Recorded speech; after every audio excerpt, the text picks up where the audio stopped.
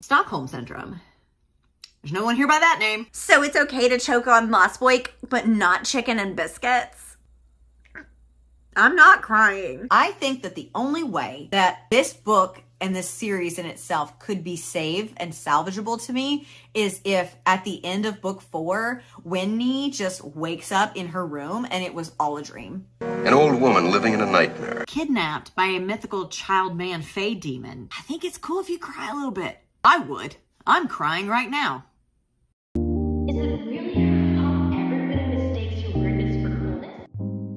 Hi, I'm Rachel, and this is Weirdo Book Club. I know I am not normally your host here, but this channel is run by my best friend Natalie, who is currently sick, and she is trying to get well. And since I was left with no supervision, I have commandeered this vessel. Look at me, sure. I'm the captain now. Our girl Natalie has reviewed the entirety of the Never King series, aka the Vicious Lost Boys series, aka the Why Choose Let's Fuck Peter Pan and All of His Friends series. What was I saying? So she has reviewed all 4 of the books in this series on this channel for us and has accumulated over 5 hours of rant review footage dissecting this particular series. And she is, to my knowledge, the only person who has ever done this. I don't think there is another person on planet Earth that has reviewed the Vicious Lost Boys series to the tune of 5 hours worth of footage. So please join me in giving her her flowers. Drop in a flower emoji in the comments if you want to, along with a get well soon if you're feeling kind. I have spliced together all of the videos of her reviewing the Vicious Lost Boys series into one giant mega Peter Pan's dick-sized review for you all to consume, like a Zack Snyder cut. This is one of my favorite things that Natalie has done on this channel. These videos are hilarious. So having it all in one place is in part just doing myself a favor for convenience sake, but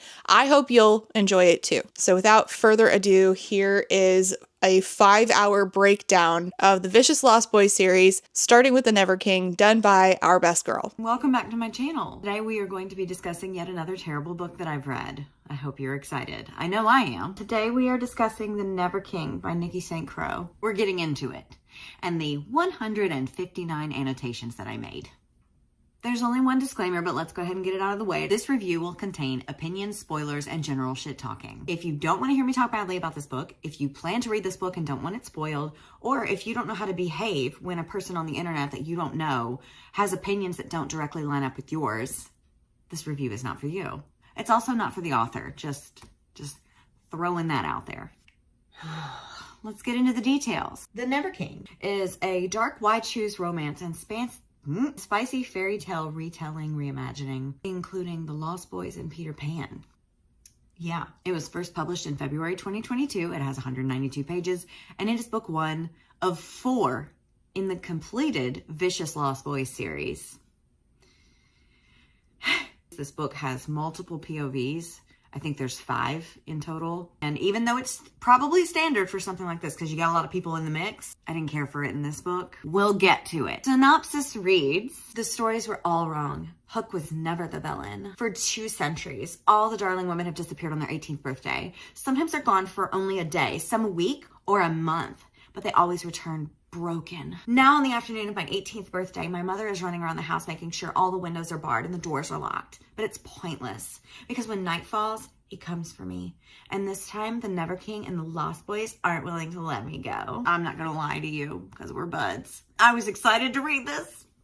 When I was a kid, my grandparents used to take me to the video store, and I went through like a series of weeks where I only wanted to rent the cartoon Disney version of Peter Pan. So the idea of a darker, spicy reimagining of this story really appealed to me, and I like the idea that the darling women are cursed to repeat the same fate over and over again, and I wanted to explore that. I was very excited. I even added it to my dark romance spreadsheet.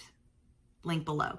And this isn't the first Peter Pan reimagining that I've read, actually. I read Hooked by Emily McIntyre, and I had fun with it. I liked the little Easter eggs, so that had me feeling hopeful for this one. Womp womp. The trigger warnings, according to the author's website: mental illness, smoking, graphic rough sex, sex in public, group sex, dubcon, graphic violence, graphic language, captivity, degradation, submission, bondage, ropes, spanking, blood play, choking, CNC, talk of sexual assault. I do always appreciate when an author gives a list of the trigger warnings, so This is the space I'm holding to praise her for that. I'd also sprinkle in, I don't really even know how to explain this, odd depiction of a sex worker or sex work in general. I don't know, but we're going to get into it when we get there. But just know something strange is afoot. The word is thrown around a lot too with reckless abandon. Raise your hand if you're excited about it. No one? So I think the scene has been set. Has it? I don't know, but let's go. Chapter 1, Winnie. So our first chapter and first POV belongs to our female main character, Winnie Darling. Not Wendy, okay? Winnie, like the bear. Oh, bother. She's the latest almost 18-year-old in the Darling line. We find her on the day before her 18th birthday. I love her, like, instantly. I haven't attended a normal high school in over 2 years, yet I find myself hooking up with a star quarterback in the passenger seat of his SUV. This is page 1. Children having sex. He's bad at sex. Magnificent on the football field. If only I liked football and hated sex. Anthony shoves inside me, and I make the porn star face for him because I know he likes it. I pretend to orgasm with him. I'm not a porn star, but I am the daughter of a... So I think that's close enough. Oh, fuck yeah, Winnie. Fuck. Oh, baby. That was bad, I'm sorry. Oh, fuck yeah, Winnie. Fuck. Oh, baby. I don't know where that voice came from. His grip on me is loose and clammy. He's trembling like the boy he is. We're the same age, but decades apart. Fuck, he says, and breathes hot air against my naked chest. That was so good. Was that good? The lack of confidence is insufferable. I don't know that I've ever slept with a confident man. Well, you're 17. I'd hope not. Or maybe that's wrong. Maybe they're only confident in the taking. So good, baby. You're so good at sex. And I'm so good at lying. Are you? Ooh, rocky start. Who talks like this? This is our first look at Winnie, and man, we're blessed. She's not in high school, as she said, but high schoolers are in her. Weird. Also, daughter of a... I don't know if that's true, but maybe I just misremembered something. We'll find out, I guess. Nothing about Winnie screams girl boss empowered by her own sexuality to me, though I do think that that's the goal. She just seems like a neglected, unwell teenager who is expressing this through promiscuity. Maybe I'm just old and bitter. Or maybe the neglected, unwell, promiscuous teen in me recognizes the unwell, neglected, promiscuous teen in her. I digress.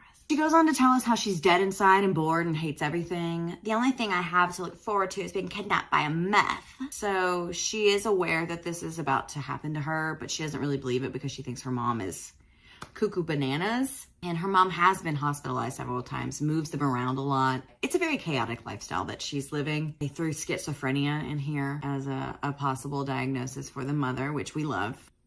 Great. Winnie is more concerned about going crazy like her mom as opposed to being kidnapped because she doesn't really think that that's true anyway. She comes home and sits with her mom. Her mom's name is Mary, like Merry Christmas, in a barricaded room, and they chit-chat about the island. And shocking to everyone, I'm sure, Mary actually isn't off her rocker. She was telling the truth the whole time. And Pan shows up and yoinks her off to Neverland. Chapter 2. POV. Peter Pan. It takes me twice as long to get back to Neverland in the treehouse with a darling thrown over my shoulder. She's light as a feather. Her rib bones are sharp enough to hurt. This darling is not well. Perhaps her spiderweb cracks means she'll be easier to break open. Y'all, come quick! The subjects and verbs are disagreeing again. I'm just gonna read it again. Perhaps her spiderweb cracks means she'll be easier to break open. Okay, so real quick. Spiderweb is a descriptive noun or an adjective. I'm not real sure. Anyway, the subject, which is plural, is the word cracks. It's cracks. Say crack again. Crack. So since the subject is plural, the verb needs to correlate, right? The cracks means she will be easier to break is not correct. It's not correct. But I can't stay here. I can't stay here because my blood pressure are high. I means it. So he takes her to the Nevertree, which is dying because something is up with the magic in the island. I don't know. We are met by 3 of the many Lost Boys. The first 2 being a set of twins named Cass and Bash, and a violent, ominous one named Vane. Can't really tell the twins apart ever, except one likes to cook. I don't know, who cares? The twins follow Pan as he takes Winnie to her brand new bedroom and chains her to the bed. Cool. Pan leaves them with her. Watch her, I order as I get up and make my way for the door. But don't touch. We know the rules, Bash said, a little annoyed to be told what to do. But Bash has always loved pretty things, and this darling is prettier than the rest. Don't fuck the darlings, I say, just to be sure he hears me. It's the only rule we have. We don't fuck the darlings, because fucking darlings is what got us into this mess in the first place. We don't fuck the darlings. We just break them. Okay, sport, if you don't fuck the darlings, but darlings is what got you into this mess in the first place. It seems like you do the darlings.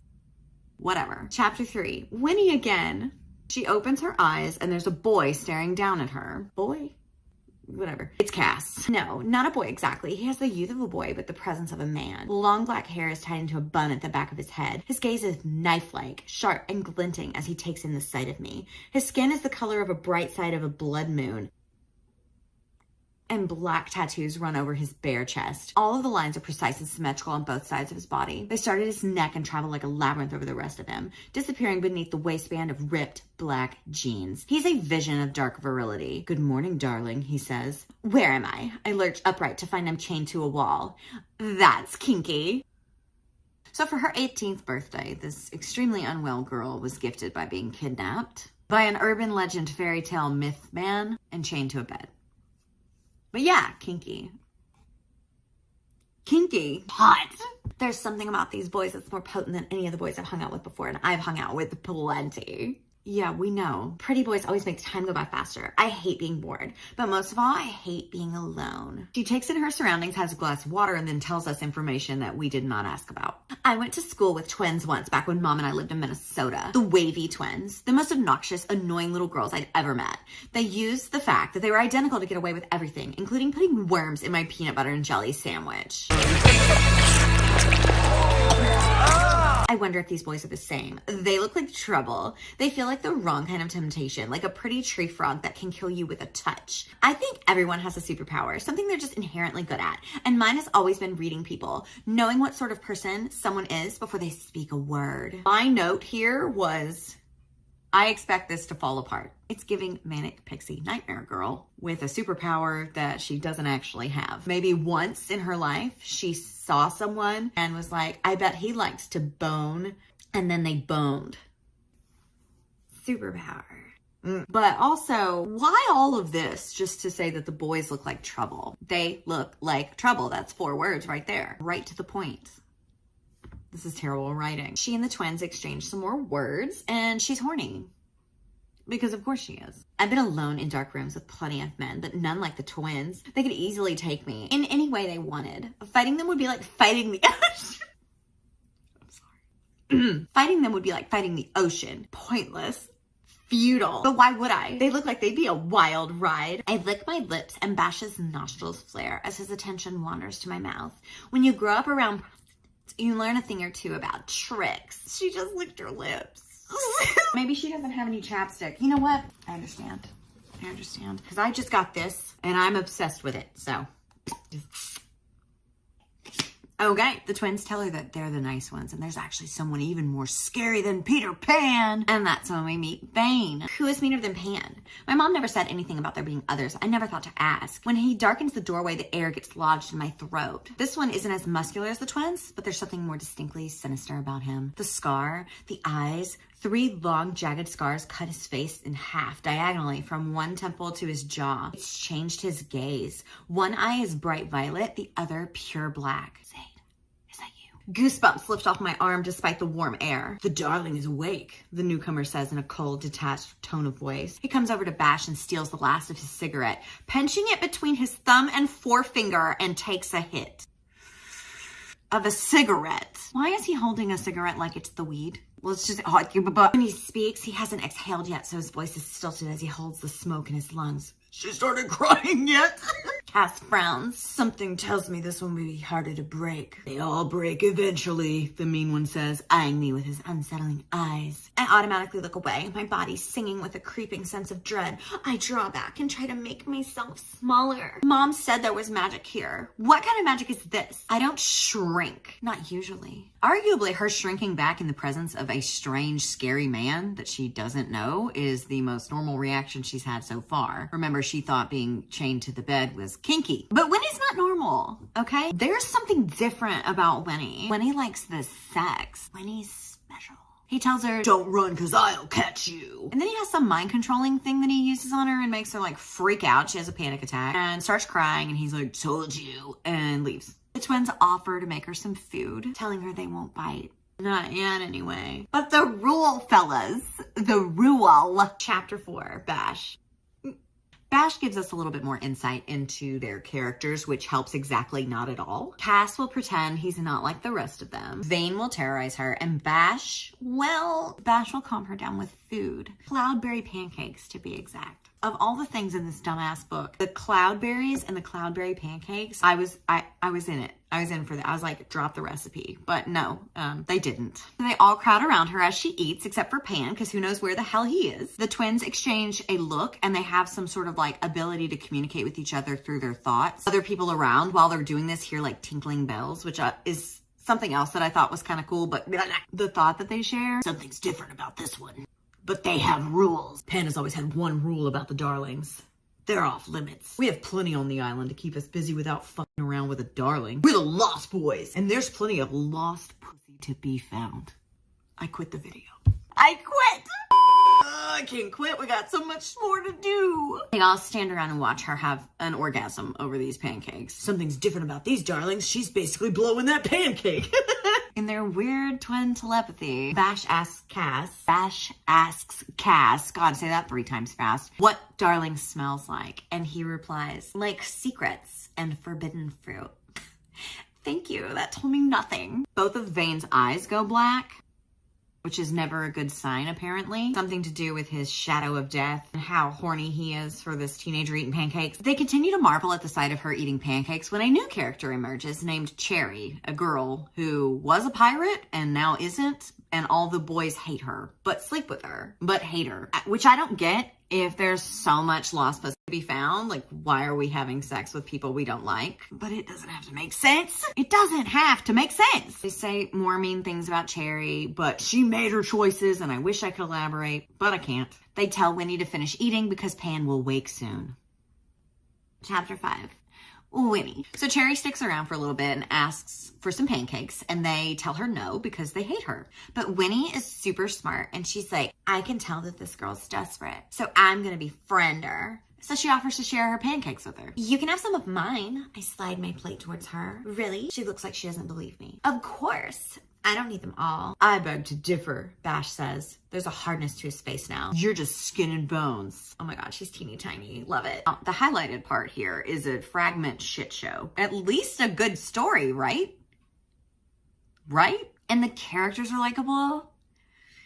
Right? This chapter's short, and it's basically just doing the whole breakfast scene from Winnie's POV and her prodding Cherry when the boys leave. She also starts to feel a little guilty about not believing her mom all these years.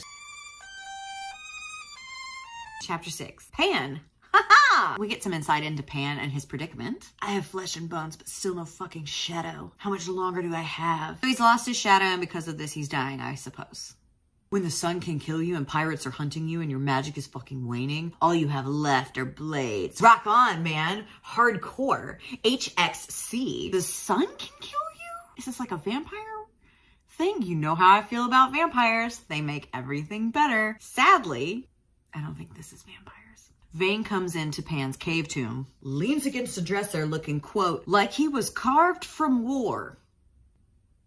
They discuss Cherry and how much they hate her, but she's loyal and they need to keep her loyal. And so that's Vane's job. She slept with all 3 of these main guys, but she really likes Vane the most. So he's tasked with doing her to keep her loyal. Nice. They enter the treehouse and Pan says, I can't see the darling yet, but I can feel her. We're a house of cold, hard edges. She's already made it feel warmer, and I've barely known soft or warm in my life. He spent like 8 minutes with her and then went to bed. But yeah, totally. I understand what's being attempted here, right? I'm sure you understand it too, because we're smarts. However, it's not going well. I don't feel well. This is a very neglected, promiscuous teenager. And that is all we know about her so far. Spoiler alert.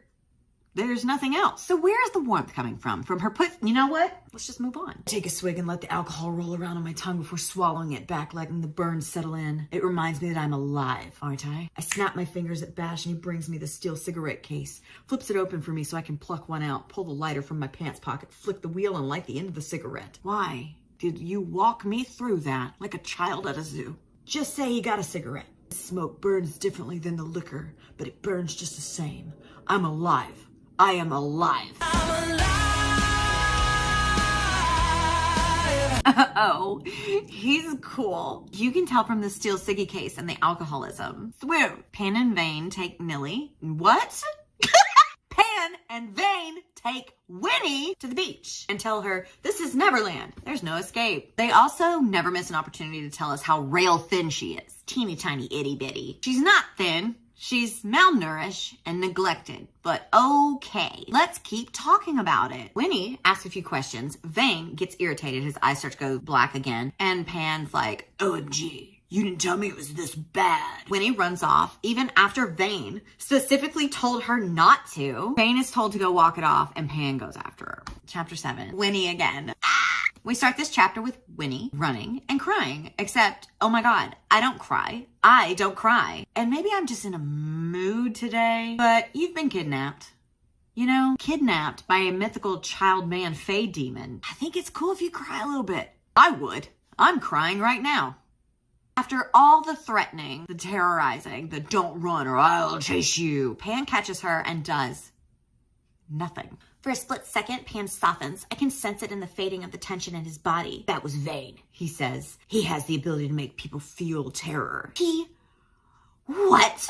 If it's any consolation, he didn't mean it. It's not. They go back and forth for a few seconds and it's as fun as it sounds. You kidnapped me. When do I get to go home? You always ask so many questions. And he tells her that if she ends up broken, it's her own fault. Because the harder she resists, the worse it'll be. I don't know what it is. And neither does she. And he's not about to elaborate. So he just tosses her over his shoulder and takes her back to the treehouse. And I want you to remember, this is one of the few times that we see her crying and afraid. She's scared. She doesn't want to be here. Inside, I'm tossed unceremoniously on the couch with my skirt bunched up around my waist. The twins notice. I take my time fixing it. Good. Can't miss an opportunity to shake that ass for some Lost Boys, huh? She tells us more about the house, even though I didn't ask, did you? Also, I feel like that could have been done sooner. Setting is very important. Pan grabs some liquor and sits down to have a smoke. Once again, holding it like this.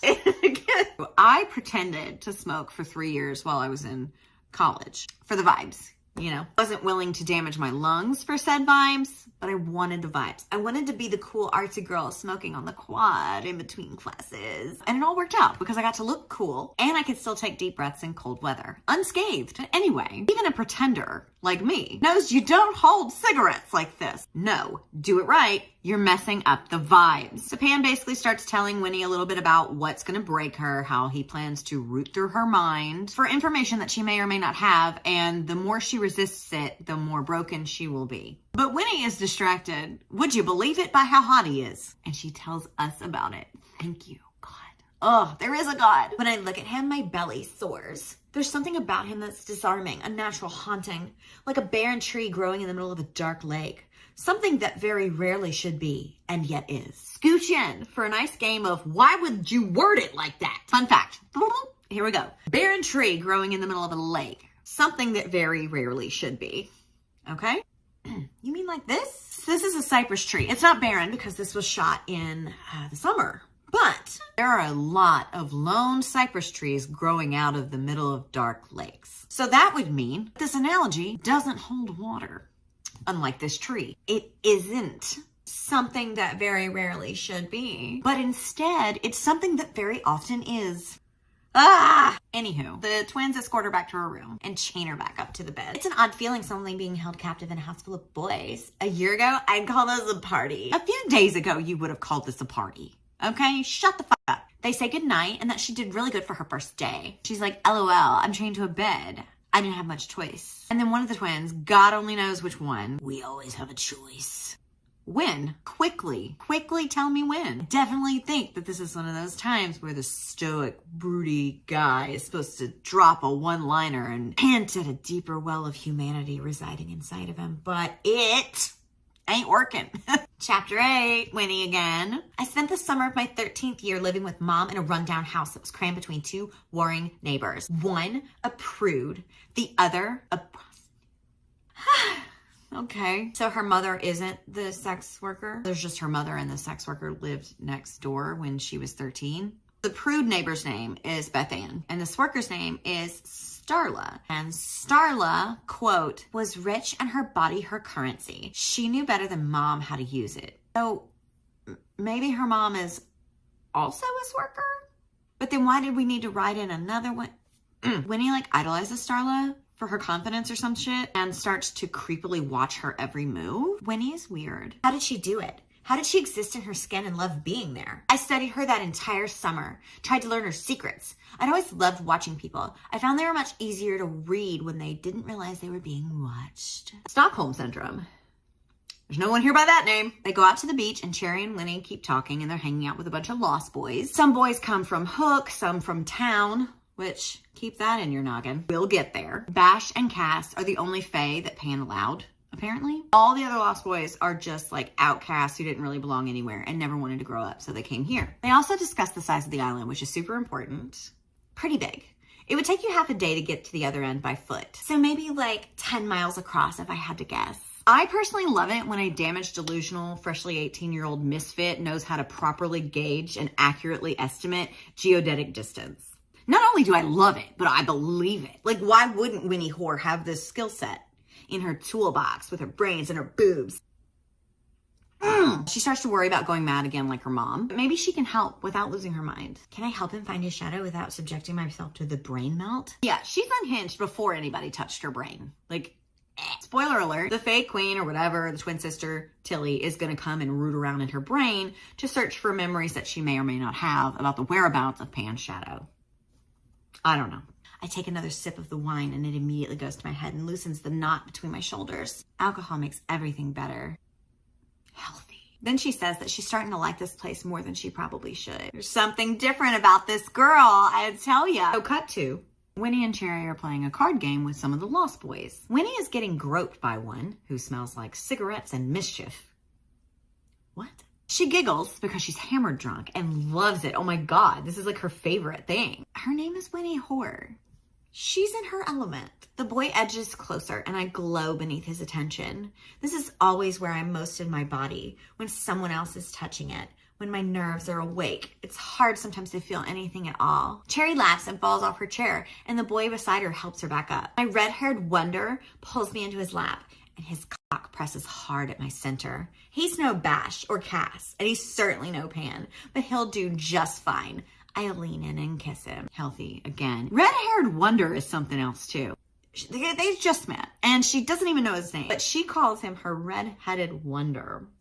Whatever, he'll do. Do for what? How does doing this guy play into her way to freedom plan? I'm thinking too much again, and that's my apologies because I've already learned that there's no room for that in books like this. So forgive me. Chapter 16, Peter Pan. Uh-oh. Vane wakes Pan up and tattles on everybody. Pan's pissed to learn that Winnie is living up to her nickname with some random lost boy, so he tears out of the cave with violence in his heart. Why do I care? The rule about not touching darlings only pertains to myself, Cass, Bash, and Vane, because we're the only ones that matter. I don't give a fuck what the other lost boys do, so the question stands. Why do I care? I don't know. I don't know why. Fuck, the darling has nothing to do with getting inside her head. It's the inherited memories I need, not that pretty little darling. Vane tries to talk him down, but it doesn't work because off they go to the party. All right, violence it is. He follows me up the stairs. I take them two at a time. And the whole way up, his voice is a singing lilt behind me. Brace yourself. 3, 2, 1. 1, 2, 3. Better watch out. Peter Pan is going to murder thee. This right here is why I stopped writing poetry. I know I'm never going to get to this level. So why bother? Like, seriously, why bother at all? If any of you out there watching this right now are aspiring writers, poets, scribes of some kind, I need you to just give up. Like, you just heard that, right? 3, 2, 1. 1, 2, 3. Better watch out. Peter Pan is going to murder thee. You're never going to get there. Never. He yoinks the darling and tosses her into Vane's arms. And then he, no shit, rips this boy's heart out of his chest. Not the red-headed wonder! When I turn back to the darling, a heart in my hand, her eyes are full of tears. Good. She needs to know there are no white knights here, just monsters. And I'm the worst one. Sure. Chapter 17, Winnie. Pan takes her back to the house, flanked by the other 3. Tell her they have rules and asks, are you just fucking everyone to provoke me? Yes, I hear myself saying. They call me Winnie Whore, you know. Fucking boys is what I do best. Hearing this, he decides to just bang her right there with the 3 others watching. If you want to act like a whore, I'll treat you like one. Yikes. Slams her down and shit. And I'm sure someone would find this hot. No one here, though. Winnie's having a blast, though. The personification of Niagara falls in this moment. Also, like, Peter Pan kidnapped this kid, right? Held her in a strange place. Has no doubt banged it out with some of her other relatives through time. It is still 100% guaranteed covered in the Red-Headed Wonder's blood. But yeah, she's loving it. Whoosh! Then the twins get a turn with her while everybody else watches. How sweet that they share. No judgment here for a group scene. Do it up. Have fun. However, brothers, same girl, same time. It's just a little too Sweet Home Alabama for me. Any hoosers, they bang her. One on each end, if you get me. And they call her by her nickname. Pan watches this whole thing, and Winnie has never felt more alive. I feel like my whole body's covered in fire ants, but no one asked. They simultaneously erupt the way only twins can, I guess. Vane's turn. I part my lips. Vane gets in close and spits in my mouth. That's all you'll get from me. I cackled at this, but I'm not falling for it. The only reason that there's ever a character like this, who is shown resisting the womanly wiles of the female main character, is so that he can later be written in as the most protective, most loving, most whipped of all the men. God, this is boring. If I weren't so caffeinated, I would have already fallen asleep. Don't ever provoke me again. There's still blood on his hand, and it finally registers that he killed someone, then fucked me. What is happening? And why the hell do I feel so fucking amazing right now? Is this part of the madness driving me to new heights of pleasure and debauchery? But no, they don't fuck darlings. Just did. Okay. All these questions deserve unpacking, but I'm not making that therapist money. I'm just gonna leave them alone. But I don't believe for a second that they have not slept with the darlings in the past. I hate this book, but Winnie's never felt more alive, saying, quote, I'm no longer lost. I think I might have finally been found. Because you had group sex and someone spit in your mouth? I get it. Chapter 18, Cass, this is a really short one. It's pointless, but aren't they all? Twins take her back to the room. She has a shower, and while she's doing that, the twins talk about how much more they want to do to her. Incredible. Chapter 19, Pan. Pan and Vane go on an adventure. Count me in. Remember that we mentioned the town a few chapters ago, right? Okay, great. We're going to play a little game. First of all, if you have a thinking cap on, take it off. You don't need it. And then I want you to take your brain and I want you to use it, but only at like 20% of its full power. Dial it way down. Search your brain and tell me what you think this town is named, okay? I'll wait.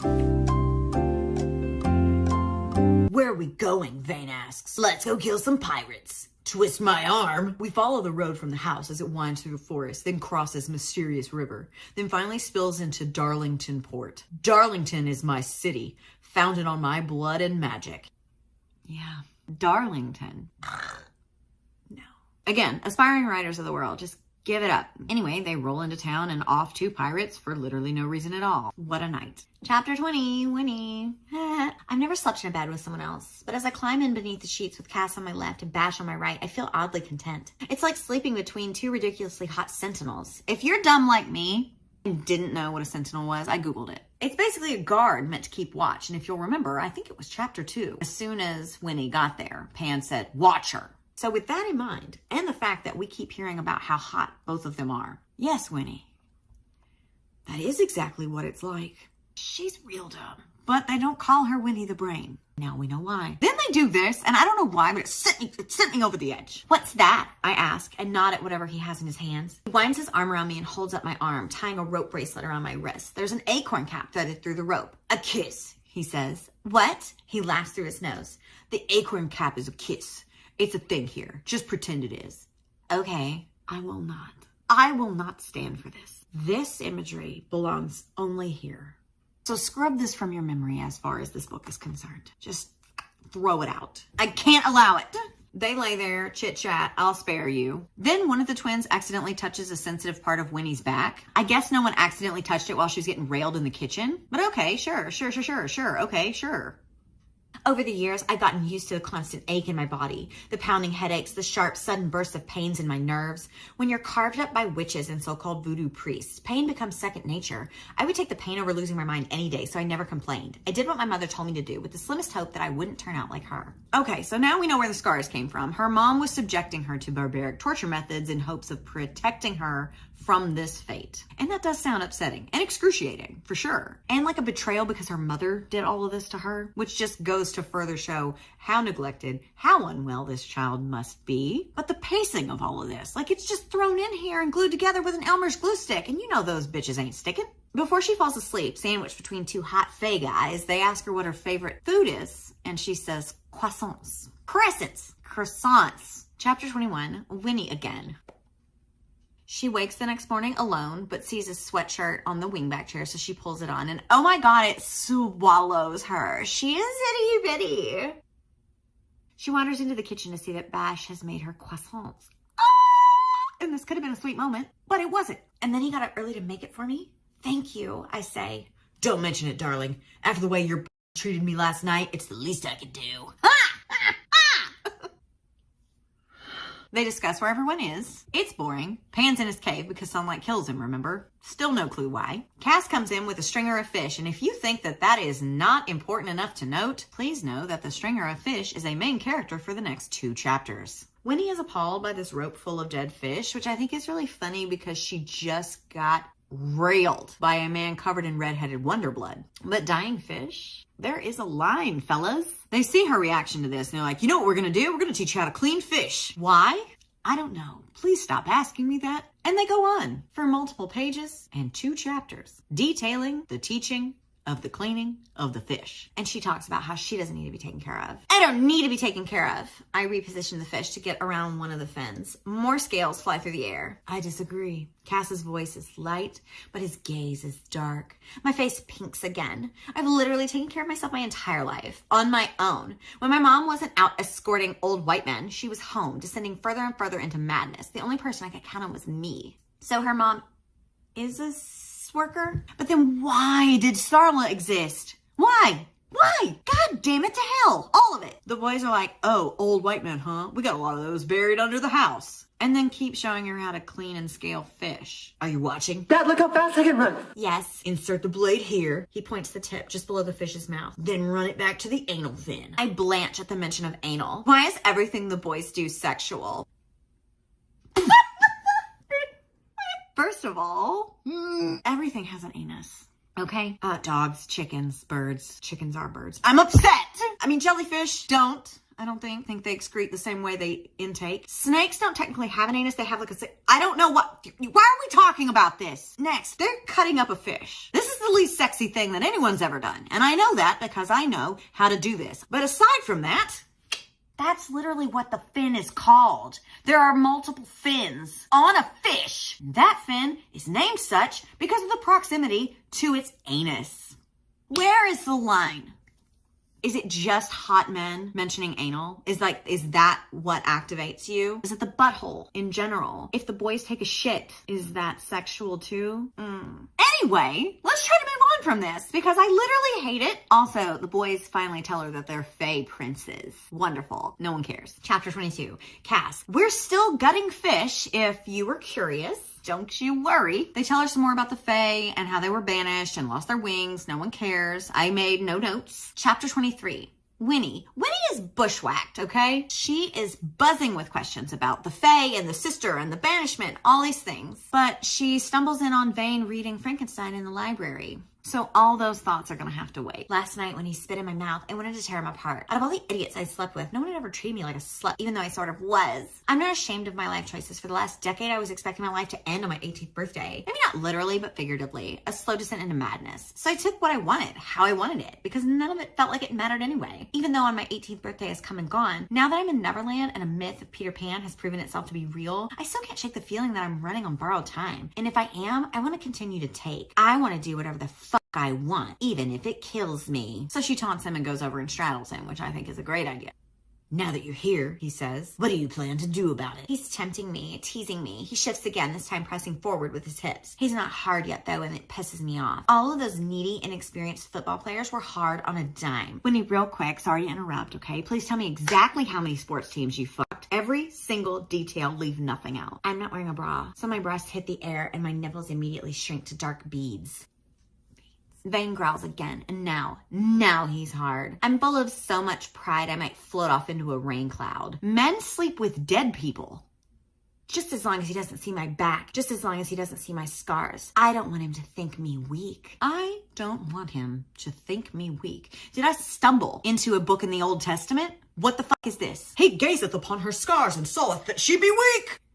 Rage. I just only rage. They go back and forth a bit. It's dumb. Blah, blah. Before I know what's happening, he has me pinned on the floor. His entire body vibrating with barely restrained rage. Same. Listen to me very carefully, darling. His teeth grinding together. You do not want to fuck with me. I choke down air, trying to keep the terror at bay as my heart pounds a warning in my ears. I just want to be fucked by you. He sits up and slaps my tit. So he slaps her tit and leaves. Chapter 24. Pan wanders in and finds her alone reading Frankenstein. She smiles at me. Pretty little darling girl. I want to drive her to the floor and shove my dick in her mouth, watch her gag on it. I'm not a nice man. I'm a worse king. I can pretend though, for now. She shuts the book and looks down at it as if she's only realizing now that she had it. Frankenstein. Classic. I guess. She's reading a book about monsters in a den of monsters. How f***ing poetic. That is poetic, Peter. It really is. Especially the way you meticulously spelled it out for us like that. Pure poetry. Pan tells her to prepare for the night because this is the night that the Fae Queen is coming. He does tell her a little bit more about it. How one of her ancestors stole the shadow. How memories are sometimes transferred down generational lines even if you're not aware of it. Blah, blah, blah. He also shares with us that he's not particularly excited about watching this darling be subjected to this kind of torture. I don't want this darling to change. Usually when I take them, they rave and scream or they sob and quiver. This one's like a feral cat that wants to push a saucer of milk off the table just to watch it spill. I like that about her. Brave little darling girl, wild and reckless, always up for depraved adventure. I know. Okay, I know that we're supposed to think that this girl is special, but we're on chapter 24. Even if she is different from all the darlings before her, I've yet to see evidence explaining this, aside from the fact that she's horned up all the time. Is that it? Is it just because she's horny as all get out? Because again, that's not rare. This is a hormonal teenager who is neglected and dealing with her past traumas through promiscuity, you know? Plus, let's not forget the beautiful line, we're the lost boys and there's lots of lost pussy to be found. So they're having sex. Like, what the fuck is this? They go for a walk. He asks about her scars, so much for hiding them. I hope he doesn't think she's weak. He tells her that there was a coup when her ancestor stole the shadow. He takes her to the lagoon where there are ghostly looking mermaids swimming about. This is amazing, the darling says. Your mother said the same thing. She frowns. You brought my mom here? She was not well, I admit. Sometimes the lagoon can be healing. I thought maybe it would help her. The girl is looking at me now like she doesn't recognize me. You tried to help her? She softens and takes a step towards me. I turn away. She was sobbing all night long, I say. I had to shut her up somehow. Can't be nice for more than 2 seconds. He mentioned something vague about Mary and how that wasn't the whole truth about her crying or why she was crying. And he says, quote, when she told me why she was crying, and it cuts off and it tells us nothing. Tell me or don't. He takes her back home to put on dry clothes before the Fae Queen shows up and melts her mind. So kind. Chapter 25, Winnie. They're back and Vane's like, where have you been? And Winnie is so dang miffed that she can't crack his walls when this is like her superpower. Bash comes into the room. Listen, darling, you may be at risk of being knocked over by a stiff breeze, but here, You're stronger than you think. And you're gonna let our dear sister get in your head and you're gonna help us find Peter Pan's shadow, okay? I believe that. I believe you're different from every single darling that's come before you. I swallow against the lump growing in my throat. You think so? Yeah, he grins at me. We got to fuck you. Her mind is strong because they gangbanged her. Totally. I have no follow-up questions. I want to help Pan. I want to be the one that gets him his shadow, but I don't want to lose my head doing it. I've endured the sickness of so-called magic potions that only made me vomit for days. I've endured blades cutting into my flesh, the blood collected to paint across my ceiling. I have endured, and I can endure this. I can finally end the curse for all of us. Okay, I nod and pull Peter Pan's shirt off. I can do this. They go wherever to meet Tilly. The twins are nervous, and so is Winnie the whore. Oh, bother. They exchange formalities, and then Winnie is penetrated. Not like that. Her mind, I'm sorry. I forgot what we were up to. It's her mind this time. Chapter 26, Bash. Tilly starts. The boys are not happy. I don't want her to turn out like the rest, dazed and far away. Like her mother, we made Mary a promise and we broke it. There's a single moment when I consider stopping Tilly. Damn the consequences. I nearly do it too, but someone else beats me to it. Not my brother. Not Pan, but Vane. It's the death shadow that leaps in. The most closed off, the most difficult to crack, becomes the most protective, the most loving, the most whipped of all of them. I feel like someone said that before. Let me just...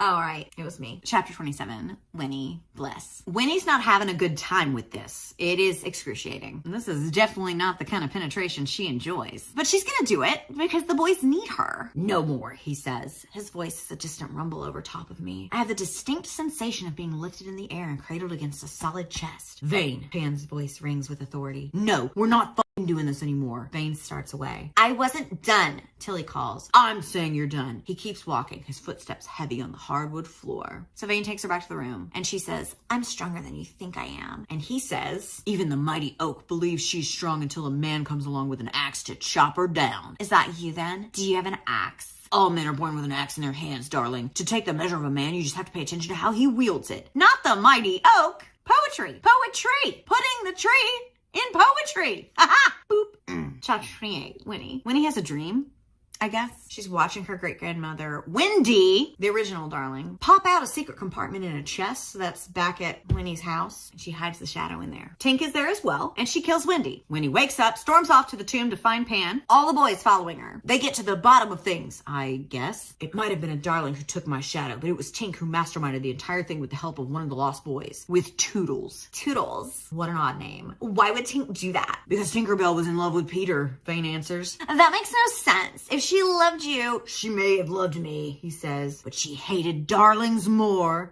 So I just happened to love one. I was in love with the original darling.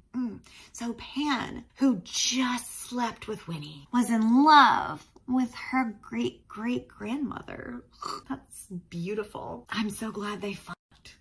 That's great. I'm also really glad that she had this premonition right after Vane decided to save her at the last minute. Oddly convenient. So Wendy is her great-grandmother. There's an unknown grandmother. Mary is her mother. And Winnie, whore, is the current darling, right? They also mentioned that Wendy had a little sister that they went after as well. And if Wendy got killed, I'm just, how could she be a great-grandma? She would be the great-aunt if they went to the sister. And then the sister kept having children, right? This family tree... But it doesn't have to make sense. Remember, it just really doesn't. Chapter 29, Pan. They decide to go back to the real world and check this trunk. No one thought of that before now, I guess. 4 generations and no one thought to check for hollow spots in the trunk. Kidnapping, torture, nonsense. No one thought to check the trunk for secret compartments. Okay. The darling is set between the twins and looks like a tiny doll against their tallness. I know. She's little Betty. Everything about her appears fragile and breakable, but she's anything but. She reminds me a lot of her mother. So how do you get there? Best way is to fly, I answer. Can you fly? Not anymore. And we lost our wings, Cass says. Vane? She asks. I could fly, but I'm not hauling all your asses. We'll take another route. And what's that? We leap off Marooner's Rock. You must be joking. Please tell me you're joking. We never joke about jumping off cliffs. I don't want to jump off a cliff. Too bad. Small and teeny and doesn't want to jump. Oh my word. So they're off to her home again. Whoopee. She'll go home. She gets the shadow. She never has to come back to Neverland again. Woo. But shocking, that might not be what she wants. They jump and hope for the best. Chapter 30. Winnie. They make it there safely and head to her house. But someone beat them there.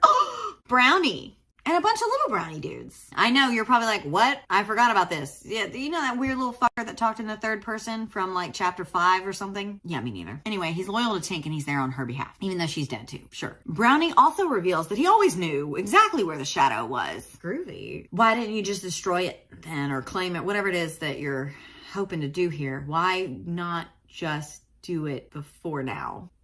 So Tilly wants to overthrow Pan because he was a vicious king, and surely no one wants that king back. I watched Pan's face for a reaction. I know he can be vicious. I watched him kill that lost boy for nothing more than flirting with me. But just how vicious is he? That vicious Winnie. Winnie is a single cell organism. Winnie the moron. A sword fight breaks out. Winnie goes to her mom and they start banging, not men, no, the walls inside the trunk to find the secret compartment. They find it and there's a box inside. Woo! Chapter 31, Pan. All the lesser brownies have been dealt with and there's just the main brownie left. I wish I had a brownie. Brownie tries to persuade the twins to betray Pan. You can claim the shadow and reclaim your place on the throne and the kingdom will be yours, blah, blah, blah. And it's revealed that the whole time, all these darlings that returned to the world broken was because Tilly wasn't actually trying to help. She's trying to overthrow. So she broke them on purpose so that the memory would never come to light. But again, they knew where the shadow was, even if they didn't want to claim it. Why didn't they just go get it and move it? Ugh. They kill Brownie and Pan is faced with the box containing his shadow for the first time. She comes closer. The box is etched with fey runes. I can still smell Tink on it, like autumn leaves and fairy dust. She was my best friend once until she wasn't. And I'm gutted all over again remembering how it ended. When I found out what she'd done, that she'd masterminded stealing my shadow as some form of revenge, I'd gone to her and I'd said, I don't believe in fairies. Her light winked out. Her eyes went white and within seconds she was dead, just like that. I didn't even have to get my hands dirty.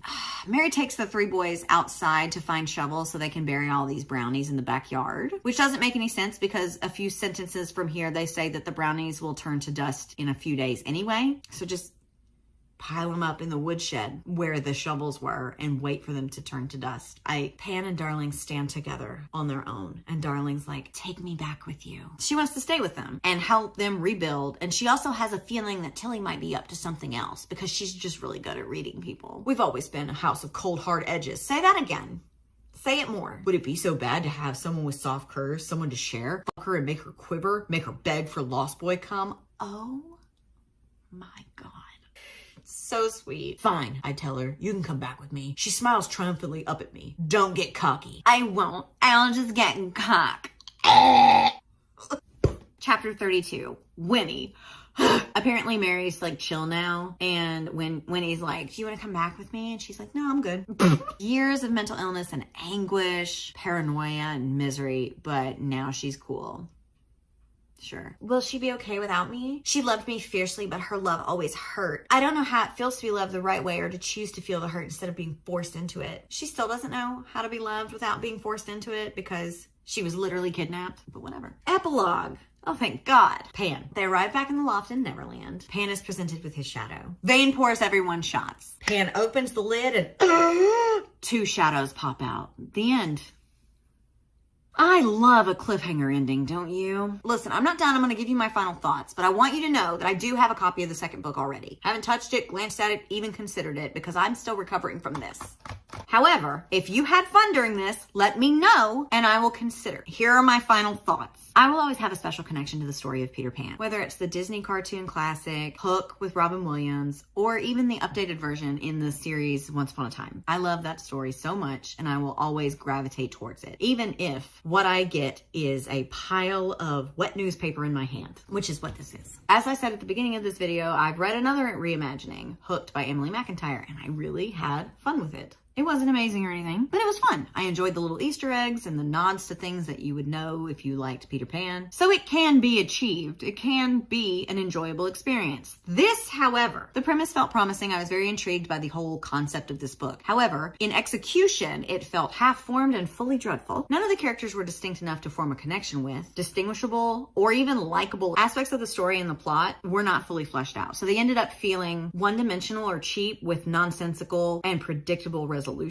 to a lackluster story. Winnie Hoare was so dislikable as a main character. A teenager, only known for sleeping her way through entire high schools, just didn't do it for me. I don't know what went wrong. And despite the author's desperate attempts to make her a likable person that we wanted to root for and to convince us that she was somehow special, there was nothing else to her. The writing was choppy and immature, Fragment City. The dialogue was angsty and try hard. And that's something that I encounter a lot with books like this. The very, you're not my real dad energy of all these characters, but it won't ever appeal to me. So I don't know why I keep doing this to myself. All in all, I had a bad time. I had a great time reviewing it though, but a bad time reading it. I think The Never King deserves like 1.5 to 2 stars. The premise was promising. There were a couple of aspects of the story that I really liked. And I think that had the author spent a little more time on those things instead of randomly writing in a stereotypical sex worker for no reason, I think it could have been a little bit better than it was. Hi, me again. We're now heading into part 2. So if you want to pause and grab some water or a cloudberry flavored sparkling water, I guess it's your choice. Here we go. The dark one. Today we will be revisiting a world we've already been to once before. I know. The world is Neverland through the eyes of Nikki St. Crow. Stop yelling, I know. We will be discussing book 2 in the Vicious Lost Boys series, The Dark One. Before we get into it, I'm going to show you my nails, okay? So The Dark One is book 2 of 4 in the Vicious Lost Boys series by Nikki St. Crow. It's 226 pages, originally published in April 2022, and is a dark wide shoes romance reimagining of Peter Pan and the Lost Boys. Yeah. So this book features multiple POVs. I'm not really sure how many, and I refuse to go back and count them, but there's a lot of them. Mainly, Winnie Hoare, our female main character, freshly 18, deeply traumatized from a life on the run from Peter Pan, obviously, his most trusted friend, Vane, aka the Dark One, and then the 2 exiled, banished, wingless fae princes, Cass and Bash. If you asked me to differentiate them for you, one of them has longer hair than the other. Anywhoosers, let's read the synopsis. I spent most of my life feeling dead inside until I met Peter Pan and the Lost Boys. It wasn't until Pan and Neverland that I finally felt alive. But things are not full of magic and sunlight on the island. There's something darker and more sinister haunting the forest. And worse, the Fae Queen and Captain Hook are ready for a fight for control of Neverland, and they will stop at nothing to get what they want. Including using the one thing Peter never thought he wanted or needed, me. I have to get through the synopsis. I'm a descendant of the Darling family, and now I belong to him and the Lost Boys. War is brewing. Can the Never King get his shadow back and assume his rightful throne? And if he does, where will I fit? Or will all of Neverland be in jeopardy right along with my dark, twisted heart? So I copy and pasted that into my outline, and I hadn't read it until exactly this moment, and I think that shows because there was also a note from, I assume, the author. It says, note, The Dark One is book 2 in the Vicious Lost Boys series. It's a dark reimagining of Peter and Wendy. If you like your enemies to lovers romance with hot, ruthless, morally gray love interests, you'll enjoy The Dark One and the Lost Boys. You can expect hate kissing, fighting, bickering, and toucher and all unalive you vibes. So trigger warnings. There are none in the book, but it does say go to her website for them, and they cover the entire series, so let's read them together. Mental illness, smoking, graphic roughs in public, groups, dubcon, graphic violence, graphic language, captivity, degradation, submission, bondage, ropes, spanking, blood play, choking, CNC, and talk of SA. So that's that on that. Now, without further ado, because I know that you've been dying to know what Winnie Hoare's been up to. I know, me too, sames. Let's get started. So I did a rant review on the first book, as I said, and if you want to stop this now and go watch that so you can get some context, I encourage you to do that. But if you don't want to, here's a small summary. Every year on the 18th birthday, the Darling women get kidnapped and they return to the world broken. Who kidnaps them? Peter Pan. So Winnie is our main character. She's 18 and she has been on the run with her mother, Mary, who was also kidnapped by the boys when she was 18. As predicted, she is kidnapped on her 18th birthday. She goes to Neverland, but there's something different about this girl. She makes everything feel warmer. I'm not sure how, because her only personality trait is being really promiscuous, but hey, what do I know? Wendy, Pan, Vane, Cass, and Bash come together and figure out where his shadow is at the end of book 1. They go and retrieve it, and when they get back to Neverland, they open the box and 2 shadows pop out. So that was the cliffhanger we were left with, and we start this book on the tail end of that. And we also get a nice little excerpt from the original Peter Pan by J.M. Barrie. There's a greedy look in his eyes now which ought to have alarmed her, but did not. Sure. Chapter 1, Peter Pan. We pick back up with them returning to the tree. They're getting shots ready. They're about to open up this box. They're about to get this shadow. Everything's about to be fine. And then, two shadows, as I said. They exit the box and bolt in different directions. Pan and Vane go after one. Faye, Princess, Cass, and Bash go after the other. Winnie, she's just chilling. I follow the shadow, my shadow, because I would know it anywhere, out to the open balcony doors. It disappears over the stone railing. Oh no, what are we gonna do? Chase sequence. Naturally. Fear not, though. Pan and Vane are hot on the tail of this shadow. If I miss it, you get ready to catch it, I tell Vane. I know how to handle a shadow, he says. Your black eye says otherwise. He scowls at me. We draw closer. Closer still. Oh my god, are they about to kiss right now? Like, that would honestly turn things up a notch for sure. We haven't had any Lost Boy on Lost Boy action yet, unless you want to count the twins double teaming Winnie Whore in the kitchen over cloudberry pancakes, which, I don't. So long story short, they run through the forest, over the hills, through the woods to grandmother's house they go, and they end up losing the shadow. How? Well, it's super fast, and it hops right over into Captain James Hook's territory. This is fun for me because I love Captain Hook. Like, whether it's Dustin Hoffman's portrayal in Hook with Robin Williams or this man. I'm ready for Captain Hook. I'm ready.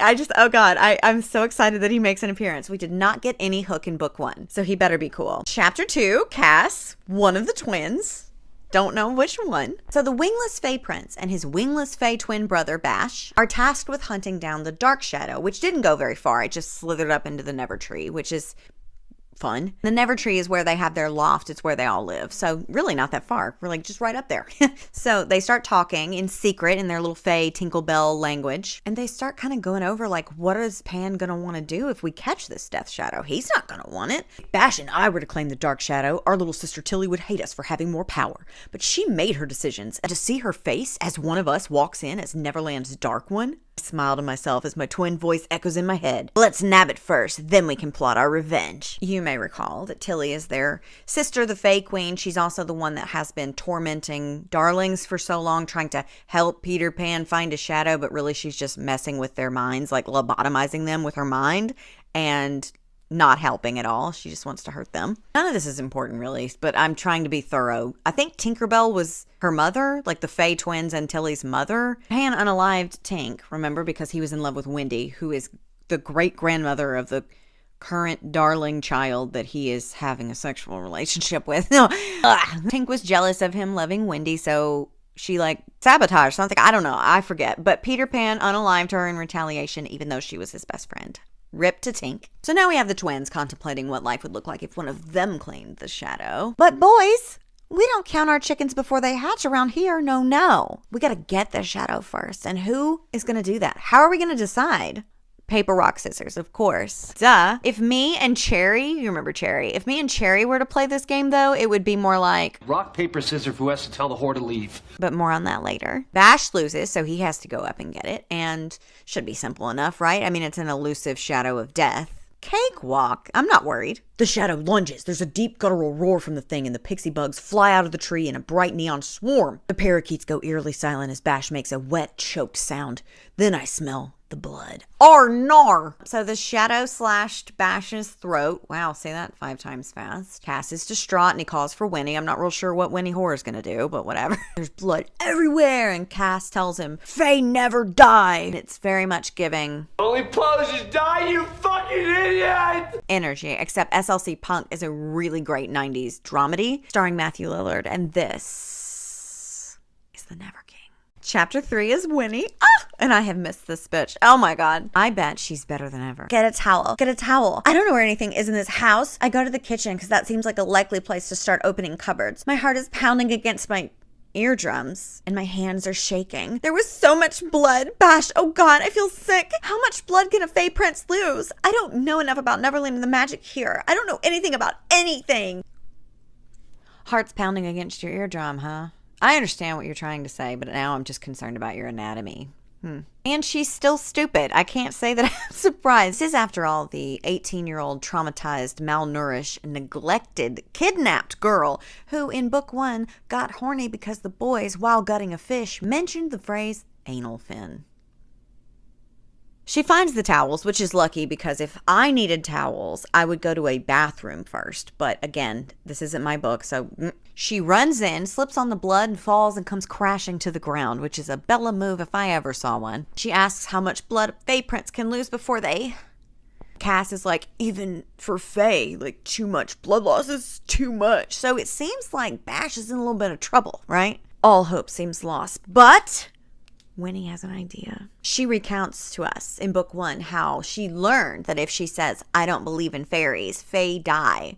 So she's going to flip it and reverse it and do the opposite. So she's like, I believe in fairies. I believe in fairies. I believe in fairies, which is canon in Peter Pan lore, but this is absolutely ridiculous. I believe in fairies. I believe in fairies. And then all of a sudden, Bash is simply no longer dying of blood loss. He's 100% fine. And he tells us that dying would be an awfully big adventure. And for that, sir, you earned 1 knuckle sandwich. Hold still. They collect themselves just as the storm returns, aka Pan and Vane. Pan starts smashing liquor bottles left and right, and Vane looks at one of the twins and is like, get her out of here. Because she doesn't need to see him throwing a massive man-baby fit. But I mean, he is a forever boy, right? So... that's another thing we never touched on in the first review. Winnie mentioned that they had the look of a boy but the presence of a man. So are these all just like children banging it out? I can't make it make sense in my head, so I've sidestepped this topic until now, because if I think of these beings with tattoo and liquor and just all the sex and their shit, I can't. Let's just keep going. Cass takes Winnie and into a room, and draws her a bath and takes her dress off, and they start discussing the night's events. Winnie decides to ask about their mother, Tink, which is just a bad move. Don't do it. Our mother was a she was jealous of any woman who got near Pan. She wanted to be the queen to Pan's never king. When Pan turned her down, she went to the next best and married our father, the Fae King. She was just a common house Fae who was greedy for so much more. She had one thing going for her. She was gorgeous, and so ice cold it burned. My father wanted to soften her. He never got his wish. I'm finding it hard to care, but even though she's completely nude, she's still covered in a lot of Bash's blood, which is not fun. He tells her how clever it was when she came up with that idea. And I can't say the same. I'm going to say this one more time though, okay? She is completely nude. He is shirtless, wearing black pants. I made a choice to come back here with you, with all of you. I let my finger stay on the tattoo line as it passes his navel and disappears beneath the waistband of my pants. Once again, she's completely nude. He is shirtless with pants. She's touching his chest, running her fingers over his tattoos, right? Right? I let my fingers stay on the tattoo line as it passes his navel and disappears beneath the waistband of my pants. Is he wearing her pants? Or is this simply a mistake? This whole thing's a mistake. They're both horned up, but he leaves and she's like, are you leaving me? If I stay here much longer, darling, I'll be bending you over the edge of that tub and until your ribs are bruised. I straightened my shoulders. Maybe I want that. I don't. Damn! Whoa! Rejection! Ouch! When I finally get in that tight, it will not be out of desperation. Clean up and get some rest. It's beautiful. He stops outside of the bathroom and looks at me over his shoulder. His dark hair is still wound up in a bun, but several strands have fallen out and hang stringy and bloody along his face. He's a sight. A bold, bloody, gorgeous sight. Be a good girl, he tells me, and do as I say. Then he's gone. Bummer. Chapter 4, Bash. Oh, hooray. Bash stayed behind to watch Peter Pan self-destruct all over their liquor collection. He's not impressed, especially because Bash, actually almost just died. Well, did he? I don't know. It seemed serious, and then Winnie clapped a couple times, and he was fine. Probably foreshadowing that there's something different about Winnie, but we already knew that. Herb is open for business. I get it. He's lost his shadow again, but does he have to waste precious amounts of rum while expressing his vexation? I think not. Why is the rum gone? Because Pan is throwing a hissy fit. Duh. Also, vexation. That's a $2 word. Well done. Everything hurts. My head is pounding. Is it safe for the darling to come back out? I could use that sweep wrapped around my... Pan starts to chill the heck out. But what's this? The front door bangs open down below and a cacophony of sound rises up to the loft. Some of the Lost Boys have returned from town with lost in tow. Not the lost pussy. God, he was short that we'd seen the first and last of that line in book 1, but lightning has struck more than once, and we are so blessed. Don't believe me? Well, get those apologies ready, my friend. Not that long ago, before Darling, we'd be down there taking what we want. Now I'm not so sure any wet will do. Whatever we might have done is decided for us because the girls come up of their own accord. They've been here before. They've bobbed on our... had a mouthful of our... My God. Hey, girl at the front calls as she saunters over to the king. He watches her come over with hooded eyes. I can't remember the girl's name, but she's the leader of this cohort. Libby or some shit like that. Blessings on blessings on blessings, I tell ya. Misogyny ensues as the lost pussy settles in. One of them sits on Pan's lap, and the other ones kind of scatter around to the rest of them, except for Vane, because Vane is not, he's above this. He's not doing this. And he's busy reading. Well, reading and judgmentally eyeing the rest of them. Vane then asks Pan, what exactly are you planning to do if Winnie comes out here? Pan sits forward and looks at the dark one around the heaving swell of Libby's I'm a king, he says, a little drunk. I do what I want. I do what I want. I don't do exclusive. Fuck's she gonna do about it? And then this line occurs, thank you, Vane. She'll checkmate your ass before you even know you're sitting on the board. See, now I am confusion about this also because explain yourself. In what world does Winnie Whore have the power to do anything to Peter Pan, the Never King? Like, I know he doesn't have a shadow, blah, blah, blah. But what have we seen in the 2 books in this series that we've now been through that tells us that Winnie has the power to checkmate anyone, let alone Peter Pan? Like, is she gonna kill him? Is she gonna, like, do it with the other Lost Boys and just stick it to him? Is she gonna leave Neverland and never come back? Like, what is her checkmate? I just don't know what. Please tell me. The twins have a little fey convo about how neither of them is doing anything and how Winnie would be pissed and how she has Cass wrapped around his finger. What? Her finger? But they also notice that Pan hasn't touched any of these girls either because he too is wrapped around the darling's finger. Chapter 5, Winnie again. Finishing up her bath, she heads to the window and just kind of falls asleep to the lovely sounds of the ocean lapping against the shore, the moonlight breaking through the trees. She wakes up later because she hears some giggling. Uh-oh. She says a dark thing curls in her belly, and I don't know what that means, but she isn't feeling super great. I got diarrhea. She creeps to the door to listen a little harder. Did they really banish me to my room and then decide to throw a party in my absence? The rage that burbles up my throat is raw and sharp. Burbles. Okay. Hold, please. Burbles, according to my online dictionary, is either a car noise made when something's wrong with the transmission, shout out to my sister right now, hope you get that fixed, or a continuous murmuring noise. And just to be thorough, the word murmur means to speak in a low, soft, indistinct voice, not unlike what I'm doing right now. The word burbles here, enveloped by rage, raw and sharp, is silly goosery. What are we actually doing? Anyway, Winnie's pissed and she storms out, enters the room, takes stock of everything going on, and makes eyes at Peter Pan. They have like a stare down. He doesn't have his shadow yet. He's not all powerful, which means if I want to make a stand, now is the time. And there's a sudden urgent need to get back at him for making my stomach knot up like it is, for making me feel like territorial bitch, even though I have no claim to any of them. Checkmate time? Oh my. They're staring right here. They're right here. And then Winnie just bolts out the door. She like low-key parkours her way down the steps and into the bonfire beach party so that she can pick out a random and just start making out with him. Moment of silence for our fallen redheaded wonder from book 1.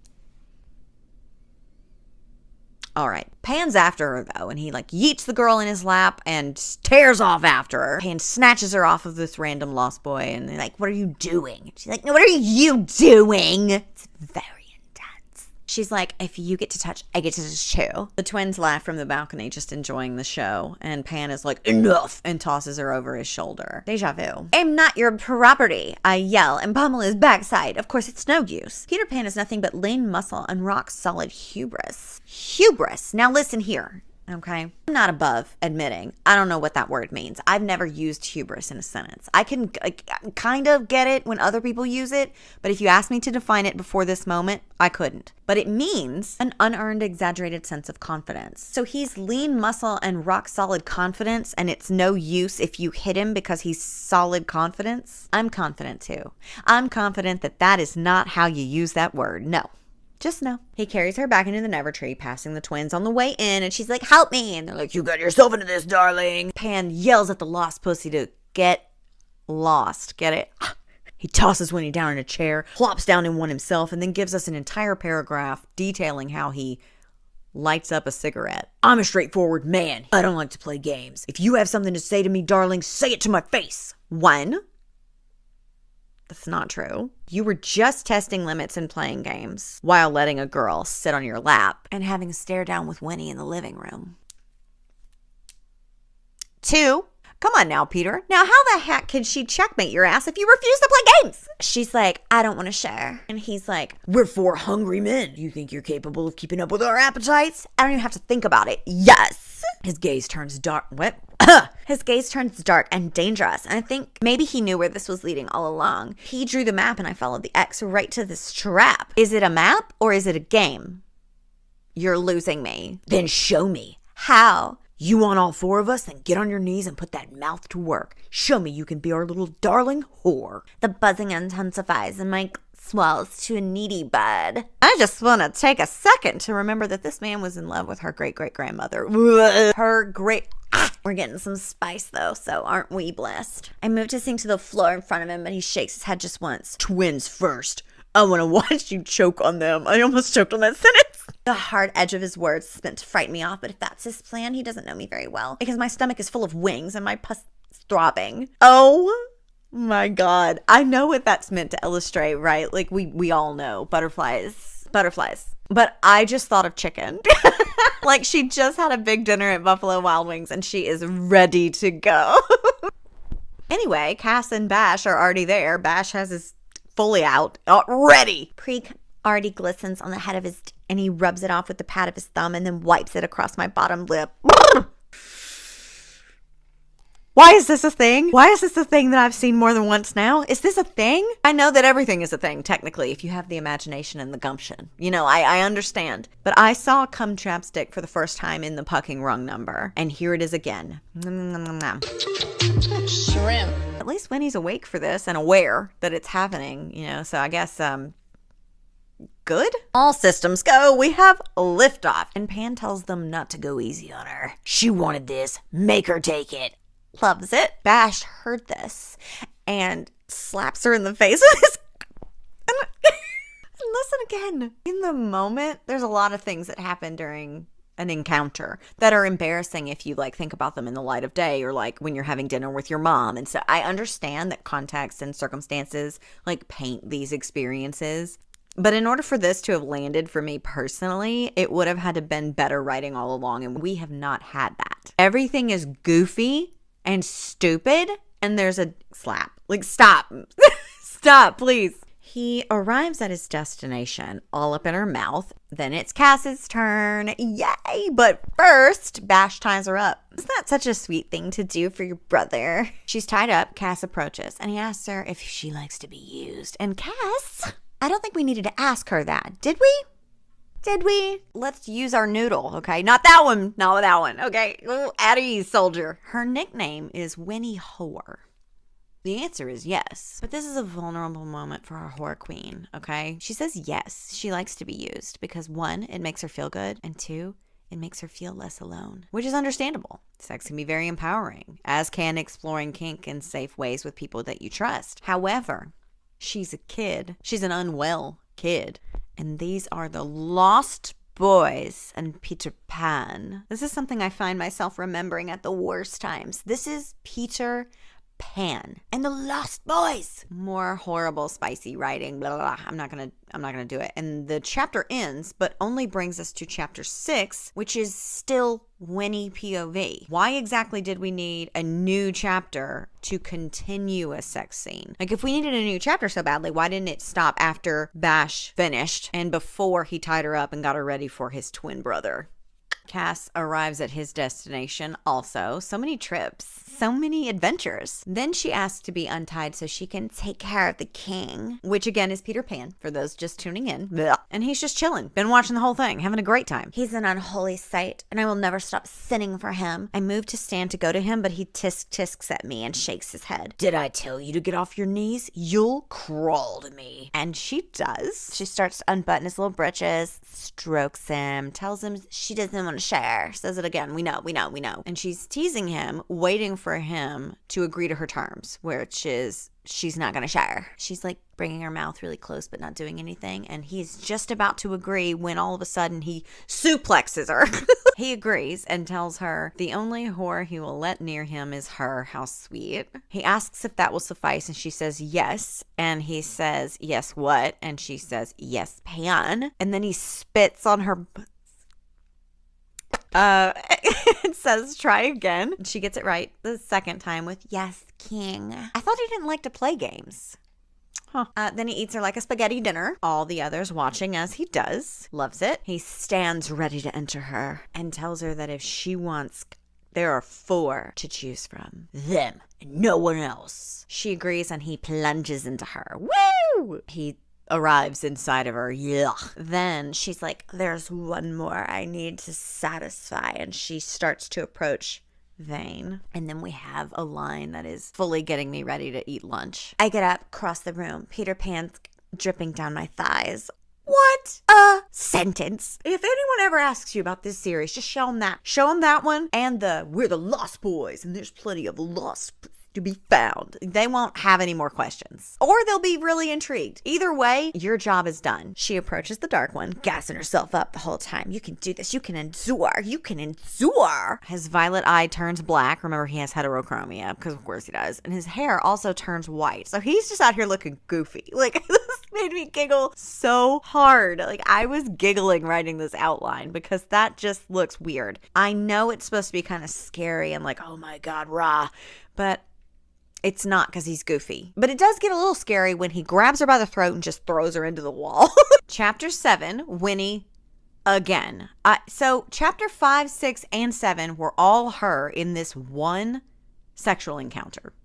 I do not understand this. Is there like a quota that has to be met? So remember, he yeeted her into a wall and he is now strangling her up against said wall, the dark shadow of death clearly in the driver's seat here. The other 3 are like, dude, get off of her, man. What? She's gasping for air. It's not a good time. She exposits that she was not prepared for this. She didn't know what she was getting herself into. She had no idea. False. In book 1, after old girl Cherry spent some time with Vane, quality time with Vane, she shows back up in the loft, covered in cuts and bruises.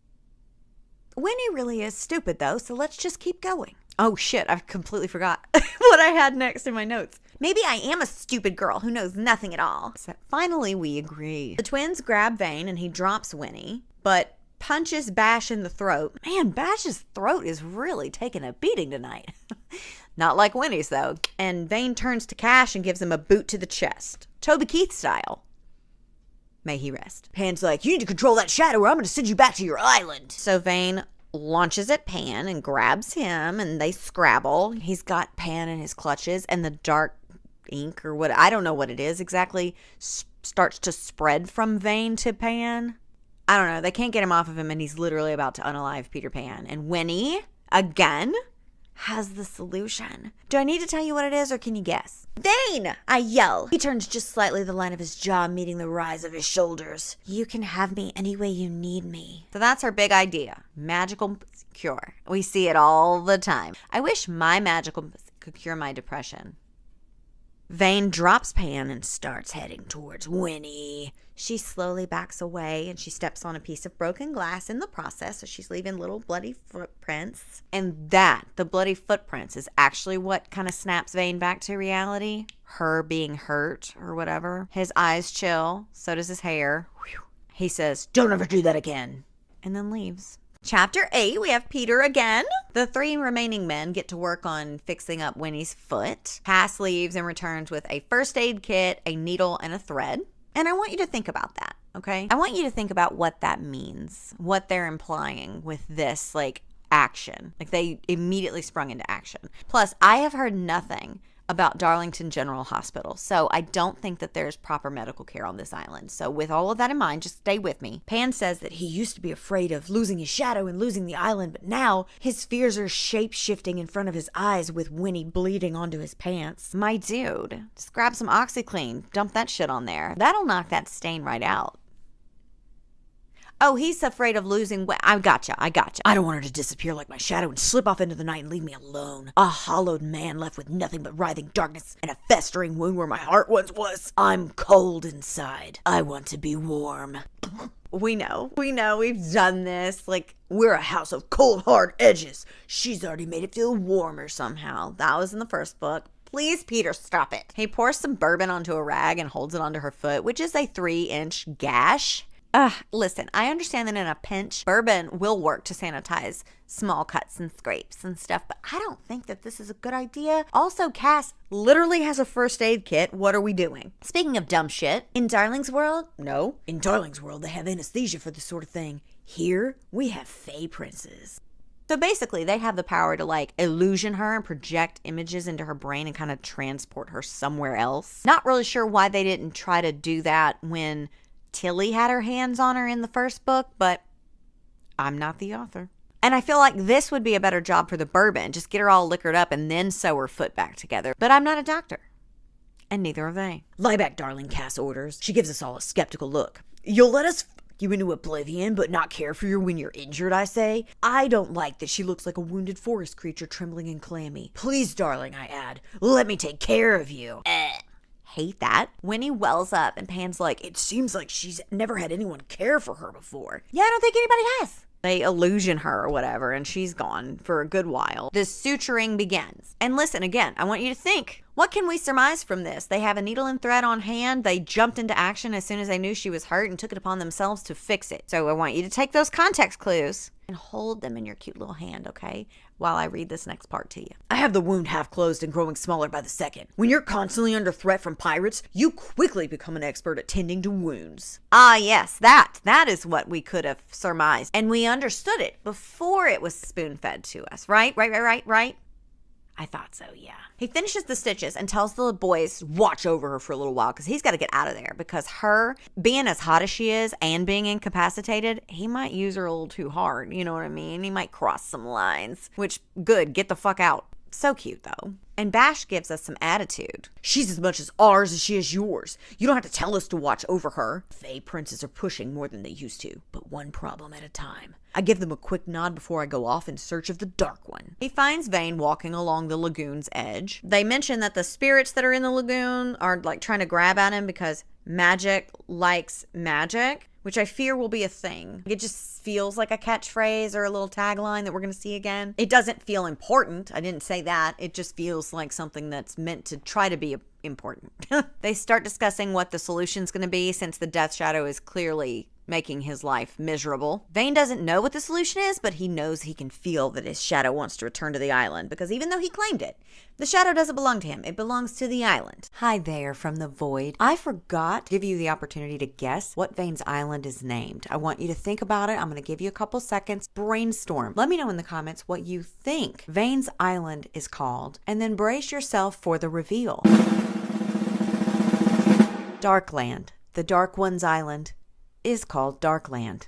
Yeah. All right, let's keep going. But Vane doesn't want to go back, which is a relief to Peter because Vane is his BFF. Pan suggests giving his shadow to somebody else that's from the island and still on the island. And Vane's like, I'm not taking the Death Shadow of Neverland if that's what you're after. And I mean, that makes sense. This seems really horrible and he's not wanting to put himself through that again, but whatever. Brace for impact because he's telling us about what the shadow feels like. Right now I can feel it swimming under the surface like the spirits of the lagoon, but unlike them, mine wants to watch pretty little girls cry while it buries its in their wet So the Death Shadow is a violent R word. And if the shadow is that, it's making Vane that. What a beautiful picture. Thank you so much for sharing. Pan's like, fine, get rid of it. You must have magic anyway. No ordinary person can claim a shadow. Foreshadowing.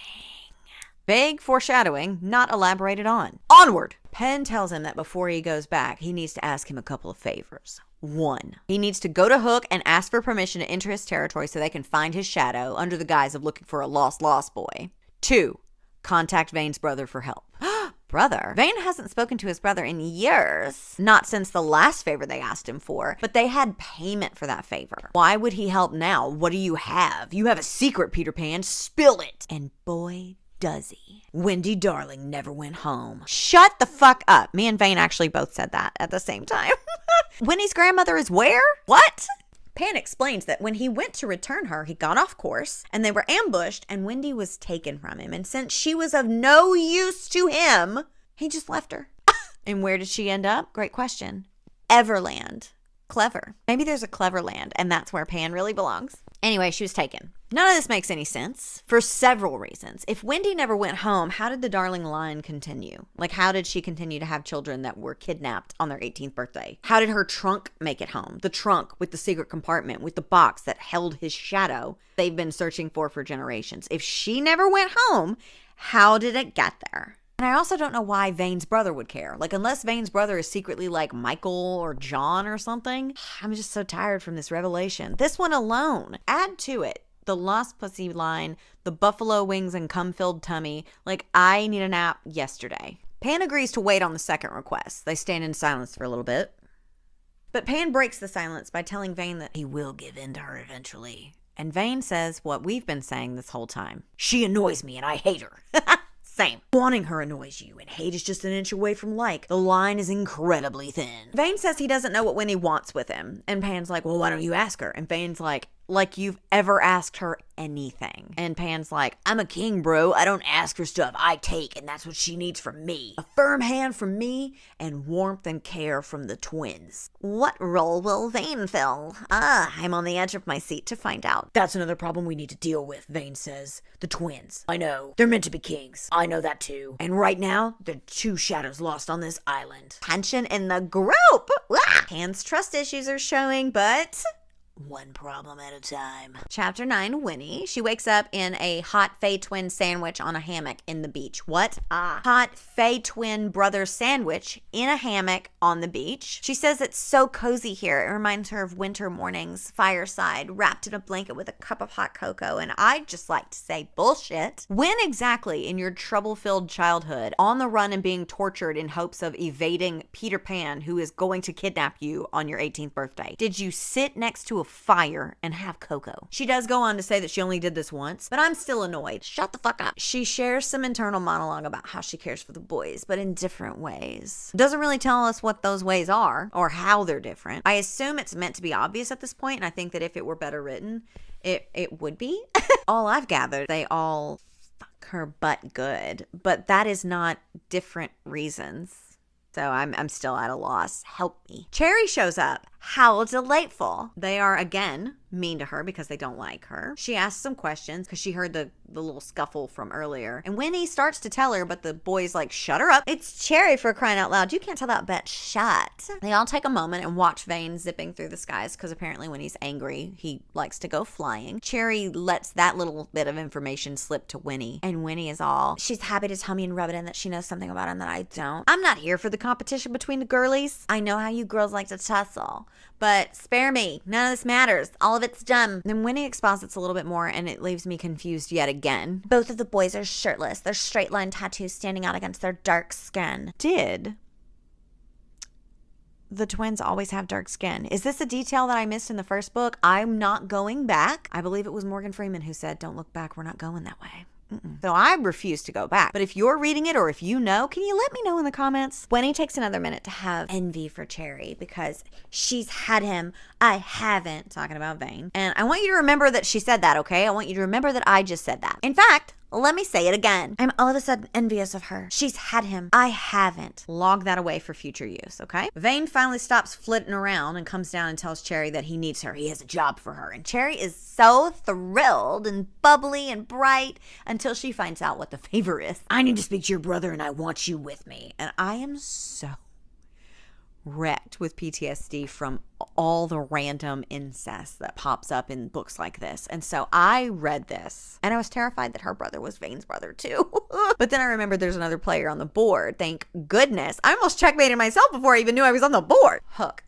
Cherry's brother's Captain James Hook. And that tracks, because in the first book, they said Cherry used to run with pirates, but she made her choice a long time ago. Chapter 10, Cherry, shut the front door. We have a Cherry POV. I thought this bitch was too insignificant for that. I mean, whatever. Brownie, remember that little bastard got his own POV in the first book. But we've never had Cherry. This is so special. She's getting ready to accompany Vane to see her brother, Captain James Hook. And she tells us, he gave me 15 minutes to get ready. So I'm going to spend every second one of those. What? So I'm going to spend every single one of those minutes making sure I look cute and enticing. She goes on to detail how skin tight, low cut the dress she chooses to wear is, without underwear, might I add. And again, I'm aware that as it stands right now, no incest in sight. But you're going to see your brother. And for me personally, the more layers between me and my brother, the better. But who am I? She ruminates a little bit on the darling and how she doesn't hate her, but she doesn't like her either. And she doesn't know why they all like her because, quote, her boobs aren't as big as mine and she's real thin. Shut up. She also talks about, if the only way to have Vane is to have the worst of him, I'll wear my bruises proudly. I don't care. Time skip. They're en route to Hook. Cherry's asking a bunch of questions and Vane's getting more irritated with her by the second. She finally asks him if he likes the darling and he tells her to shut the fuck up, and I second that. Chapter 11 belongs to Captain James Hook. Another new POV and potentially the only one that can inspire joy in me at this point. I am hopeful for him not to suck, but I'm also realistic, so I'm just going into this trying to be as neutral as possible. He's shown reading a letter from the Fae Queen. Tilly has reached out to him detailing how now's the time to strike. Peter is weak. Hook is frustrated because they're supposed to be rid of Peter Pan already. How are we still doing this? His phantom limb aches with the memory. And he goes on to tell us about how high quality the paper is that Tilly sent this parchment letter on and how that says a lot about a man.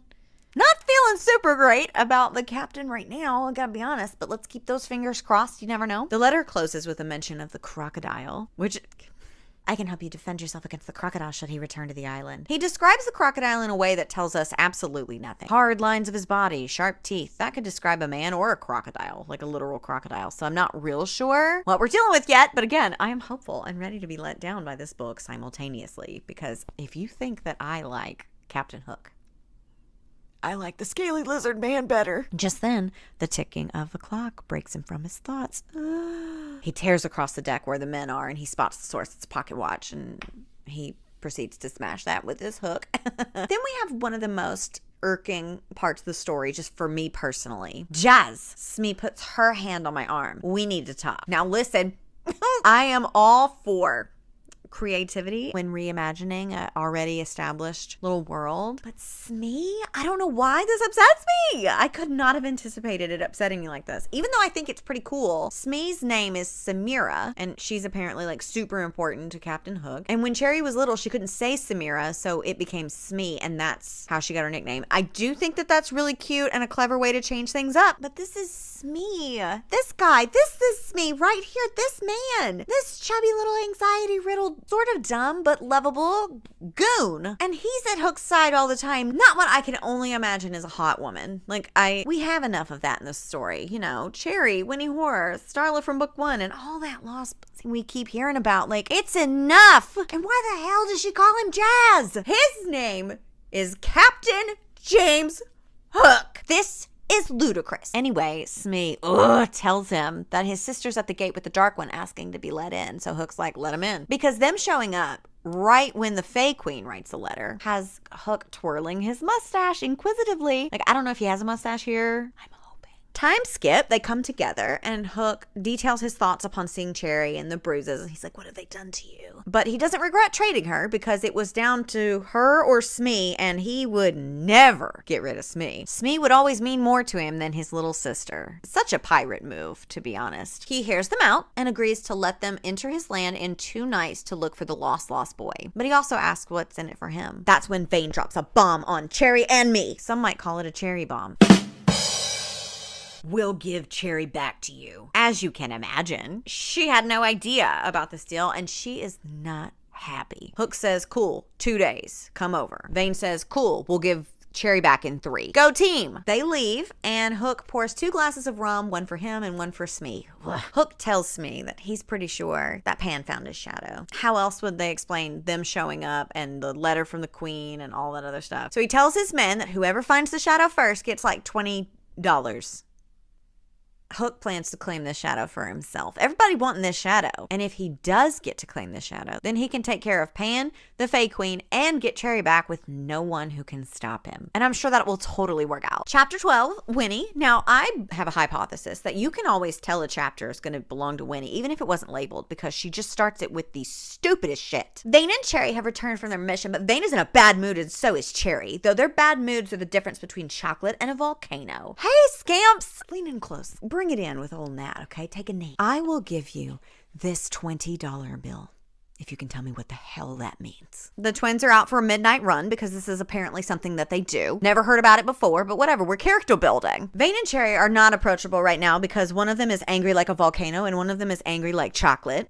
Rage. What am I angry like? Leave it in the comments below. Winnie hears rustling around in the Never Tree and finds Pan just snooping around his own stuff looking for something. Apparently, he is looking for a magical object to tether his shadow to him. Sure. Winnie takes this moment to linger around, offering no help and asking for advice on how she can get to Vane. She also asks if Vane is sleeping with Cherry. And remember that sentence I told you to keep in your frontal cortex? She's had him. I haven't. Yeah, Winnie's incredibly stupid, but again, they don't call her Winnie the Brain. Ken tells her that he's not sure if Vane's still sleeping with Cherry, but that she needs to stop trying so hard to get him. It's never gonna work. And I about fell out of my chair. When I read this, I've been saying this whole time to all of them. Stop trying so hard, but no luck. He finds his tether that he's looking for, and it's a small, shiny black shell that Mary, Winnie's mother, gave him. It doesn't make sense that this would tether the shadow to him because Mary was there long after he first lost his shadow. So he said she gave it to him one night at the lagoon after he took her there because it made her feel better or whatever. And she gave it to him and said that she had it because she was worried about the baby.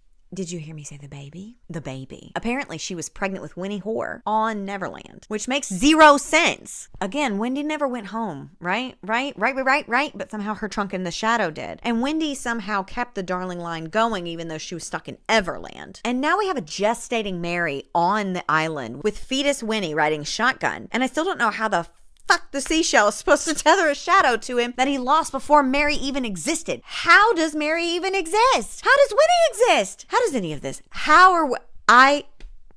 Chapter 13, Pan.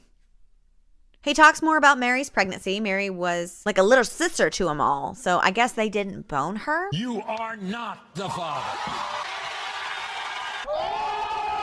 But then how is she pregnant? They discuss it, but it gives me nothing except Winnie being like, when I first got here, that explains why I felt like I'd been here before because I guess technically I have. And Pan was all like, perhaps that's why when she's in my arms, I feel like I've come home. But I'll never tell her that. I'll never tell her that ever. Okay, then so don't. Fuck, why are you telling me? She hands him the seashell back and he asks her to come to bed with him. And she says, ask nicely. And boy, does he?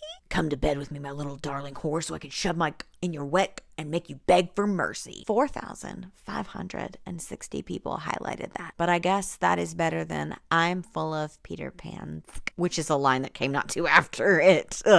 He tells her to hurry because the sun's setting, and remember, he's got like a vampire rule for some reason. So she heads to his cave. Chapter 14, Winnie again. He draws her a bath, and she takes note of his room and how it's so quintessentially him. Dark emerald walls, a gray, sumptuous duvet cover, the books lining the shelves, and she says that she loves that he and Vane read so much. I'd be surprised if Winnie knows how to read. I don't think they know how to read. They're probably just pretending. I fear that this entire chapter will just be raunch, but let me check for some lowlights. So her is throbbing, tight, taut. I hate it here. She is ready for him, and he starts washing her and asks her a few times if she's filthy. And she's like, when will this torture end? 20 more chapters, Winnie Bug. Buckle in. He soaps up a washcloth and squeezes it over her and then goes to rub it on her. You're just not supposed to do that. Cut to an ad for Monistat. He is positioned and moving in a way that I can only describe as hot dogging it. Or as Winnie put it, fucking clit. I'm unwell. You're so wet, darling. You're in the bath covered in soap. And the word of the day here is viscosity, right? I understand that there's a difference between water wet, soap wet, and whatever this is. But I hate these people. They are so dumb, and I owe them nothing. They arrive at their destination in tandem. Love that for them. Quote, the hot seat of Peter Pan making a mess of my... I need a break. Chapter 15, Cass. They're still running. They do it every day, apparently. And from where they're at, they can see their old Fey palace territory wherever. Cass has to take a second because he's got to tie his hair back up. Bash doesn't have long hair, so now we know the difference between them. That's it. And they're talking about their banishment. And then when Cass is putting his hair up, we cut to this quote, talking about Bash and his decision to cut his hair. If our family doesn't want me any longer, then I don't want the custom. I wish you could feel what I was feeling right now. Anyway, apparently long hair is a symbol of like virility and whatever from the Fae people, and it was a story told to them by their nanny, I don't know, which I guess they're going to tell me about. Woo! Something about grass and how we touch the grass and the grass remembers. Same for our hair. We touch the hair, we caress the hair, we brush the hair, and the hair remembers. Nanny hated Tinkerbell, their mother, loves hair, loves grass, hates Tink, got it. They talk about their sister and how she's probably plotting something and how they didn't even get a chance to explain why they unalived their father. I wonder if she knows, or if she would ever forgive them and let them return. But who cares about that? Pan would never let us take Winnie. Can't have that. He ruminates a little bit more, and I'm exhausted, and Cass is finally like, we should go pay our sister a visit. And Bash is like, okay. So they go. Time skip. We're at the palace, and Bash is like, think we'll be shot on sight? Cass is like, it's a possibility. What the fuck? You just casually, mid-run, when your endorphins and your adrenaline are pumping, you just decided to wander in to the territory you were banished from. They de-winged you, man, after you unalived your father, the king. And now you're just gonna breeze up in there, even though getting shot on sight is a possibility? They approach the palace and they take it all in. And I honestly think it sounds great. It's built out of some sort of sparkly stone that was mined. All the brownies work together to build it. They consider turning back. They don't. Riveting. I know. Time skip again. They don't get shot, and they approach the palace gates and the guards standing in front of those gates, and they ask to be let in. And the guards are terrible at their job and just let them in. Just let them right in. They get looks as they walk through the halls, and then Tilly finds them. She's like, what do you want? And they're like, we want our wings back. And she's like, leave us. And everyone leaves, and she flutters down off the throne and pours herself multiple goblets of Fey wine. A power move if I ever saw one. They chat. The twins are like, what are you planning? Brownie told us everything before we unalived him, but Tilly's not falling for it. Oh no. All of this is so boring. They ask for their wings back. Tilly's like, nah. They're like, yeah. She's like, no, you're in trouble. I'm paraphrasing. And they're like, what if we weren't? And she's like, how? Ultimately, she says that she wants Peter Pan dead, and if they'll help, she'll give them their wings back and unbanish them. They tell her why they unalived their dad, because apparently he had some plot to like marry her off and disinherit them from the throne and all this stuff. And they're like hoping that she'll get some clarity on the situation and maybe not be so angry at them, but she knew about it the whole time. So then, after specifically telling me that they shouldn't use their Fae talk here because Tilly can hear it also, they use their Fae language to say, let's get her, and then they go to charge. But of course, she heard them and turns the ground to quicksand. It's an illusion, but it does the job just the same. She tells them that she knew everything, that she doesn't care, that she was willing to do whatever it took so that she was in power. And now she plans to summon the crocodile to deal with Hook and Pan. Ooh. Oh, fingers still so crossed for the crocodile. Chapter 16, Winnie. Carrying on the tradition of starting each chapter with idiotic things, Winnie wakes up with Pan rock hard at her back and says she's muzzy with sleep. And I know muzzy is a word, and I'm pretty sure that this is used correctly, but it is still stupid, and all I think of is muzzy.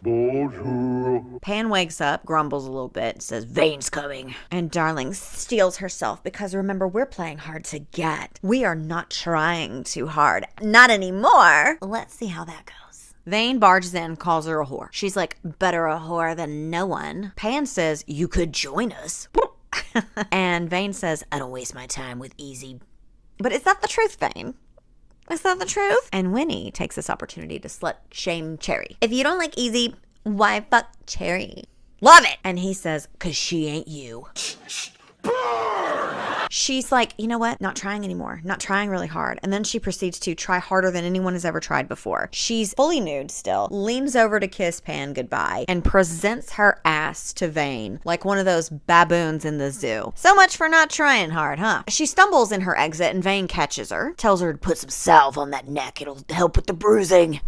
And she leaves so he can talk to the king. I hate this book.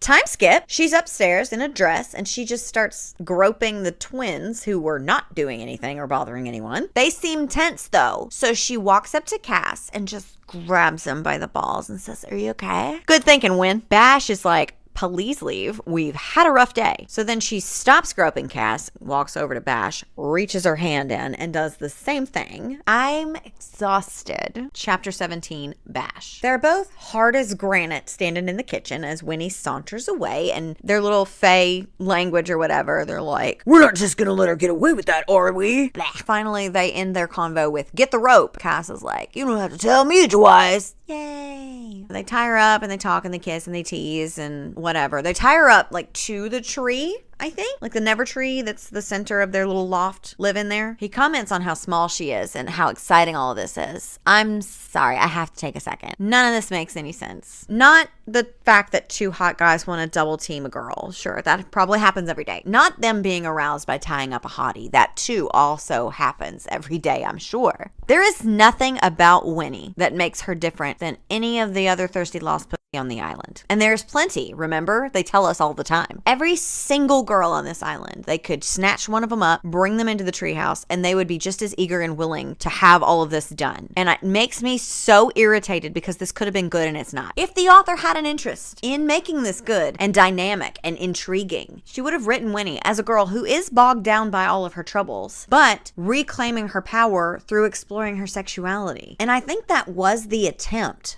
Right? I mean, we can all kind of agree with Starla and the promiscuity, but Winnie's dumb. She lacks any depth whatsoever. Plus, she's freshly 18. They tell us constantly how she feels like home, how she makes the place feel warm, makes them feel warm, how she takes that dick like a good girl. But, like, why does she feel like home? Have we seen any evidence to prove these claims that they're making? She showed up to Neverland, dumber than a box of hair, clearly unwell from years of abuse and neglect, with the nickname Winnie Whore from being constantly underneath a football, basketball, baseball player at a high school that she doesn't even go to in order to feel something. So instead of a sexually empowered, knowledgeable badass, we got young, dumb, full of cum Winnie Whore, and it just could have been better. And it wasn't, and I'm annoyed about that. Like, age her up a little bit. Have her going through her sexual reawakening to claim her power. Exploring kink and being knowledgeable and using her sexuality to work through her problems. That's believable and it's interesting. Then you have these boys who are all so hot, but they haven't actually had to work for anything. They're just hot. They don't have to be good at anything. Plus, they have a very limited worldview since their entire worldview is Neverland,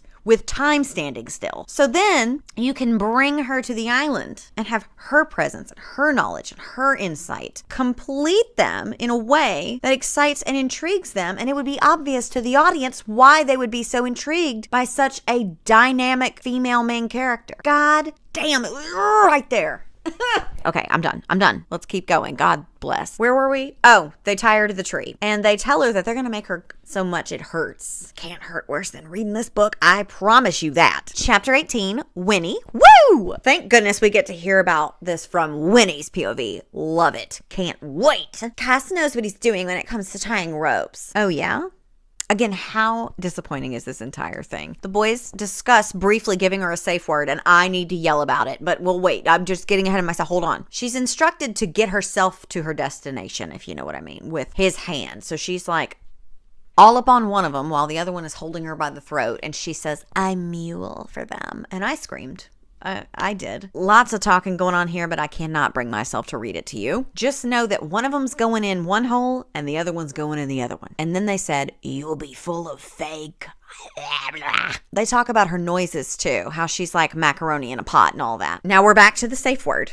okay? And this is where my outline stops, so we're just going to wing it from here. But I needed to ask you before we get to the part with the safe word. I wanted to give you this opportunity to guess what her safe word will be, okay? At the time, my mind was racing with possibilities, and I had multiple guesses in different ways. The first one was something really stupid. Something stupid, but something connected, like twinkle, right? That's a sparkly, magical word. This is a sparkly, magical world, and it makes sense that it would be something like twinkle. My next thought was something that is kind of a direct hit, but not that deep of a cut, more like a flesh wound. So like cloudberry. And then I thought something really deep that I won't know what it is until it resurfaces or they spoon feed explain it to me. And then I go, oh yeah. And my last thought was that they just don't give her one. Cast your votes below. Get ready for the reveal.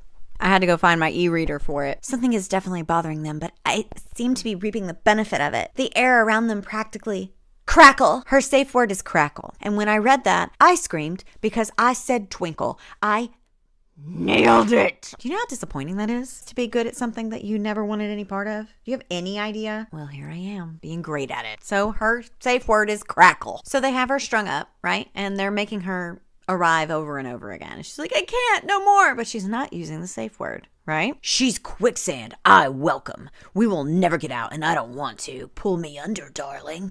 Drown yourselves. Okay, so they're making her come again and again and again and again and blah, blah, blah. And she's like a rag doll at this point. And they're like, are you still with us, darling? And she's like, I'm here. And they're like, one more. And she's like, no, I can't. She's still not using the safe word, though. So, woo. And then she's finally like, a wet sock. And she's like, I can't do it anymore. And they're like, do you doubt me? And she's like, no. And he's like, do you doubt me? And then they illusion her. Or so she thinks. She's not sure. She's not sure if they're illusioning her or not. But what are they doing? Natalie, tell us. Okay, calm down. Hold them horses. She gets fucked by the tree. I know. You think that I'm not stunned? You think that I'm not shooketh from this revelation? I'm just minding my business, reading along. I did a vlog on this, and you can see it in real time if you're a paid member of the channel. You can see what happens when I stumble across this part of the book that I had no preparation for. Like, of course, when I read Vera Valentine and she's got her main character humping up on a door, I know that. I know what I'm about to have happen. Didn't expect this. Now I'm forever changed. Day ruined. A sharp gasp rushes down my throat, and Cass forces my face up again, forcing me to look at him as the vine slithers up to my... I don't know if this is actually happening or if it's one of his clever illusions, but it feels very, very real as a soft feathered tendril flicks at my... Now, I don't know how this plays into their whole 4 hungry men and only us deal. Is there a tree clause that I wasn't aware of? Apparently.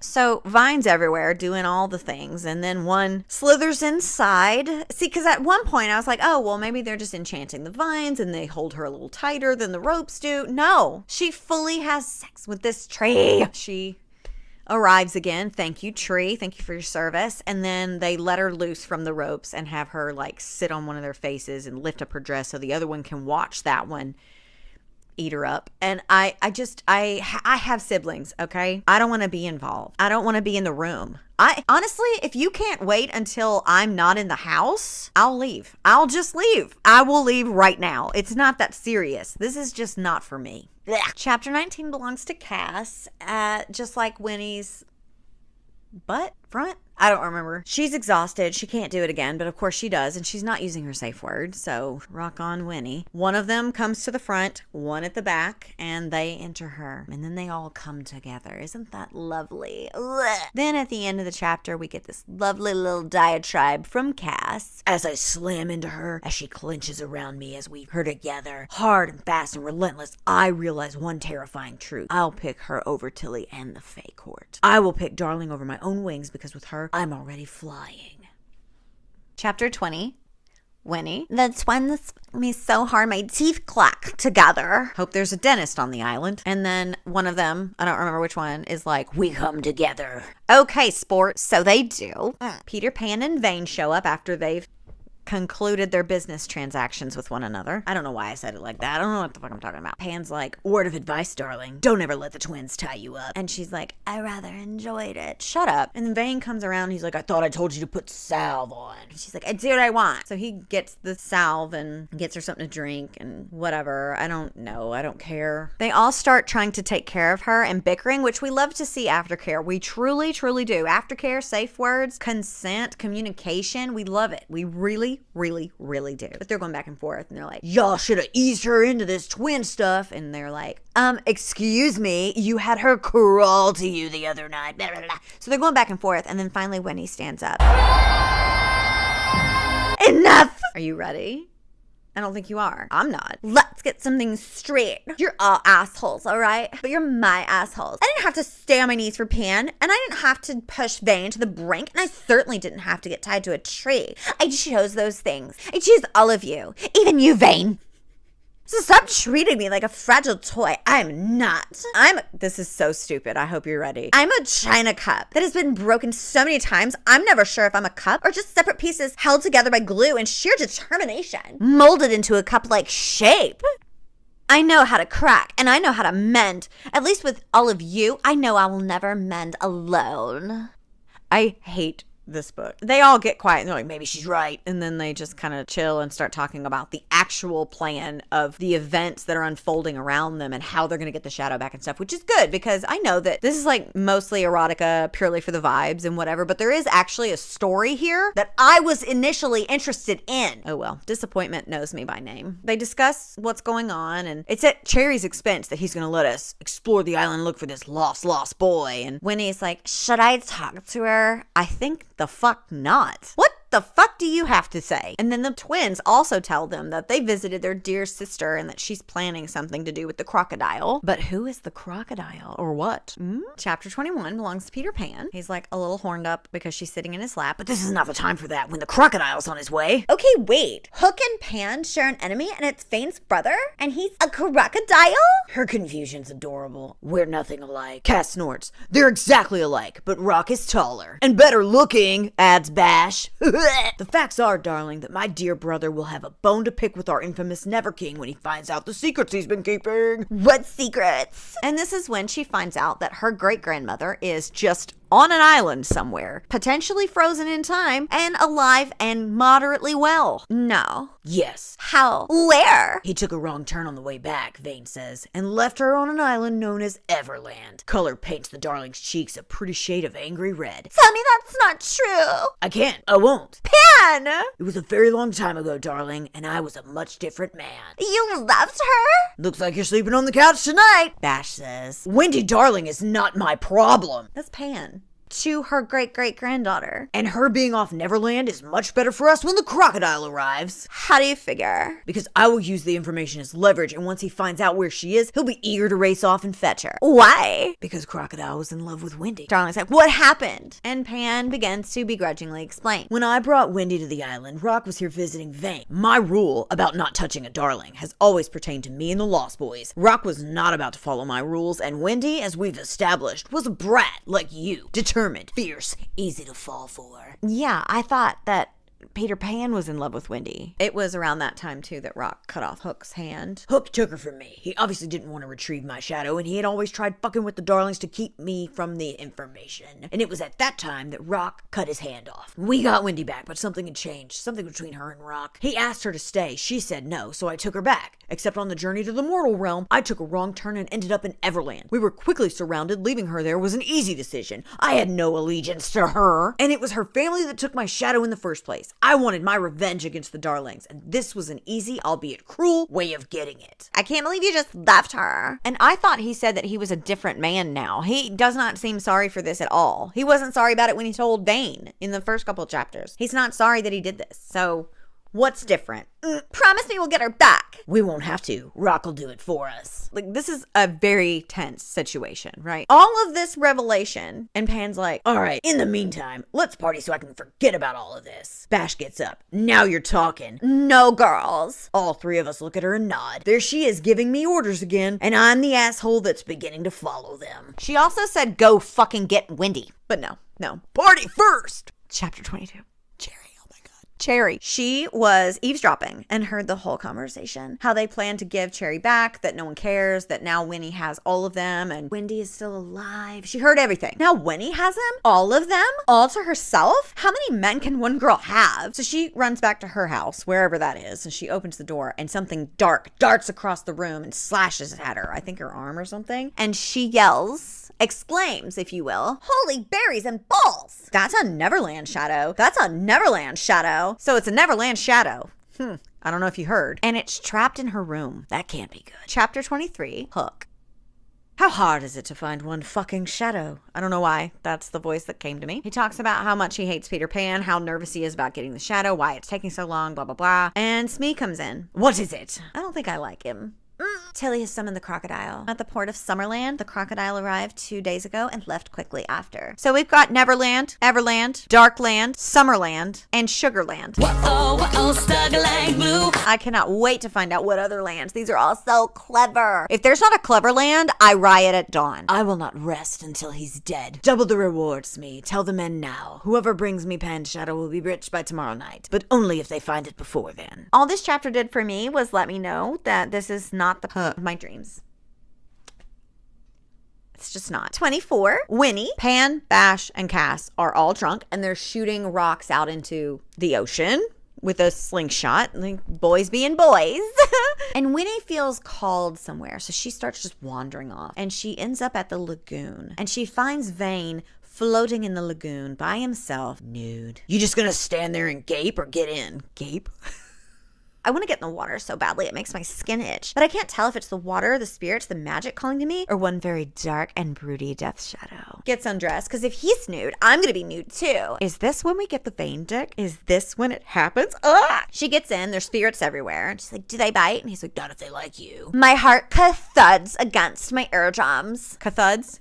Because shut the fuck up. She talks about the lagoon and how it reminds her of going to the beach with her mom and how it makes sense now that she knows she was pregnant with her in the lagoon and she liked the lagoon and now every time they went to the water it would calm her down. None of this matters. I've been craving Vane's attention since Pan brought me to Neverland, but now that I have it and have him alone, I don't know what to do with him. He's bigger than me, and I'm not talking size, presence, power, energy. More passion, more passion. Why are you here, darling? I don't know. I was drawn here, I think. Why are you here? To get away from you. Why? What have I done to make you hate me so damn much? Every little thing. Everything. I don't understand you. I don't like things I don't understand. I'm not a thing. I'm a person. A naughty, darling girl. Skirt! What are we doing? Vane? Hold tight. Hold the line. They're close now, and he's like grabbed her by the waist. I don't hate you. I just like the way you make me feel. Typical. Shut up. Which is how? Reckless. Dangerous. I told you once already before. Yes, I know, darling. You're stronger than you look. I don't need you to protect me. I don't want to protect you. I want to fuck you until you tremble beneath me. Stop. I pant out a mule of delight. If you say mule one more time. So why don't you? Because those bruises on your neck would be the least of your worries. I don't care. You get no safe word from me. Oh, come on now, Vane. We need a safe word.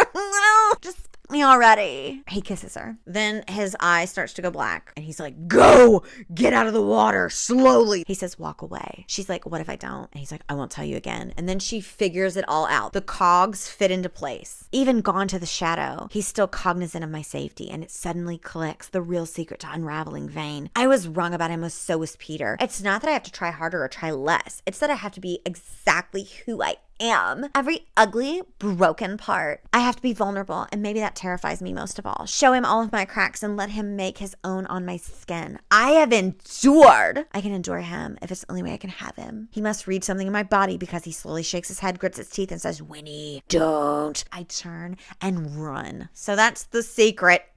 Whoop-dee. Chapter 25, Winnie's on the run. She is in motion, and Vane is right behind her, and he catches her, and he's like, I told you not to run. She's like, I want this. Blah, blah, blah, blah, blah, blah, blah, blah. I don't care. He enters her. He's so big, it hurts on impact, and my teeth clack together. I will split this wet in two. He me hard, fast, brutally. The tree rattles above us. They're up against a tree. If this tree fucks her too, I quit. I will give the money back, Lee. Lee! He kind of starts to get unhinged again, and she's like, I'm gonna die. So what she does, instead of dying, is reach up and grab a branch, bring it down, and stab herself in the hand.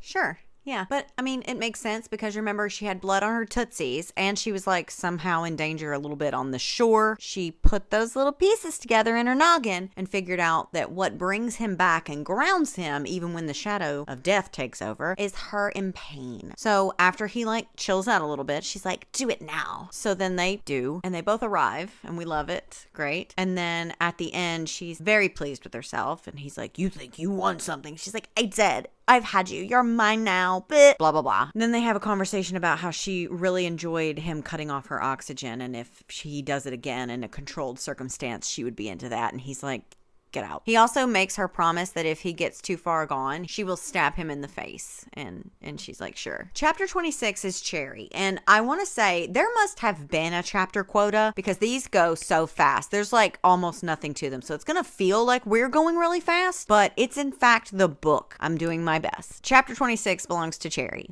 Cherry is gotten herself into a little pickle, hurt her own feelings because she was eavesdropping again. She was in the woods and she saw Vane roughly take Winnie against a tree and she's devastated.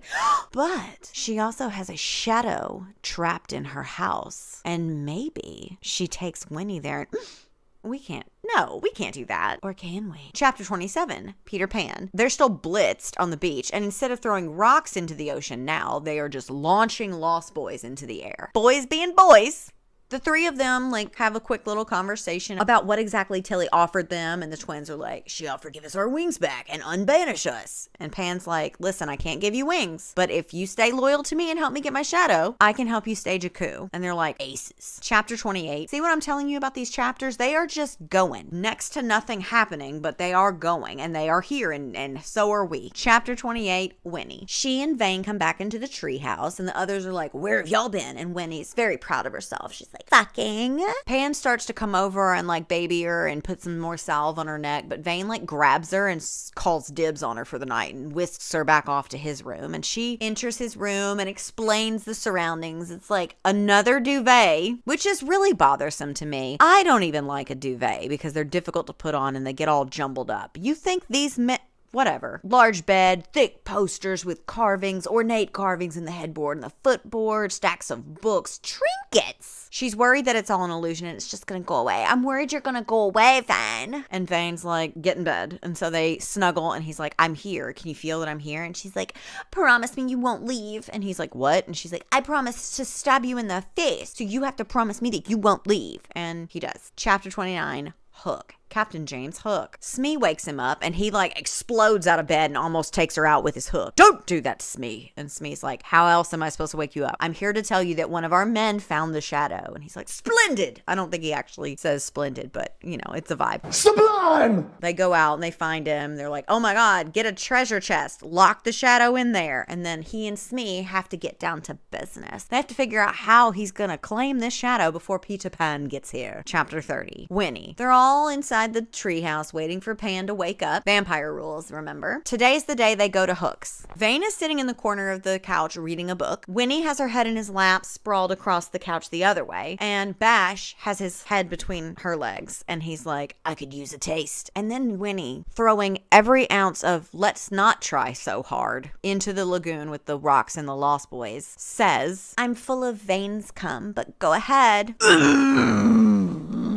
She ruminates a little bit. She's like, is this what my life is now? Could this really be my forever? And Pan finally shows up and he's like, we got some work to do. We got to go to Hook. We got to go. You too, Winnie. But get dressed. Put more clothes on because only we get to look at you. They also do this little pinball exchange with her where she's like up on Pan and then Pan like tosses her to Vane and Vane's like fucking around with her a little bit. She sachets away, giving them a little peek of what they'll get to enjoy once the mission's completed. Great. Chapter 31, Peter Pan. He and Vane watch her as she saunters down the hallway, and he looks at Vane. He's like, you really have it under control. Enough. So that's fun. They have a little discussion about how he's ready to be rid of the Death Shadow, and Pan's like, what do we do with the Neverland Death Shadow? And he's like, let one of the twins have it. And they decide that Cass could probably handle it because he's the practical one. He's patient. He's reliable. This is the first I'm hearing of it, but okay. And Pan makes Vane promise that he's going to keep his shadow until all of this is sorted out. And Vane's like, I won't leave us vulnerable, but my brother coming to the island will complicate things. It'll drudge up our past. I know, but I don't really. I don't know their story, just the outline of it, and even that's fuzzy. One problem at a time. Too many fucking problems. I got 99 problems, but they didn't say that. Speaking of problems, have you seen Cherry? If we show up at Hook's doorstep without her, we might have an issue. I haven't seen her. She'll turn up eventually, and then we'll shoo her home like a feral cat. Let's go bust some pirate ass then and get your shadow back. I'm tired of being the most powerful one in the group. Fucking asshole. When I have it back, let's race through the clouds. I'll enjoy beating you. Blah. Chapter 32 belongs to Cass, and I'm tickled because it's more than 2 pages. I don't know what happened, but Cass has a long one. It's 4 pages. Cass is like brooding the whole way. Like they're all walking in a group towards Hook's territory, you know, and he's broody. And of course, Winnie, being the special sunflower that she is, she's like, what's up? Nothing. What is it? And he finally just says, I'm angry at my sister. No one gives a shit. And Bash comes up and he's like, he hates that we have to kill her. And she's like, you do? Yeah.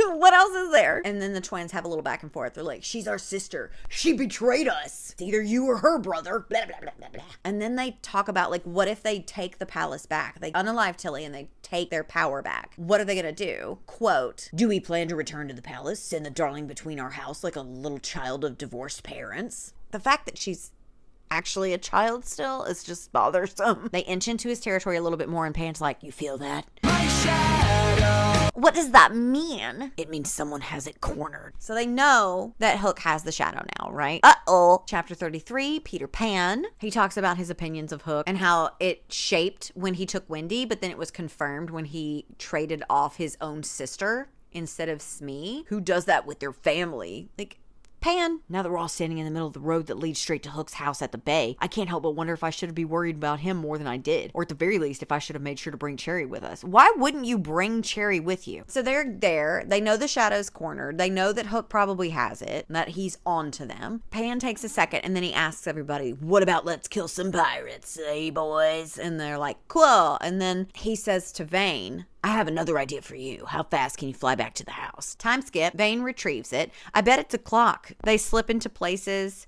and Bash, Cass, when we get close to Hook's house, I want you to stay in the woods with our darling. Vane and I will go into the house. If that's where he's keeping the shadow, I'll know once we're close. The twins nod. Everyone know their place? They all nod their agreement, even darling. I can't wait for this to be over so I can bury my inside of her flush with power. She'll be trembling beneath me. Ooh, great. They're getting closer and they're like, what are the chances that we get in without anybody noticing? And then all of a sudden, Peter Pan, I assure you, your lost boy isn't here in my house. Hook comes down the grand staircase, his hands clasped behind his back. He's wearing one of those ridiculous overcoats with gold embroidery around the collar and down the lapel. He's ditched the stupid fucking tights and buckle shoes and replaced them with a more practical trouser and leather boots. Ew. I'm gonna ask you one more time, James. Where's my shadow? I already told you. I don't know. Besides, aren't you missing one from your party? Where's Cherry? Pan starts to charge. Hook's like, I wouldn't do that if I were you. And Smee is off to the side with a pew-pew. And then he looks at Vane and he knows that Vane has the death shadow on deck. And Pan gives him a barely noticeable nod from across the room. But just as the dark shadow comes out to play, the Fae Queen slams through the door, our darling caught in her grasp. Oh no! Chapter 34, Peter Pan. Not real sure we needed 2 of these. That was barely a chapter. I'm sure this one is less than. The twins look really glazed over. She has illusioned them and stolen the darling. Oh, bother. Shit is about to get real. Tilly and Hook obviously have the upper hand here. But Hook's like, wait!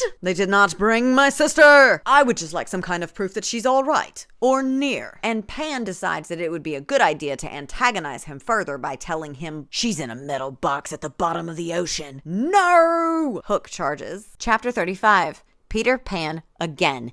Why does she do this? All of this could have been just one fucking Peter Pan chapter. This is so stupid. Hook charges and it's the distraction that they need. The dark one comes to the front and grabs Darling and gets her back. Darling and Vane out. Peter can feel his shadow somewhere. He knows that it's stressed. He knows that it's cornered. Hook grabs him and he's like, how could you? And Pan is like, she kicked and screamed the whole time. And Hook is obviously like emotionally driven in this moment. And then Pan reaches into his pocket and pulls out the watch. I told you it was a watch. Obviously this causes a trauma response in old James. And he's like, he's here. The crocodile is here. He's not, but he's freaking out anyway. But before he starts freaking all out, he does stab Peter in the stomach with his hook. So that's fun. And then as Hook is like back into a corner, curled up, freaking out because he thinks the crocodile is near, this is the opportunity Pan needed so he can go and get his shadow. And he tells him, don't you dare run away from me again. And he opens the chest. If the next chapter is Peter Pan, I want to fight someone. Chapter 36, Winnie. Thank goodness. I'm not in the mood to fight today. Look at these nails. I can't be fighting. I'm flying and clutched in Vane's arms, held tightly around the solid line of his body. Don't look down, darling. So he leaves. He's out. He takes Winnie and gets her back to the house. But there are pirates in the house and they have a scuttle. They fight. And once those pirates are, dealt with, she's like, you have to go. Pan needs you. So Vane, again, just leaves and goes back to help. He leaves her with strict instructions. Go to Pan's tomb, lock yourself in, don't come out until we come back. And she is on her way until Cherry finds her first. What are you doing here? So you and Vane. It's okay. I knew it would never last with him. I mean, I tried for a really long time and then you came along. Of course he was gonna pick you over me. Cherry, it's okay. But she doesn't look like it's okay. Can you help me with something though? I heard something in my room. Don't do it, Winnie! All right, I'll help. But then we have to get down to Pan's tomb. And Cherry's like, okay, it'll just be real quick. Chapter 37 is Pan. We're back in the action. Tilly slams into Pan just as he gets the chest open and the shadow darts out. Motherfucking fuck!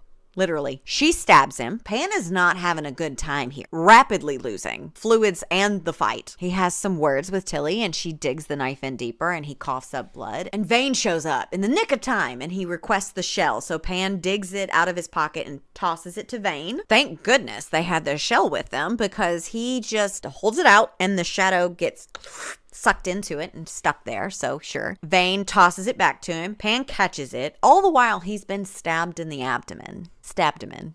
He drops the shell to the floor, breaks it open, and he hunches down on all fours. Winnie? I didn't know Winnie was still here. And he claims the shadow for his own. Whee! Chapter 38, Bash. So apparently, once Pan claimed the shadow, Tilly said, F this, I'm out. Bash is giving us like a front row seat to Pan claiming his shadow, but it's not that exciting. He's like vibrating in the air and the wah and the roar and he gets it. Bash and Cass like bow to him, which is weird. And Pan's like, get up. Literally get up. This is so embarrassing. And the twins are like, we made our choice. We're with you. And I don't know why I don't trust them, but I don't like any of these people, so who cares? Pan then turns to Hook and he says, you're a man who can make his own choices, but if you choose to stand against me, you're making the wrong one. Hook, struggling for air, says in return, help me stand against the crocodile and we have a deal. That's not a negotiation. Worth a shot. I'll think about it. And then he asks about Cherry and Pan's like, she's been at the house the whole time, you weirdo. I was lying to you. And then they're all like, let's get home to our darling. Chapter 39, Cherry. Wow. She leads old Winnie Hoare down to her room to help get a parakeet who is locked in there out. And then they're going to go to Pan's tomb and safely barricade themselves inside until the boys come back. Right? No, wrong. She gets to the door. The door opens. Cherry shoves her in and she's like, Cherry, what? Oh my God. Ah! She's literally begging for Cherry to open the door. And Cherry, cold as ice, leaves her in there. And then all of a sudden, silence.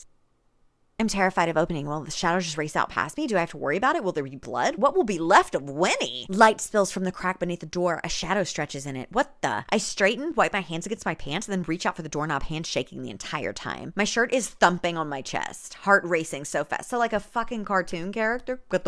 Stupid. I turn the knob and push the door in. It creaks on its hinges, and I spot Winnie in the middle of the room, standing among the wreckage of my favorite things. Winnie? She says nothing. I lick my lips and inhale deeply. Winnie? She slowly turns to me. I'm practically vibrating. And when she finally faces me and lifts her chin, her eyes are darkest black. Not the darkest black. And scene. The end. That's the end of book 2.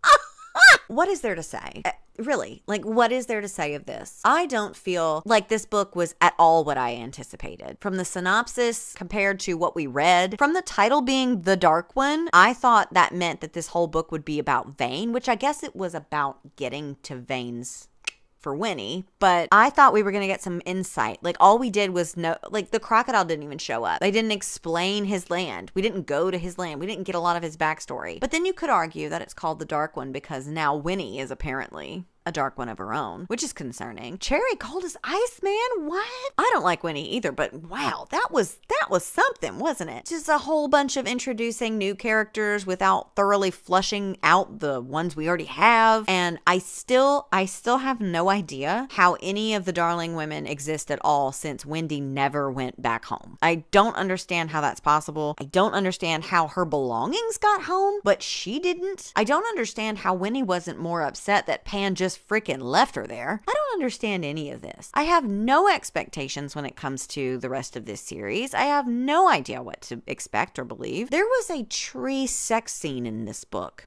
Never would have guessed. Never would have guessed. I don't really know what to say. I didn't love this, but is it Haunting Adeline bad? Is it The Wild bad? No, it's not. It's just dumb. I don't think that this sucked as bad as the first one, but it's still just right. It also didn't improve any. So we've neck and neck here. These are both 2-star reads so far. They're creative in thought, in theory, but in execution, not great. And I get it. Fine. We're just here for no thoughts, head empty, smutty vibes. Fine. That's fine. And if you were looking for that, maybe you'll like this. I didn't, because I feel like there was so much promise in the premise of the whole thing. I said this in my review of Vera Valentine's Unhinged. It said what it was on the cover, and it delivered on that. It knew what it was about, and then it beat about it. What am I saying? Now this, I'm disappointed that this is what we have. Hi, checking in. You've made it to part 3. How are you? You okay? You need a snack? I could grab you a protein bar. We could share it. You ready to do Their Vicious Darling? This series has the funniest fucking names. All right, here we go. Part 3. Today I come bearing gifts in the form of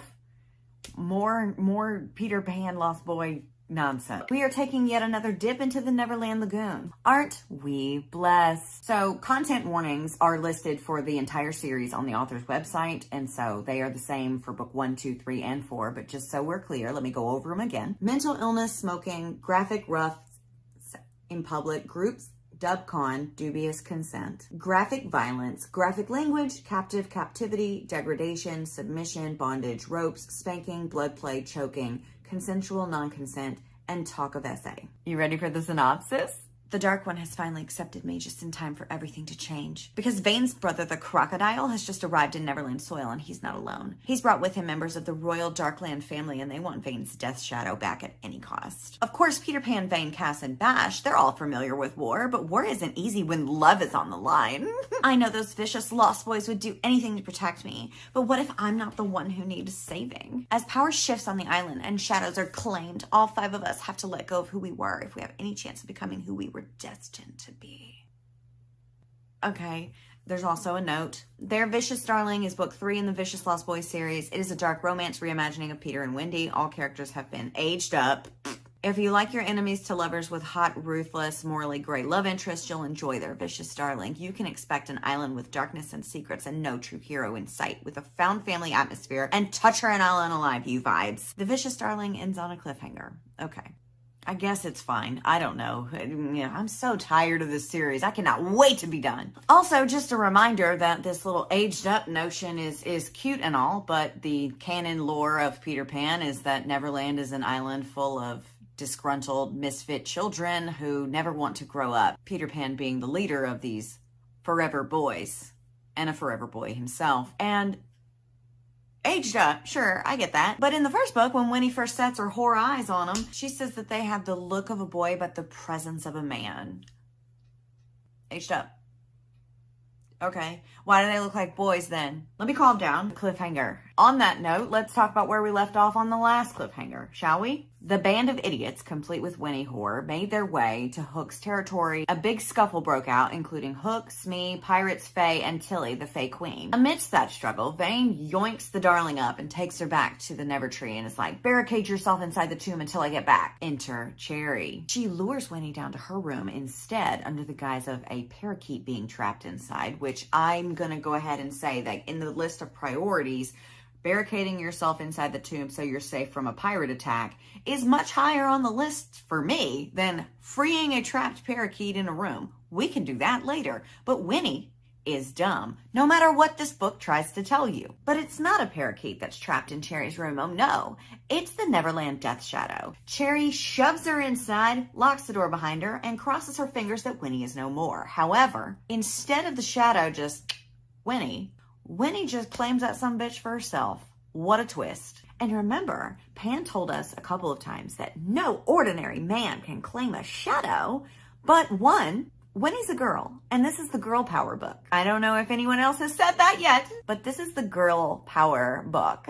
Girl power. Just don't look at the misogyny, and you'll make it out alive with that notion intact. And 2, it doesn't matter. Not a single breadcrumb that has been laid out for us has led us to anything well thought out, well organized, well planned, or fully fleshed out. So I doubt this will be explained, because nothing ever is. Meanwhile, back in Hook's territory, the fight carries on without Winnie, but Pan finally does get the upper hand, and he claims the shadow and reaches his final form yet again. Tilly sees this, tucks tail, and runs. Hook considers siding with Pan, but he's not sure yet. But he's also determined to get his sister Cherry back, which could not come at a better time because once the boys find out what Cherry did to Winnie, well, Cherry Jello. With Pan's shadow now claimed and the rush of a victory flowing through all of them, the band of idiots ready themselves to return home to their darling girl. But they are in for quite a shock when they get back there, I tell ya. Okay, we caught up? Let's go. Prologue. Rock, aka the crocodile, aka Vane the Dark One's brother. Okay? Now, up until this point, we've only heard so much about old Crocodile, and I was excited last book when his name was mentioned because I love me some crocodile. We know he's Vane's brother. We know he and Hook are mortal enemies because he was in love with Wendy Darling, and Wendy Darling may have mixed it up with Hook, although Hook did kidnap her first, but you know, whatever. But we haven't gotten much else until now. I was excited, and I'm not anymore because I'm in the future. And the future is grim, so brace yourself. My preferred way to travel is with a royal family. Any will do, because royal families always travel in luxury.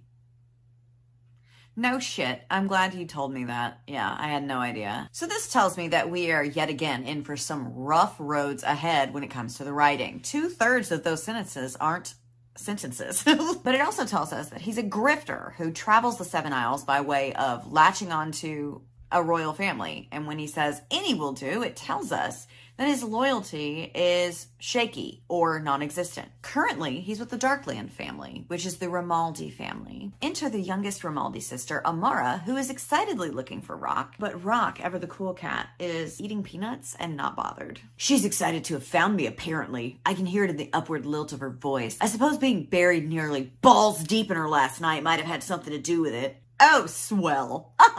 He is banging his way through the royals too. No wonder they let him hang out. That's just swell. Also, I deserve financial compensation for any time I've had to scan my eyes across the line balls deep. It feels personal at this point. I am being attacked. Amara tells him that her brother Holt and sister Giselle request his company at dinner tonight. And we get this lovely little slice. Yum, yum, yum. Your sister just wants me to bend her over and pull her hair and make her feel like a dirty little whore. I abandon the peanuts and light a cigarette and then spread my arms out over the back of the ornate seat that is bolted to the ship's floor. The portside dining hall is only used on special occasions. But I'm special every day. Oh, shit! He's a special boy. Oh my God, I hate him. We aren't even to the word. This is the prologue, okay? But he sucks. After some corny flirting and dry humping, he agrees to go to dinner. I groan and pull out my pocket watch, checking the time. I'll have to leave early, I tell her. No exceptions. You and your watch. And then they make out a bit. While I know that the crocodile clocks are like this when it comes to Peter Pan lore, this is so heavy-handed. Subtlety was never on the menu. Trust me, this is not the last time we'll hear about this goddamn clock. Time skip. They are at dinner, and he approaches Giselle. Because I'm a dutiful asshole, I greet her with a kiss on her bare knuckles, and she blushes underneath the attention. 2 nights ago, I shot a rope. I'm gonna try that again, and I'm gonna get through it. 2 nights ago, I shot a rope of cum on her face. She wasn't blushing then. Oh, God. Wow. Rock continues to give us all the tea throughout dinner. Tea I did not ask for, but yeah, here we go. The word on the cobblestone streets is that not only has Rock banged Giselle, but Giselle might also be banging her brother Holt. We have a Lannister situation going on, and we love it. I have not fucked Holt, but Holt hates my fucking guts. Sometimes I fantasize about liberating him from his. So we've got at least one royal on the boat that he hasn't banged, so that's good to know. But shouldn't it be liberating his from him? Let's just move on. They eat and they chat about their plans upon arriving on Neverland. Rock tells us that absolutely under no circumstances would he ever betray his brother, ever. Which is good. Great even. Just snip that tension right out. Tension? No thank you from me, forever no thanks. If I was stupid, I might think that maybe this revelation is just a heavy-handed attempt to mislead us. Rock clearly has no loyalty to anyone, right? We learned that on the opening lines. But he's loyal to his brother no matter time, distance, or circumstance. This book has a Swiss cheese plot running through it, so I'm not falling for that one. Though I hope I'm wrong. I always want to be proven wrong, but you won't catch me holding my breath so hard I can't breathe. Also, remember how I said this is the girl power book? Okay, don't forget, don't you dare. No, I know we just waded through a lagoon full of misogyny, but just hold your horses. Holt is just 1 year younger than Giselle, but he thinks he's the one in charge because he's a man. Clearly, Holt knows nothing about the might of women. See? He loves women! They all do! Except Holt, that stupid bitch. Tick-tock, time goes by. They're only on the first course. He tells them that it's best if he approaches his brother alone, and they're like, do you think we're stupid? I do. And they bicker back and forth on whether or not they can trust Rock. Time means nothing to blood. Time means everything, Holt. Speaking of which, I checked my pocket watch. I have 1 hour and 3. 1 hour and 3, you say? Pip. The rage that flooded my body almost immediately upon reading this. I didn't know we had a Regency gentleman on our hands. 1 hour and 3, says he. Do you also have 4 and 20 blackbirds baked into a pie, good sir? You can't be someone who says things like balls deep and rope of cum and then say, I have 1 hour and 3. Character continuity, no thanks. This isn't what I ordered. He continues with dinner, finalizing the plan, frantically checking his watch and refusing the last course and dipping out early. He internally recoils as he has to kiss Giselle's hand yet again. But he loves women, okay? He loves them and they're incredible. It's also worth noting that Rock is known across the 7 Isles as the devourer of men. I don't remember if I mentioned that in the other videos, but just in case, I wanted to pop that in here real quick. Devourer of men. What does that mean? I don't know. But he scoots on out of dinner. Tick-tock, tick-tock. It's almost too close. It's down to the wire. What is down to the wire? I don't know. But he grabs the servant girl, takes her to his chambers with him, and then just unhinges his jaw and swallows her at this point. It's not clear. It's not clear, but that's Rock. So that was fun. Chapter 1 belongs to Pan. So the band of idiots is on their way back to the Nevertree, buzzing from their victory, however temporary it may be. Vane asks Pan how he feels now that he has a shadow back, and Pan thinks to himself that not only does he have his shadow back, but he has Vane and his men and his darling, and he's all... But he's not gonna say that, not out loud to people. He's too cool for that. Instead, he says he's fine. And he can't wait to get back to their darling girl and probably like jackhammer her through a wall or something. Now, a clip from a movie came to mind instantly when I got to this part of the outline, but I'm not going to stitch it here because 1, it is disgusting, and 2, we're just starting. But For those of you who want to know, all I can picture is the scene from Scary Movie when Anna Faris's character finally gives it up to her boyfriend. And if you know, you know. And if you don't, stay that way, I beg you. Like, it's so gross. And it's just, this is not a recommendation, but it is what I'm picturing. So I just say we move on. He asks Vane if he'll bang her too. But Vane's all mopey, sad boy about how he can't give her pleasure without pain. Shut up, Vane. Like, please. I get that he's wrestling with like the stupid death shadow that he doesn't even want. He only claimed to like avenge the death of his sister, Lilith? I don't remember what her name is. Lainey. That's not right. Forget it. He's wrestling with this and the fact that he's a little depraved by default because his brother is the devourer of men. So what could that mean for Vane, you know? And I'm sure it's very complicated, but it's also stupid. Please be quiet. Pan, hearing Vane express concern for Winnie, but also calling her by her real name, has him being a little weird too. It was always meant to be Vane. We will all have her, but Vane might get a part of her the rest of us can never see. Oh, what are you looking at me for? I don't know what that means. I have not one single shred of an idea. I'm sure had the characterization and the relationship dynamics been better explored and written, I might have an inkling, but they weren't, so I don't. They're approaching the tree and they're met by a wolf. Odd. Wolves haven't been this close since Pan lost his shadow. The boys are confusion. But Pan steps up to the wolf and he's like, get out of here, go on, get. And the wolf's like, don't tell me what to do, and just heads to the treehouse. We have yet another chapter, brand new, chapter 2. New chapter, same POV, same exact moment too. I hate this. Pan to the wolf is like, don't touch the darling, and he like blasts off to try to head him off. But spoiler alert, the wolf is no danger to Winnie, at least not yet. Not in this book, I don't know. He's one of her newest protectors.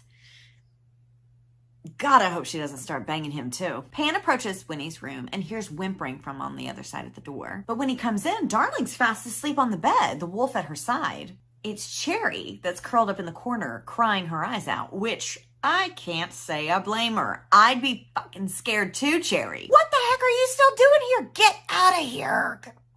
The rest of the boys finally catch up. They roll in, and Vane's like, rah, why is the wolf here? Why isn't Winnie in the tomb like I said? Cherry, what the fuck?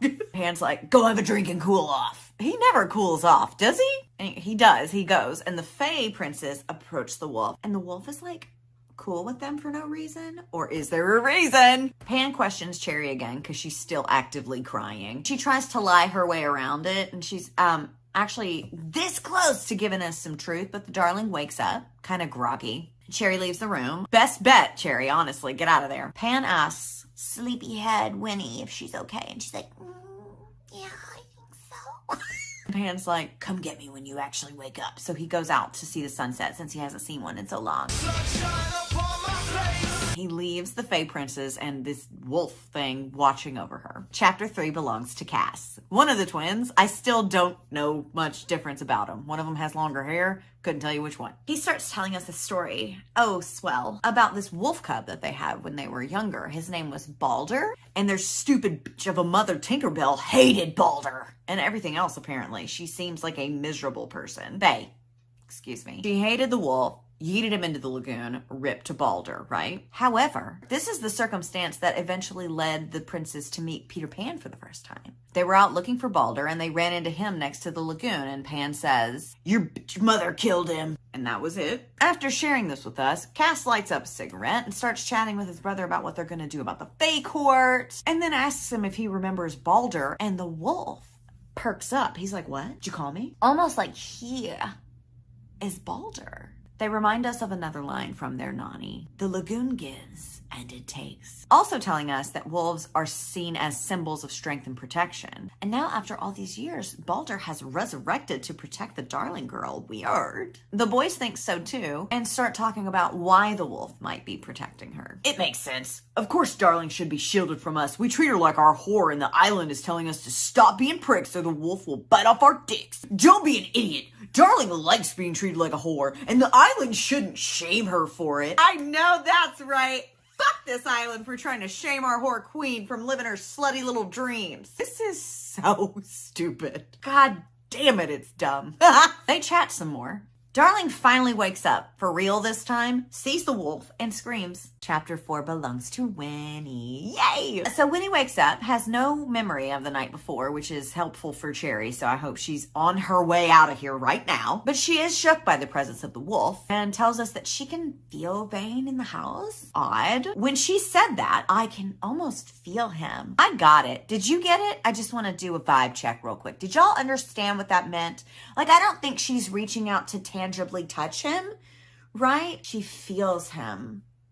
Right, okay. Well, just in case you didn't get that, she goes on. It's like a distant hum of energy. Not unlike the hum I'd feel when Mom and I lived beneath a major power line in Wisconsin. I didn't need that over-explained to me. I did not. I did not need that. I understood it the first time. You donkey. Stop doing this. Anyway, she asks if the boys will go gather her some cloudberries so that they can make her some cloudberry pancakes because she's hungry. And they need to celebrate their victory in the shadow and all that. And then she wanders off to find Pan, the wolf following closely after her. She and the wolf have a little telepathic chat on the way to the lagoon when he's like, oh my God, did you just talk to me? And he's like, bitch, please. Hashtag weird. She approaches Pan and they talk about wolves and him having his shadow back. And they talk about how even though he has his shadow back, he'll always be afraid of potentially losing it again. I understand him in a way. It wasn't that long ago I was terrified of losing my mind. But power is another thing, and I can't help but think about the conversation I had with Vane about the mighty oak. Oh God. Not the mighty oak again. I had convinced myself I was the oak tree, resilient, determined. But knowing these powerful men, I realized I can barely understand the concept of power. I'm the tree with a bent, twisted trunk, trying to stretch herself to better light, so fragile that in every storm her boughs creak and her roots cling to the earth, praying it's enough to keep her in the ground. The bare minimum is all I know. I have never been powerful. This is book 3. Okay, so I've already had disdain running through my veins for this child the entire time. But if you want to just have a direct line from me to hating a character, this is the way to do it. I'm not special. I have never been special. What do I know about being special? I'm the most unspecial person ever. I'm nothing. Anyway, they lay on the beach being dumb together, and Winnie is like, what's that sound that sounds like a clock? And Peter Pan pulls the pocket watch out of his pocket. So it is a clock. Winnie is so bright. On the back, it has an inscription that reads, The Bone Society, which I will bet money we will never fully understand because it will never be fully explained to us. Apparently, they're a society that make all the clocks for all the islands. Why are they called the Bone Society? Pan doesn't know. And he never asked because time means nothing to him. What a little juxtaposition we have there between Pan and Rock, because to Rock, time is everything. And to Pan, time means nothing. I wonder if it'll ever amount to anything. I'll go ahead and let you know because I'm in the future. It doesn't. Pan gets all icky, mushy, gross and says he missed her. And she's like, you're romantic now? Did you miss me more than the sun? And he's like, in the light, I'll treat you like a queen. But in the dark, you will be my whore. To have you without my shadow was a divine treat. He says against my mouth and then kisses me again, nipping at my bottom lip.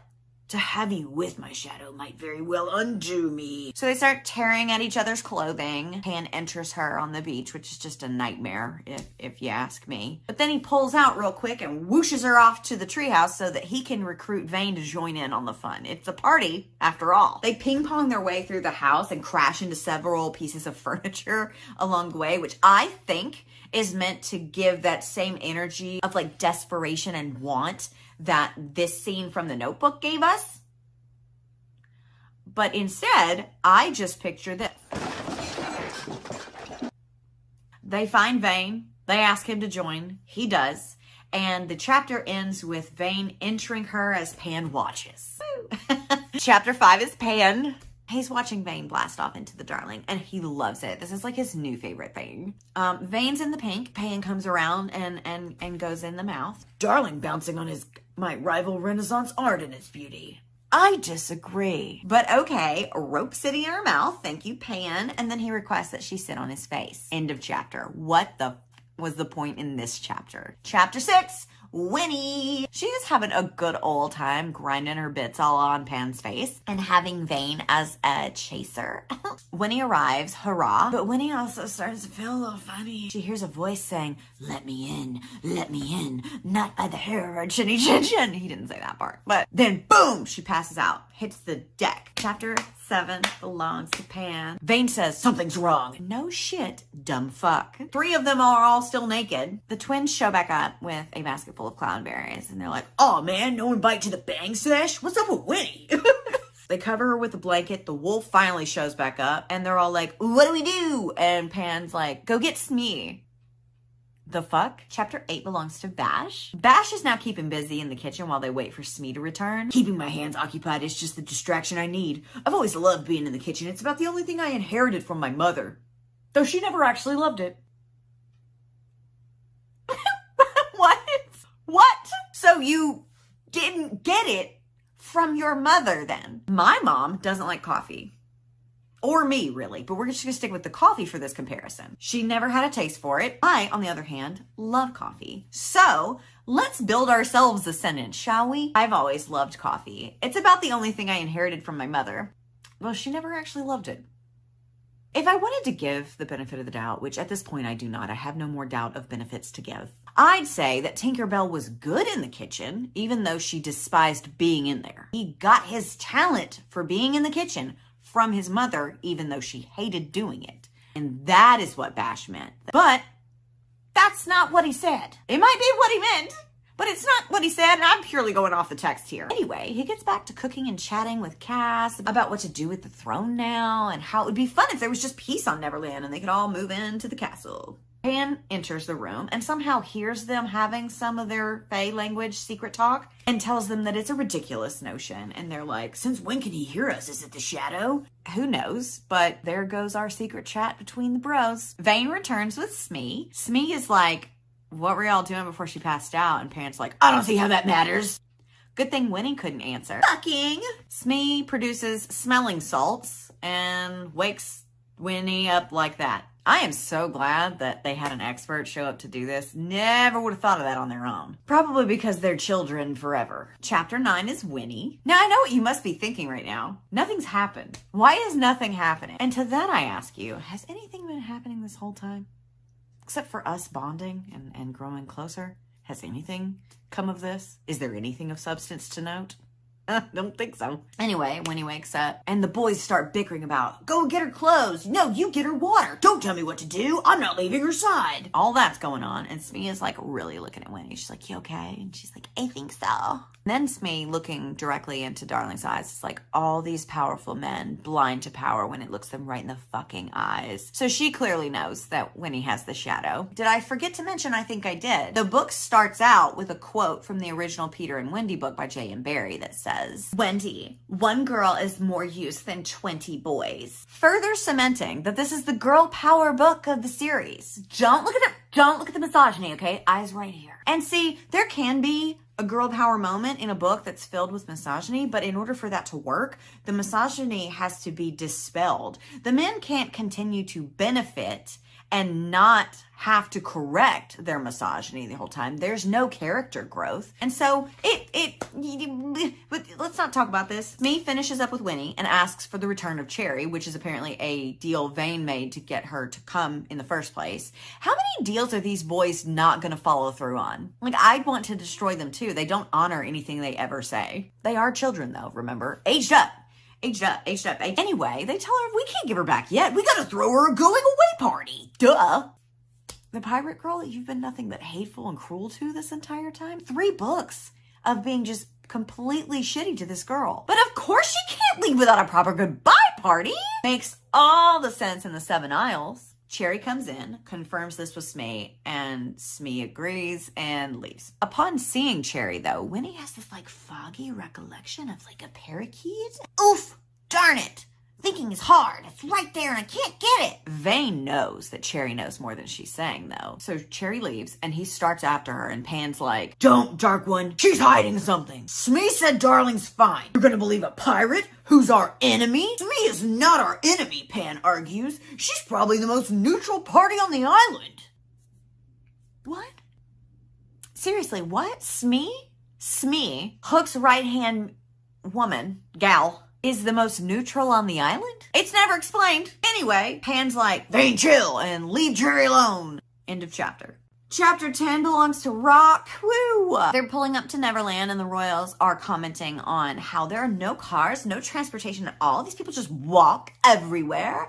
Barbaric. Which is weird for many reasons, but mainly because in a few chapters, Winnie visits town and comments on hearing the sound of wagon wheels over cobblestones. So while wagons are one of the oldest forms of transportation, they are, in fact, transportation.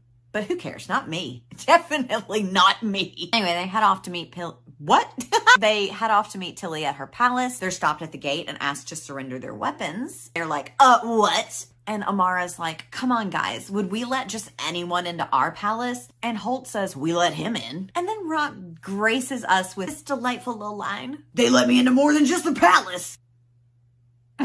They eventually relent and they head inside. Giselle and Holt are still bickering. Amara's flirting with Rock. Rock is eating peanuts. God, he love him some peanuts. They help stave off his appetite. Tilly approaches looking fab, and Rock, the president of the He-Man Woman Haters Club, tells us, women fascinate me. They're almost always underestimated, which makes them potentially some of the most lethal opponents. Fascinating. Girl power! I'm telling you. Did we hear the they let me into more than the palace line? No. Eyes right here, okay? Women fascinate him. They exchange the usual pleasantries upon seeing someone for the first time. Everyone bows to Tilly except for Rock. He does eventually bow, but only because he wanted to. And then the fake queen is pleased with this, as if by bowing to her, I've relinquished something. People like the queen don't realize that by giving them what they want, I take something in return. Pride is most everyone's greatest weakness. That and fucking. I've watched grown men lose their minds over a hole. I lose my mind over two things. Blood and unshelled peanuts.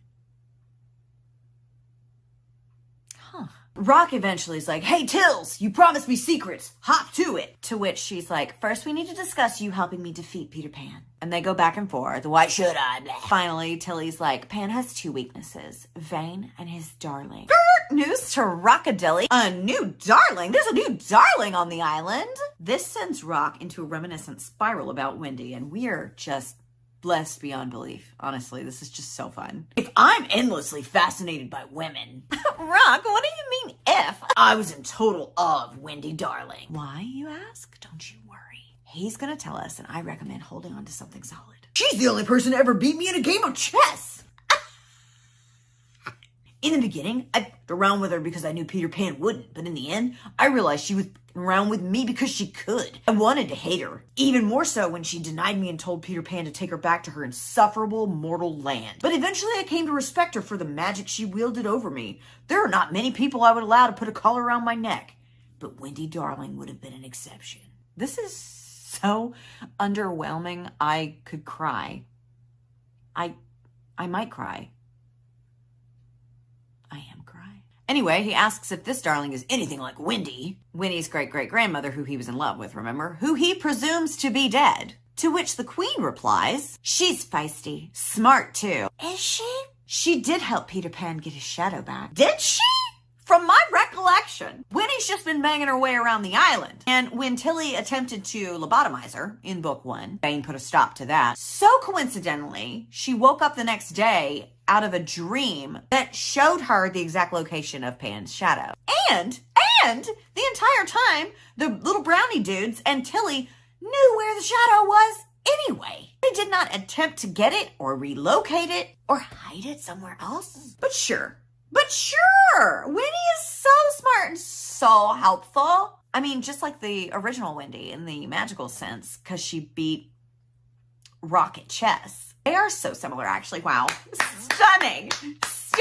Rock is wandering around the room while everybody else is talking, and he goes to the backside of the throne and notices that there's an emblem etched onto the backside. It reads, The Myth Makers. And just like the Bone Society, no more context or information is given. There are apparently several societies like this on the Isles. The Myth Makers, Death's Hand, the Ancient Order of Shadows, and one that Rock personally belongs to, the Bone Society. Not one more ounce of information is given though, so we love it. Also, we're in book 3 of 4 in this series, and this is the first we've heard about these societies. And societies tend to have a lot of moving parts to them. Foundational stuff that we would need in order to fully understand what these societies are. And since I'm here in the future, speaking to you now, I know that there's no more information in this book either. So am I to believe that there's enough room to cover all of this in the 4th book that has 226 pages? I guess that these are secret societies. So it's like a secret society. That's one way of looking at it.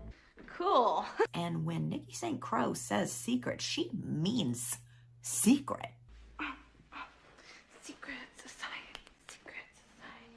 Anyway, he eats some more peanuts and he's like, what's the secret, Tills? Out with it. Spit it out. And boy, does she. She lets him know that through generations of rooting around the darling's brains, this has led her to be able to uncover some of Pan's memories as well. Somehow, I don't know, but one of those secrets that she uncovered was that Pan never returned Wendy to the mortal realm. He demands to be shown this memory, so she shows him. He watches through the memory that Tilly is sharing with him as Pan leaves her. He can feel her panic as she screams, "Get Rock, tell him to come back for me," and he is mad. Upon completing the memory, he then asks the question I've been asking for weeks. How did the darling line continue if she's stranded here? Apparently, Wendy told Pan that she already had a kid that she had back in the mortal realm, so there was no need to return her because she wanted to stay here with Rock. But that was a lie. She was, however, pregnant when she was abandoned. So that would mean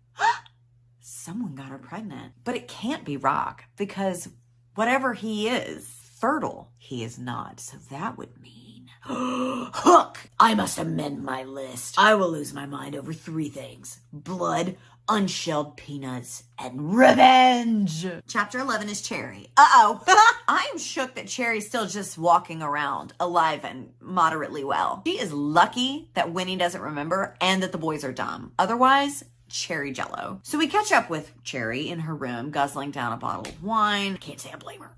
She's planning on escaping, slinking out. Don't even pack a bag. Forget it. Just leave. And that is what I would do. But Bash comes into the room to check on her and to see what request meal she wants for her going away party. He will cook her one thing, so tell me what it is. That's so sweet to be nice to her after 2 books of utterly despising her. It's literally precious. She goes on to tell us that while she might have been in love with Vane all these years, the twins, specifically Bash, made it a point to come by and check on her and make her feel safe. Lay with her, hold her while she cried, project illusions that calmed her onto the ceiling. Which is news to me. But hey, cut it out. What do we say when we encounter something stupid in a dark romance novel? Say it with me. It doesn't have to make sense. Good job. Anyway, honeysuckle tarts is what she wants.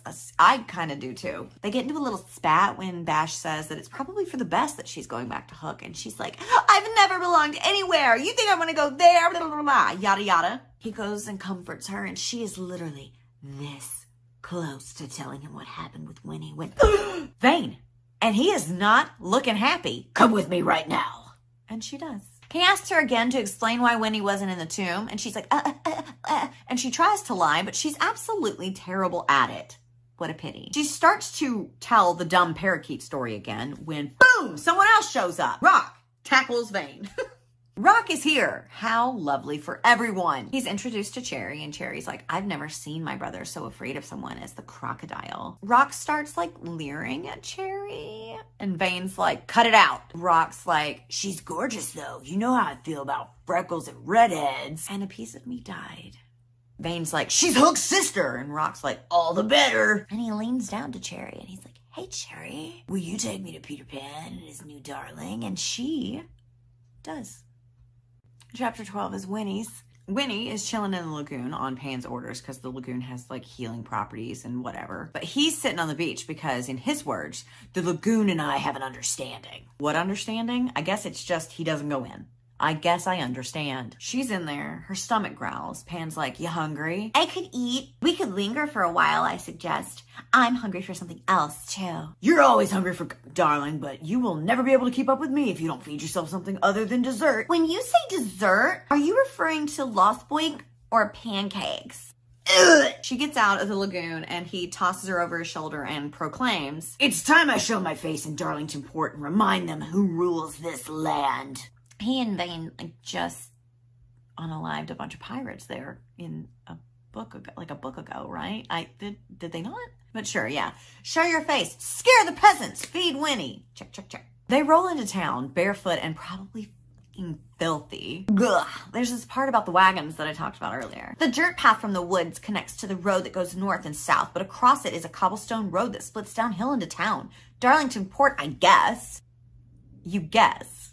It's literally where he said you were going. Remember how Tilly said Winnie was smart? I can hear the rattle of wagon wheels over the stones, people shouting and laughing, the toll of a distant bell, the clashing of metal on metal, and the smell of burning iron. Great. Winnie then realizes that they're both barefoot and asks if he has any money so that she can buy some shoes, to which he just produces a bunch of gold coins out of nowhere because a perk of the shadow is he can make anything appear. They go to the shoe store and with the help of Pan and the wolf, because of course the fucking wolf is here, she decides on a pair of sturdy brown leather boots that lace up. They're good for running because you should always be prepared to run. And if you think that's dumb, it's not nearly as dumb as the author thinks we are. If Peter Pan was intimidating before, now with his shadow, he's...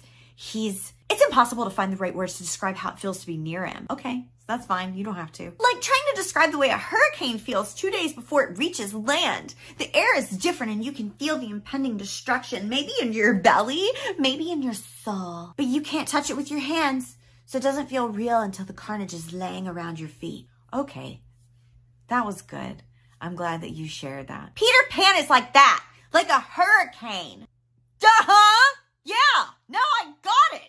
Impossible to find the right words, you say. Then goes on to use, so many words to do a mediocre job of explaining it and then follows it up with, that's Pan. Pan is the hurricane. Did you get that Pan is the hurricane? We got it, Winnie. Pipe down. But she doesn't. Yeah, she keeps telling us more about the city. There's energy here. I've never been to New Orleans or Bourbon Street, but I imagine that this is what it must feel like, surrounded by buildings that feel old while the people and their music fill up the cracks and crevices with laughter and revelry. If you've never been... Okay. They enter a tavern called Ox and Mead, and Winnie's like, I'm not eating ox. I was hoping for a burger and fries. She's so smart. Everyone freezes when they enter. Chapter 13, Pan. No one drops to their knees fast enough for him, so he has to declare his shadow found. And his reign is true. Then they start to hit the deck. That's more like it. A little bitch. Now we have one of the goofiest scenes in all of the series so far. I hope you're ready. I don't even know how to preface it, so let's just go. The waitress shows up and asks for their order. And of course, the king will have dark liquor, any will do. I swear to God. And for the darling, Burger and fries? French fries? Matchsticks. Right, of course. And a meat sandwich. What do you like on your burgers? Lettuce? We don't put leaves on our food here. Pickles? That we do have. Ketchup? Tomato syrup. Tomato syrup? What the hell is that? It's sweet like your ketchup, just trust me. Fun! A meat sandwich with pickles and tomato syrup. Coming right up! So now we wait on the meat sandwich with pickles and tomato syrup and a side of matchsticks. Points for creativity, I guess. The pickles didn't get a fun name? No, little green meanies or nothing? God, this caused me respiratory duress. Okay, I almost choked my bubbly brew with a twisty slice. My dark carbon storm with citrus crystals. My midnight potion with a pinch of limestone. It's a Diet Coke with a true lime. They chat while waiting for the meat to arrive. Not that meat. And Pan finally tells us about the other islands. Neverland, Winterland, Summerland, Darkland, Everland, Lost Land, Pleasureland, No Sugarland. She can't love you like me. How sad. Winnie's like, hold the phone. Pleasureland? I have to go there. He's like, chill, the answer is no. The waitress returns with the food and Winnie starts just scarfing it down. Holy berries and balls. She doesn't say that, but I can never let that go. They're so good. Yummy though. She wants to thank the waitress by name. Let's play Name That Shit. What do you think old waitress girlie's name is? I'll wait. Darlena. Apparently adopting the Darling surname and making it into other first names is like something they do. It dates back ages. How special. Chapter 14 is Rock. Well, Peter and the new Darling are nowhere to be found. Cherry and the twins skedaddle, so now Vane and his brother Rock can have a brotherly love moment between the Dark Ones. They have a drink because alcohol is always on the menu. I mean, Peter Pan just went on a rant about how your mortal world feeds you processed garbage and poison. No lettuce, no leaves here. In the jungle of Neverland, but alcohol is always on the menu. They're discussing Wendy, and Vane's like, quit your bawling. It's not like you were in love with her anyway. And Rock decides to go low with a, would you have left Lainey? Lainey! I knew it! I did not know it. It's their sister. Tension is high. And finally, Vane is like, I'm not letting whatever plan you have come to fruition. Not through me. I've clearly chosen my side. And when he doesn't back down, Rock lets him know that he's traveling with the Romaldi family and they will get their shadow back at any cost. And Vane's like, the shadow doesn't belong to anybody. One person. It belongs to the island. And Rock is like, I'll give you 2 days to give it back. Or I'll let the time run out. Mic drop. Snap, not the time running out. Oh God, I still don't know what it means. So pick the mic back up and let's try it again. No, we're done? Okay. Chapter 15 is Pan. Darling is hoovering this food like it's Lost Boy dick. And Pan leans in to start discussing her care when boom, Romaldi family rolls in. And then Pan starts connecting the dots. Tilly summoned the crocodile. The crocodile's from Darkland. Romaldis are Darkland's royalty. And they saw it as an opportunity to get their shadow back. I'm so glad he connected them for us too. And the energy shifts and it makes Pan think that the wolf is back. But oh no, what's this? He can feel the Darling? Another dot has been connected. Well done, Peter. Good form. Slow form, but good form. So now he knows that she has the shadow. Giselle approaches and like shoves her boobs all up in his face. Pan bristles and Winnie is cosplaying as Ringu. Giselle's like, who's this whore? And starts to offer herself to Peter when all of a sudden, ka-ching! And he just casually stabs Giselle in the neck. Damn! Also, why are you so offended at people calling you by your name? You are Winnie Whore. We've been through this. Amara starts to draw her sword, but Winnie restrains her in half a second, and then the blackness starts seeping from Winnie to Amara, ultimately unaliving her. Winnie's eyes are black. Oh no! And Rock shows up, pulls a pew-pew, and demands she let Amara go. It's too late though. The darkness has consumed Amara. May she rest. And then Pan lunges at Rock and they have a little scuffle behind the bar. Rock punches Pan in the face and then yeets on out of there. Pan shortly follows him. Rock grabs Winnie by the hair and like pins her down, knife to the throat. But she's hulked out though. So she quickly overpowers him and stabs him in the throat too. What the fuck? Pan and Winnie run. Chapter 16, Pan again. He grabs onto her and they take to the sky. Trying to get back to the Never Tree without alerting anyone in the Never Tree so he can like clean her up and try to figure out how to tell him that she unalived his brother and has the shadow. But Vane's in the library and kind of cuts him off and he's like, what's going on? What are you doing? What's up? What's this? What's all this about? What's going on? What's happening? What's that? Holy shit, is that blood? And Pan's like, leave me alone, and disappears and locks them in the tomb. She's laying down and slowly coming out of it. She's like, I feel funny. Yeah, no shit, says both I and Pan. She goes back to sleep. He's watching over her. He's trying to figure out like how the heck this happened. How does she have the shadow? More than that though, how is she not writhing in extreme pain? The shadow is not easy to hold on to. But while he's juggling all these ideas, he cuts his eyes over and notices that Winnie is cosplaying now as another horror superstar, Reagan from The Exorcist. It's the power. He makes the dumb decision to shout her name. She wakes up, freaks out, starts to plunge, and catches her, of course. And she's like, what's going on? And he tells her, you have the Neverland Death Shadow. And she's like, what? Chapter 17 is Hook. What a shift, huh? So his arm is throbbing. So that's how he knows the crocodile is near. Kind of like how when my knees start to hurt, I know that it's about to rain. And he is in a panic about it. Smee tries to get him to lay down and breathe and rest, but there can be no rest, Smee! Smee's like, he's not here for you. This isn't about you. And Hook's like, he clearly came to torture me for kidnapping his dear Wendy. He contemplates a little bit on how maybe she was playing both of them to kind of pit them against each other. But oh well, she's dead now. We'll never know.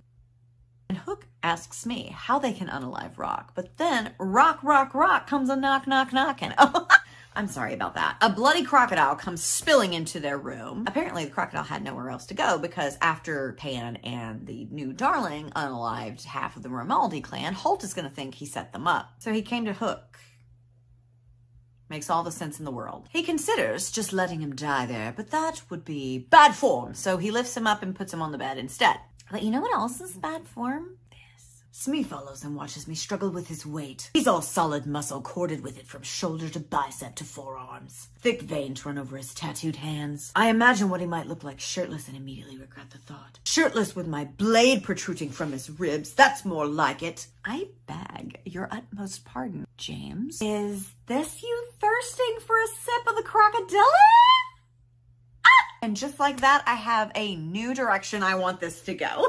He decides they may need him, so they nurse him back to health instead of unaliving him. Smee is not a fan of this idea, and neither is Hook. Or so he says! Chapter 18 belongs to Winnie.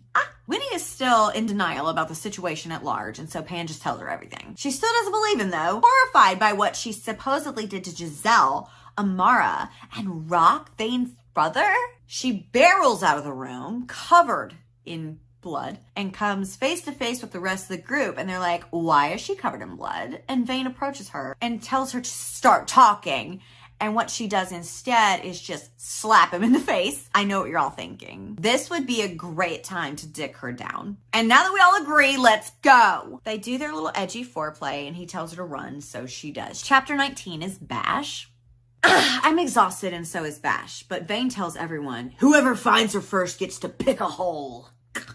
Listen, while I appreciate a fun little spicy game, the point of playing a game that has a prize is to make the prize valuable, right? I'm not saying that this wouldn't be a fun little game to play with consenting adults. A grown-up, consensual, spicy hide and seek with an intense prize across the finish line. But Winnie and all of her holes have been open for business this whole time. That's like telling me that if I go outside, hike 3 miles, search high and low, I might be able to find some peanut butter M&Ms. Like, I'm good, bro. I'll just catch her on the next round. Why would I go through all that work when I already have it there in my hand? Please. But the Lost Boys are almost as dumb as Winnie, so they are all in for this. Vane and Pan take to the sky, and the de-winged Fae Princes have to go on foot. And at first, they're a little cranky about it, but you can't see the tracks from the air, so they have the upper hand. Shocking to no one,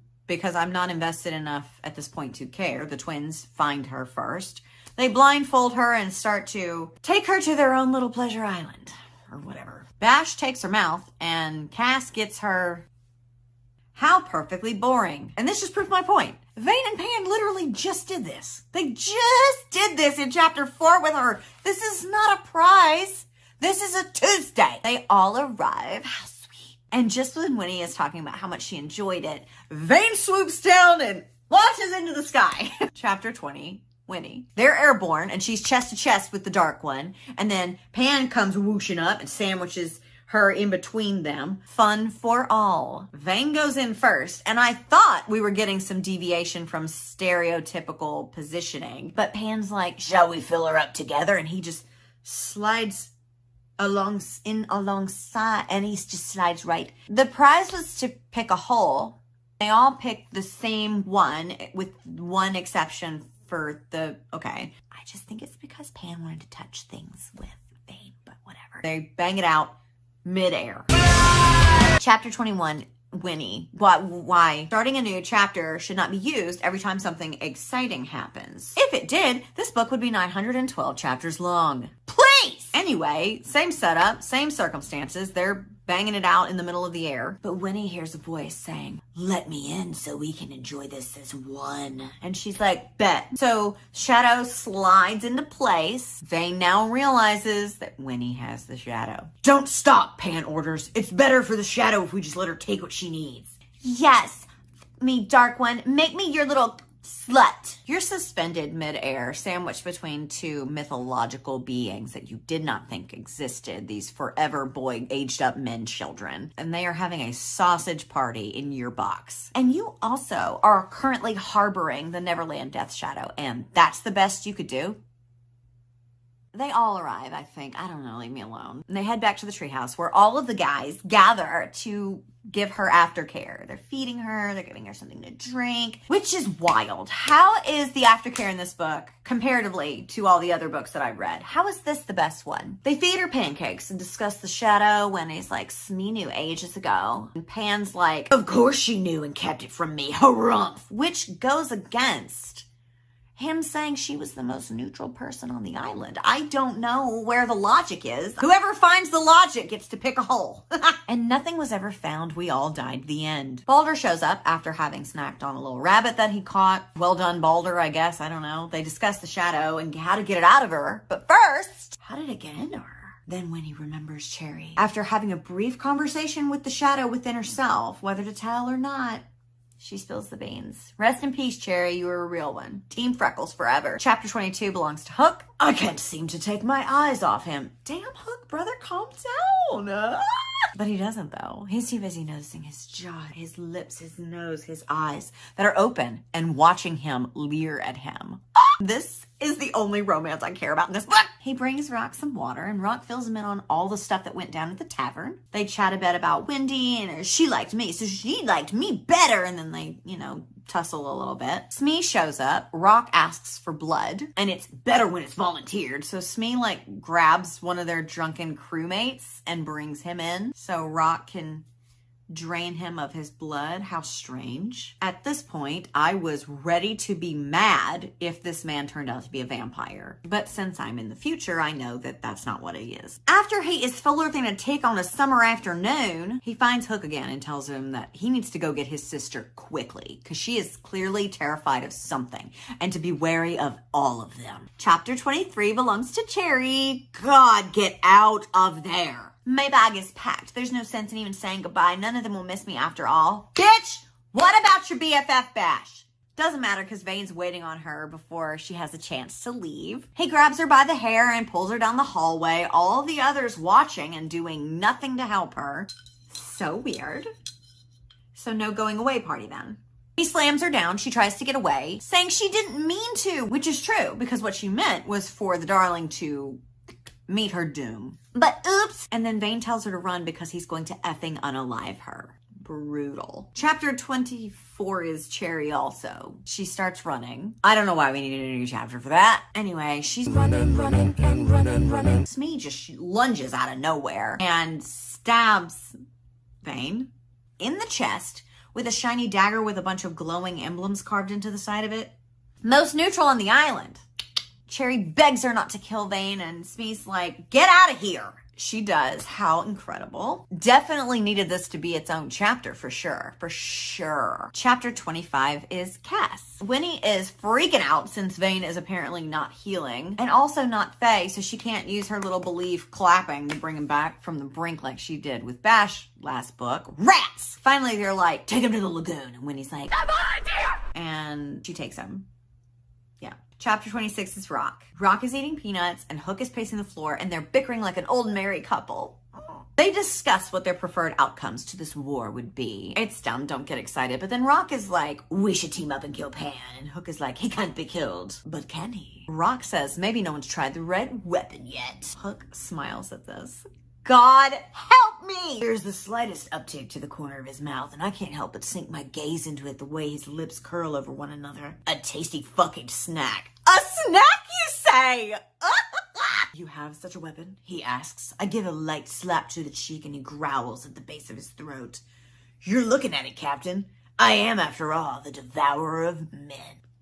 So that's the new plan, I guess. Smee and Cherry return, covered in blood, of course, as per usual. And Rock knows immediately that it's Vane's blood. Smee confirms that she did not unalive him, but it's gonna take him a while to heal. Cherry explains how Winnie got the shadow, and Rock's like, perfect, she doesn't have control of it. Now is the time to strike. And Cherry tells him the same thing that Tilly told him. If you want to get to Pan, his weaknesses are Vane and Winnie. Cherry leaves, Hook follows her, leaving Smee and the crocodile alone to have like a little quid pro quo with one another. Rock has plenty of questions, so he begins. Did you know Wendy was pregnant? Did you know that she was still here? Does James know that the darling girl with Pan is his great-great? And Smee cuts him off and explains that Hook cares so deeply that he would have gone and gotten himself killed trying to save her. And Pan would lose his shit if he knew that the darling line was also the Hook line sinker.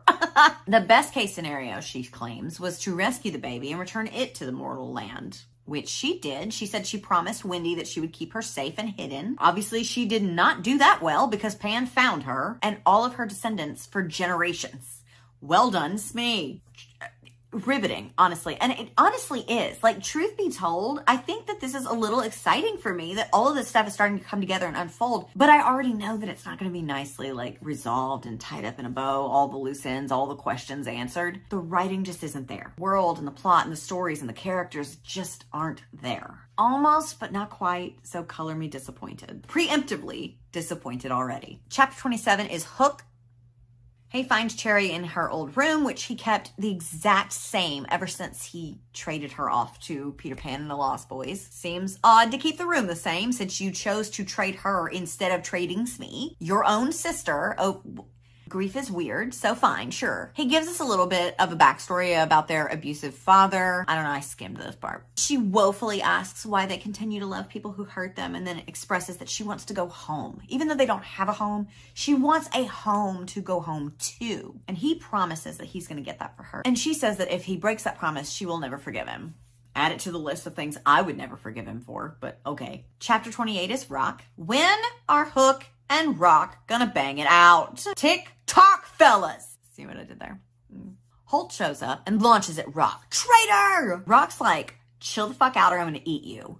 So Holt chills the fuck out. Tilly comes to the front. Of course, that bitch is everywhere. They all discuss how now is the time to attack because Vane is wounded. Cherry pops in to offer some insight. They'll be at the lagoon if he's wounded. So they head out with a plan to storm the beach while Vane is weak and submerged in the lagoon. Holt has some kind of magical rock around his neck that I guess is serving as his tether so that he can take the shadow from Vane and reclaim it since it's rightfully his or whatever. Makes sense. Pan did it, so why not? Rock plans to steal the rock. So many rocks. At this point, I just want a happy ending for Rock, Hook, and Cherry. That's it. That's all. That's all I want. Chapter 29 is Winnie, but I feel like this would be a great time to show you my new shirt. I designed it. I drew it. It says stay weird. It's got all this little weird imagery on it. It's one of the coolest shirts that I've ever made, and I really like the way it came out. I've got some items with this design up in the shop, so if you want, you can go check that out. Also, if you haven't subscribed to me and you're here and you're having a good time, what's going on? What gifts? I'm just kidding. Do what you want, but, you know, I gotta do the plugs. Chapter 29 is Winnie. She's been out in the lagoon floating with Vane for hours now. He's doing good, not great, and it's not going fast enough. Why are you not healing faster? Winnie tells him, you should ask the lagoon for help, and he's like, I'd rather die than beg. Girl, please. He goes on to tell her that if the shadow does leave, he's not sure what will be left, and that whatever his brother is, he and I are the same. So I guess he's also a devourer of men. Cute. Pan is chilling on the beach with the wolf, but then Pan and Winnie are both like, do you hear that? And it's the sound of dozens of heartbeats storming the beach. Vane still hasn't healed yet, but that doesn't stop the countless fae and pirate foot soldiers from descending on them with Rock, Tilly, and Hook in tow. Everybody, rah! Winnie and Vane are just bobbing out there like corks in the freaking water. The twins show up too, and Vane's like, we gotta get out of here. And he picks Winnie up and attempts to fly her to safety, but instead, he falters, slams into the side of Marooner's rock because the bitch is still injured. Hello? Holt and his men corner Winnie and Vane on the rock, and Holt proceeds to use his magical rock, so many rocks, to yoink the shadow from Vane. And I know what you're thinking. Why isn't Winnie hulking out right now? This is the girl power book. She should destroy everyone. Great question. The shadow is like, I'll just sit this one out. If you're going to help us, now would be the time, I say to the shadow. But it's like it's gone dormant. Hello? Do something, I tell it. Not my battle, it says. Ah!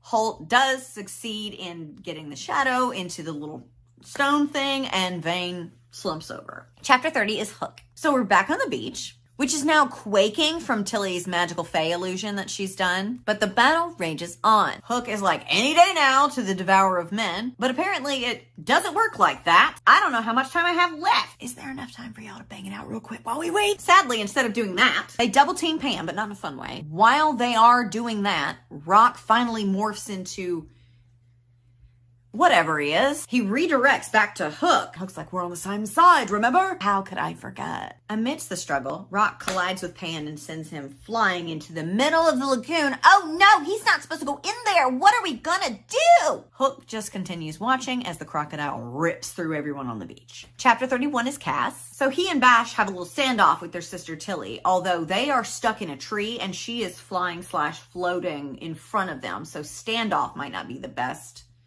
term, but it is what I'm using. It's shown and told to us that Tilly basically has this like baseless agenda when it comes to this fight. She's only doing this because it's what her deceased parents would have wanted her to do. The twins say that they don't want this for her, but at the same time they like lunge at her and attack her with an illusion of their own, which is like just globs of honey dripping down and like trapping her wings and weighing her down on top of them, physically weighing her down. Somehow she breaks through both them and the illusion and heads back towards the beach. The boys hot on her heels. They spot the crocodile nom-nomming on some soldiers and they're like, oh no. Tilly's like, fall back. So all the remaining fae take to the sky and leave. She does that a lot. She shows up to a fight and then wusses out and leaves. Some queen, huh? 32 is Pan. Pan sinks further into the dreaded lagoon that he is not supposed to be in. He's desperately trying to breach the surface, but something, a spirit or some sort of entity is pulling him down further, all while whispering random things at him, which is extra annoying. Like, it's one thing to be dying, but you have to listen to bad poetry on your way out. Never king, you can't have light without darkness. Whatever. I wish I could tell you it makes sense in the end, but it doesn't, so I won't. He tells the voices, I'm in no mood for your parables. What is it you want? You want me to be less dark and more light? Just fucking tell me. And to this, they just let him go. He finally breaks the surface and sees the croc on the beach treating the people like an all-you-can-eat buffet on one side. And on the other side, he hears Winnie screaming and he's worried he's too late. Oh no! Chapter 33 is Winnie. Vane lost his shadow to Holt, right? And he's all slumped over. We know that. And Winnie has been begging her shadow to like tag in or something, but he is so uninterested at this point until Winnie just says, I let you in. Like Michael Scott declaring bankruptcy. I declare bankruptcy! She literally has been asking the shadow to come out and play this entire time, repeatedly. But she simply says, I let you in, and it works. Semantics, shadow? Really? The Neverland Death Shadow is a Cancer, and that is all the proof that I need. With Shadow Winnie Horror finally activated, she finally just starts ripping through Holt and Co. Bones are crunching, blood spurting, yada yada yada. But it's all in vain. See what I did there? Literally, because Holt kicks Vane over the cliffside. Chapter 34. Winnie, we did not need a new chapter. She goes to jump off after him and she's like having a conversation with the shadow and the shadow's like, are you sure about this? And she's like, 1,000% yes. He also tells the shadow that if the shadow chooses her, it chooses Vane too, which I don't get how Winnie's just making the rules for this eons old entity that is currently possessing her human form, but whatever. It doesn't have to make sense. The shadow happily chooses them both, apparently, kinda. Bear hugs them and takes them into a soft landing, avoiding the craggly rocks and just plopping them down in the lagoon. They make it back to the beach, and Vanessa, my autocorrect keeps changing Vane to Vanessa, and I'm too tired to change it now. So Vanessa is somehow completely healed and says he can still feel like a remnant of the shadow inside of him. Ooh, who knows? I knows. So when Winnie told the shadow that if it chooses her, it chooses him too, he took that shit literally. Semantics, remember? This is a Cancer. I'm trying to tell you that the Neverland Death Shadow split into 2 equal parts and inhabits them both now. What a crock of shit. They fly off to crush some skulls together. Chapter 35 is Pan. The band of idiots all reconvene on Marooner's Rock and face off with Holt, who is having some trouble getting that shadow to right up inside of him, you know? Bummer. Vane tells him that the shadow chooses you just as much as you choose the shadow, and if it doesn't like you, you're screwed. And oh, I forgot this part. Holt, during the first confrontation with Winnie, back when he still seemingly had the upper hand, you know, he had threatened to strip her naked, use her within an inch of her life, gut her, and then use her intestines as a noose. So now Winnie is repeating those words to him and making him strip naked too, but she's not going to use him because she doesn't bang cowards. No, Holt. Just everyone on every single sports team at every high school she was in a close proximity to, and filthy man children. No cowards allowed! She does gut him though, which is sexy. And then Vane yeets him over the cliffside. Deja vu. Pan is so full of love that he just grabs Winnie and kisses her like he means it, because he does. And Bash says, get a room. I second that. Chapter 36, Hook. Not to ruin it for you, but Hook and Rock do not bang in this book, and trust me, no one is more disappointed than I am. Every last man has been devoured on the beach, and the crocodile finally turns to face Hook once again, and Hook's like, I knew I couldn't trust him. I knew better. But instead of just eating Hook in any way, Rock just collapses into his arm, returning to his human form and pinning Hook beneath his weight. We were so close. The band of idiots shows up and finds Hook cradling Rock, and Pan tells him that he has 2 days to get his ship and his people and leave Neverland and never return ever. And take the crocodile with you. And Vane tells him, don't forget to feed and water him. Hook somehow manages to lug the crocodile all the way back to his ship. Smee meets him at the door, which is weird that she wasn't at the battle, but I don't really care enough to ponder it, so let's just keep going. Smee tells him, I have something to tell you. And she spills the beans about Wendy and the Hook Darling hybrid offspring. Hook is furious. You betrayed me! And he is livid. He is leaving. He's out! Then Smee hugs him. And Hook starts telling us about a cat that he had when he was younger that got trampled by a horse. It's not funny. Hook? Yeah, we got you out in left field, buddy. It just seems like that's the place for you, you know? He calms down a little bit, though. He's still leaving, but not as angry. So when, I guess. Where is he going? Well, he's going to get Wendy, duh! The end. Just kidding. Just kidding. Chapter 37, Balder. You have got to be kidding me. So the wolf gets a chapter, and not unlike the little brownie dudes from the first book, he speaks in third person throughout, or third wolf. He's in the underbrush watching Tilly as she struggles to pull her literal throne across the beach closer to the lagoon. You'd think someone else might be catching this, because it's obviously going to take her a while, and it's kind of a spectacle to behold. Balder continues to watch as she gets it to the lagoon and yeets it into the lagoon. And she asks the lagoon to help her. Stupid. But then something dark emerges from the water. I don't know what. Do you know? I can't even imagine. The end. Just kidding again. Oh my God. You guys are suckers. Epilogue. Pan. Pan is feeling just all the love as he peels himself away from a lost boy, dark one, Winnie whore cuddle puddle. He wants to watch the sunrise. However, he looks outside and there's no sun yet, so he's about to head back to bed, but something dark passes by his periph. But it can't be. He opens the doors and comes face to face with something he thought was an illusion or a trick of the light, but no. Hello, Peter Pan. Tinkerbell is back and she is standing on the balcony. And the book ends. And this is actually the end. I'm not, no more jokes. I don't have any left. I've had enough. So we have reached the conclusion of book 3 in the Vicious Lost Boys series by Nikki St. Croix, Their Vicious Darling. What is there to say even? I feel like we've been here already so many times. Now, I do feel like a lot happened in this book. I do not like Rock, except if him and Hook get together. That is the only redeeming thing that's going to happen here, is if Rock and Hook live happily ever after. It better happen. Otherwise, I'm going to be freaking vengeful. I was thinking about this too halfway through this rant. I think that the only way that this book and this series in itself could be saved and salvageable to me is if at the end of book 4, Winnie just wakes up in her room and it was all a dream. An old woman living in a nightmare. I think that that would be fucking hilarious, because then it wouldn't matter that some of this stuff doesn't make sense. It wouldn't matter that some of the loose ends aren't tied up. It wouldn't matter that there's little to no foundation in the Swiss cheese plot. It's a dream. You know, I have dreams all the time that make no sense. The other night I had a dream that I had a mullet and that I said, woo, take that breastfeeding. You didn't get my boobs. What the hell am I talking about? What was the context around that? Why was I yelling about breastfeeding? Why was I gassing up my own boobs while having a mullet? I don't know. So that would make all of this okay. And I would retroactively go back and give the books one more star than I originally gave them. I really would. But you know what? I doubt that that's going to happen. Friends, hello again. Here we are on the last leg of this journey. Hold my hand. Are you ready? Together, we venture one final time into Neverland with Natalie to guide us to the second star on the right and straight onto mourning the loss of my brain cells. All right, let's do it. Today we will be discussing the last book in the Vicious Lost Boys series, book 4, The Fae Princes by Nikki St. Crow. I wore my green for the occasion. Peter Pan, green.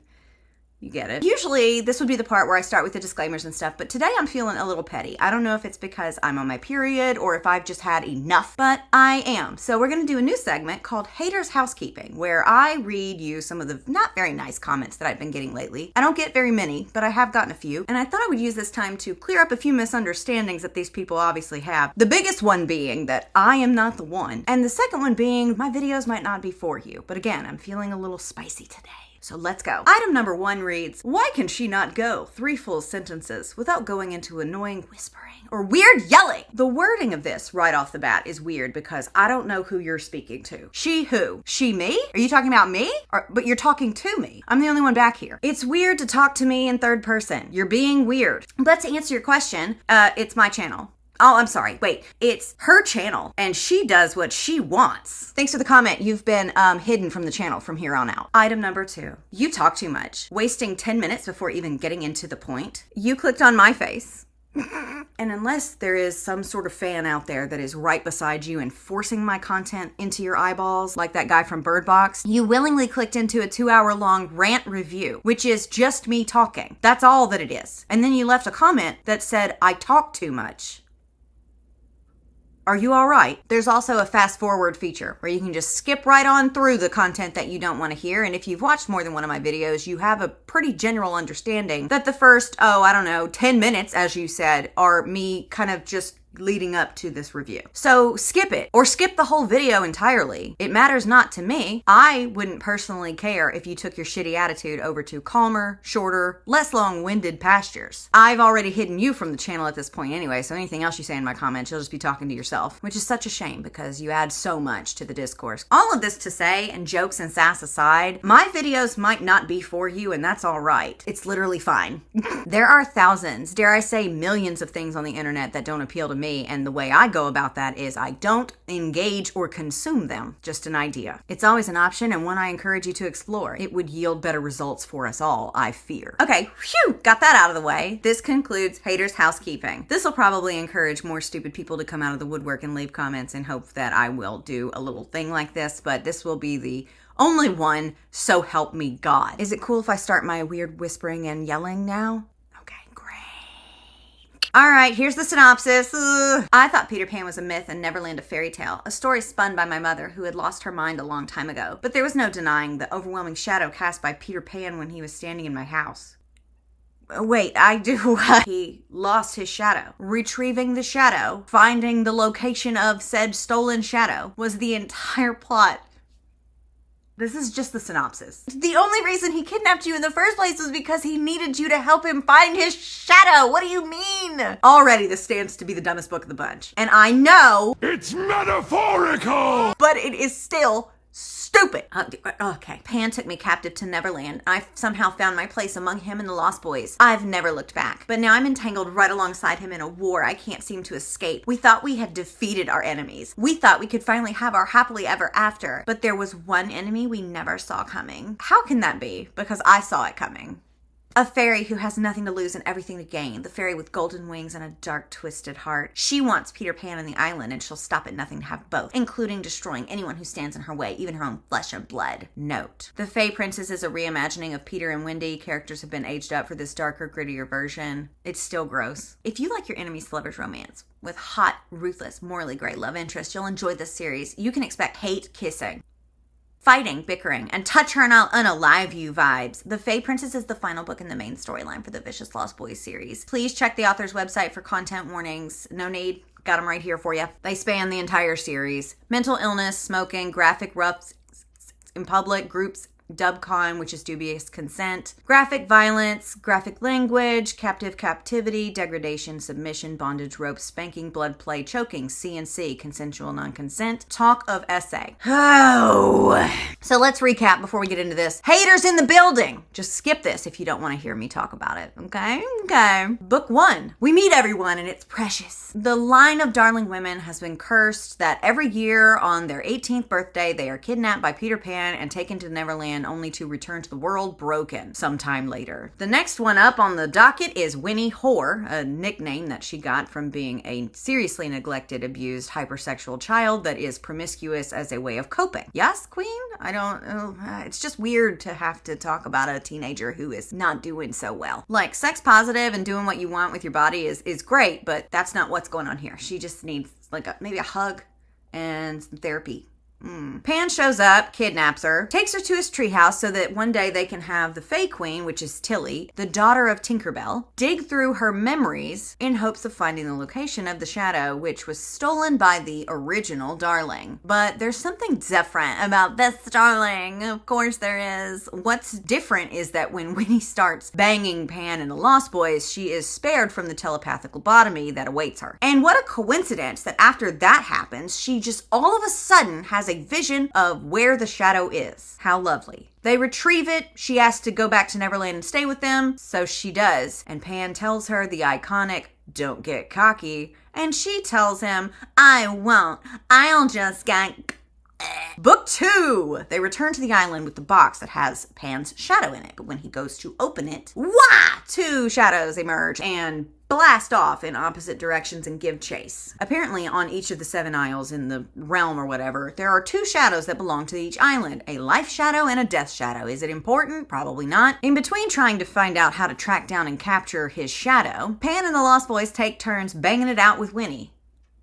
Sure. They even let her bang the Never Tree. It's a party, after all. The shadow is tracked to Hook's territory, and a very boring confrontation goes down between all of them, and Pan wins and gets his shadow back where it belongs. Winnie was to stay behind and barricade herself inside the tomb and not come out until they came back for her, but she did not listen. Hook's younger sister, who was currently living with the Lost Boys, lured her down under the guise of helping her save a trapped parakeet from her room, and ended up trapping her in the room with the Neverland Death Shadow instead.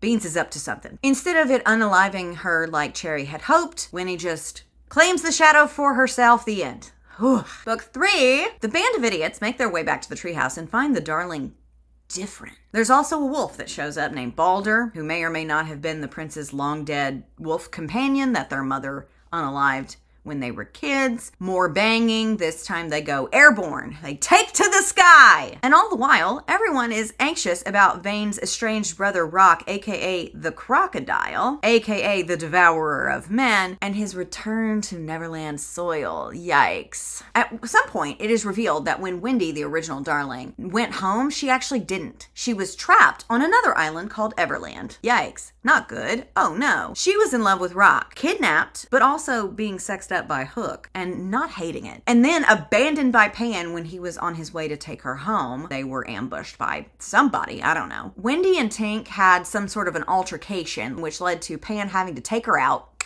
Tink that is, because she betrayed him. And he was also in love with Wendy. Everybody in love with Wendy. Anyway, Winnie has the death shadow, a fight ensues, the band of idiots win. Winnie and Vane now both have the shadow. They have shared the death shadow. It has split and now it is in both of them. Hook is told to leave and never return. Tilly is desperate to defeat Pan, so she uses the lagoon to resurrect Tink in a way that is similar to the Shakira Whenever Wherever video. Pan comes face to face with Tinkerbell. The end. Woo! Whew, I don't know if that was helpful, but we're all caught up.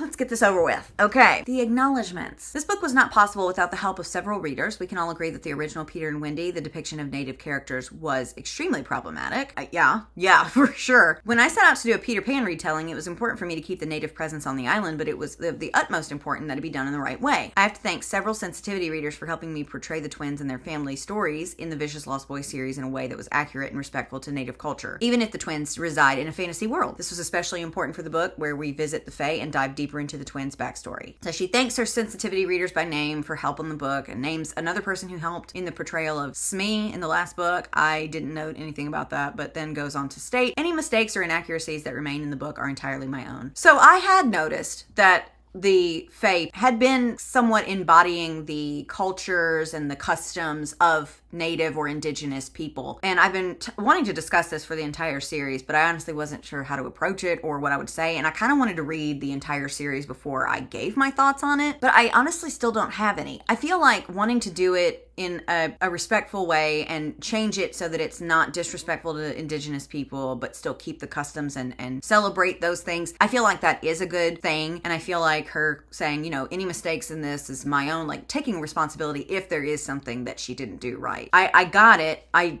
still don't really know how I feel about it because I don't have enough insight and I'm also not indigenous. So I don't know enough to say one way or the other if this was a respectful or considerate or even accurate depiction of indigenous people. I like that she wanted to do it in a different, more respectful way, but I still don't really know. So if there are any indigenous people watching and you've read these books and you can kind of weigh in, I don't think like one person speaks for the entire group, but it would just be nice to have some insight. So you feel free to leave it in the comments if you want to. The dedication reads, to all the girls who know the sound of a silent scream. There is no, how do I say this? There is no sound that accompanies a silent scream. That's why it's silent. That's what the word silent means. It's metaphorical! I get that. Yeah, no, I do. It's just if I were giving advice, which I'm not, but if I were, tweaked it a little bit to say something like, to all the girls who know the feeling of holding back a scream, or if you wanted to get like super edgy, cool, deep with it, to all the girls with endless screams caged behind chipped teeth, which is a lot, but it gives you this visual that they want to scream and they have thousands of screams built up and they just can't let them out, so much so that their teeth are chipped, cracked, and broken trying to hold in all the screams. I mean, come on now. I mean, wow, what a picture. But a silent scream is this. Nothing. I know not that sound, for there is no sound. Woo, spicy today. I should never record rants on my period. Or maybe I should only record rants on my period. I have PMDD, leave me alone. Okay, we also have a quote. Peter was not quite like the other boys, but he was afraid at last. A tremor ran through him like a shudder passing over the sea, but on the sea, one shudder follows another till there are hundreds of them. J.M. Barrie. This is from the original book, I guess. I have no clue what to do with that. Prologue, the mother. So this mother is seen walking barefoot across the beach with a screaming 2-week-old baby boy in her arms. Seems to be suffering from some sort of postpartum depression, if I do say so myself. Not to armchair diagnose, but we've been there and we hate to see it. But the baby is awful, volatile, worse than all of her children. She knows this already somehow, and she also knows that if she keeps him, he will destroy all the other children. Now, I have had 2 children and postpartum depression, but even when my kids were 2 weeks old and I was not doing well, I knew nothing about them except for hair color. Maybe I'm just not perceptive of newborn infant personalities. Anyway, she pulls a Moses and puts him on a giant leaf and sends him down the river, except instead of a river, it's Neverland Lagoon. And instead of one day going on to part the Red Sea, he just parts Winnie's legs. Is that too much? Anyway, Mommy heard that the lagoon has healing power, so maybe it will fix him. Off he goes on his first great adventure. 2 weeks old. What a way to start the finale, huh? Chapter 1 is Pan. Pan and Tink face each other. Remember, that's where we left off in the last book. Tink is back. The island brought her back, says she. And Pan is shook, as he should be, but honestly, if you can just do this with anyone, I forget it. He's shook that she's there. He's shook at what it feels like to see her again, stand in her presence, shook by his desire for peace. He's tired and he just wants peace for once. One more dark. You know, side note before I get started, Pan is British in the audiobook, which I did listen to for this last one because I just had to get through it. And I will say it does help, but only so much. One more dark deed for peace will be worth it, and the spirits will know I'm no longer dancing for them. Whatever sick joke this is. I take a breath and then speak the words I swore I would never speak. I don't believe in fairies. Again, right? The words you swore you'd never speak. Again, because this is how you took her out the first time, after all. But anyway, he says it, and Tink just laughs in his face. Uh-oh. Chapter 2 is Rock. Arguably somehow my least favorite, but also one half of the only duo I do care about in this story. So glad to have you back, buddy, I think. If you could try to be a little less awful and cringy this time, I'd really appreciate it. He's come back to reality from his devourer of men transformation crap that he had on the beach during the face-off with everyone. Captain Hook is nowhere to be found, and he knows it's because Smee told him about Wendy and he went to go find her. He didn't take you with him, Smee. Bummer. She claims to have stayed behind by choice, and he's like, yeah, right, but leaves it alone. He's drinking and being annoying towards Smee and wondering what time it is because he lost his pocket watch in the scuffle, and how long have I been out? Ugh. For someone of my kind, a typical feast would render one unconscious for days. But this wasn't a typical feast, and I am not a typical man.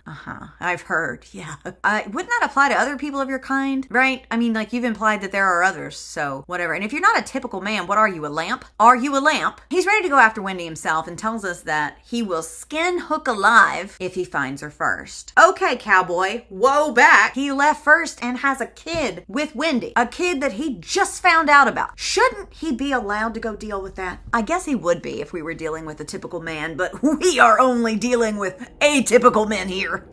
Smee's like, you want to know what I think of you? And he's like, not really. But she tells him anyway. She goes on, I didn't kill your brother when I could have. And he's like, I like you, Smee, but if you mention my brother again, I'll take you out. And she's like, whatever. I know you don't even care about this girl. You haven't seen her in years. I don't know why I'm giving her this affect, but whatever. He's like, I don't care. I'm possessive and she's mine. Hate that.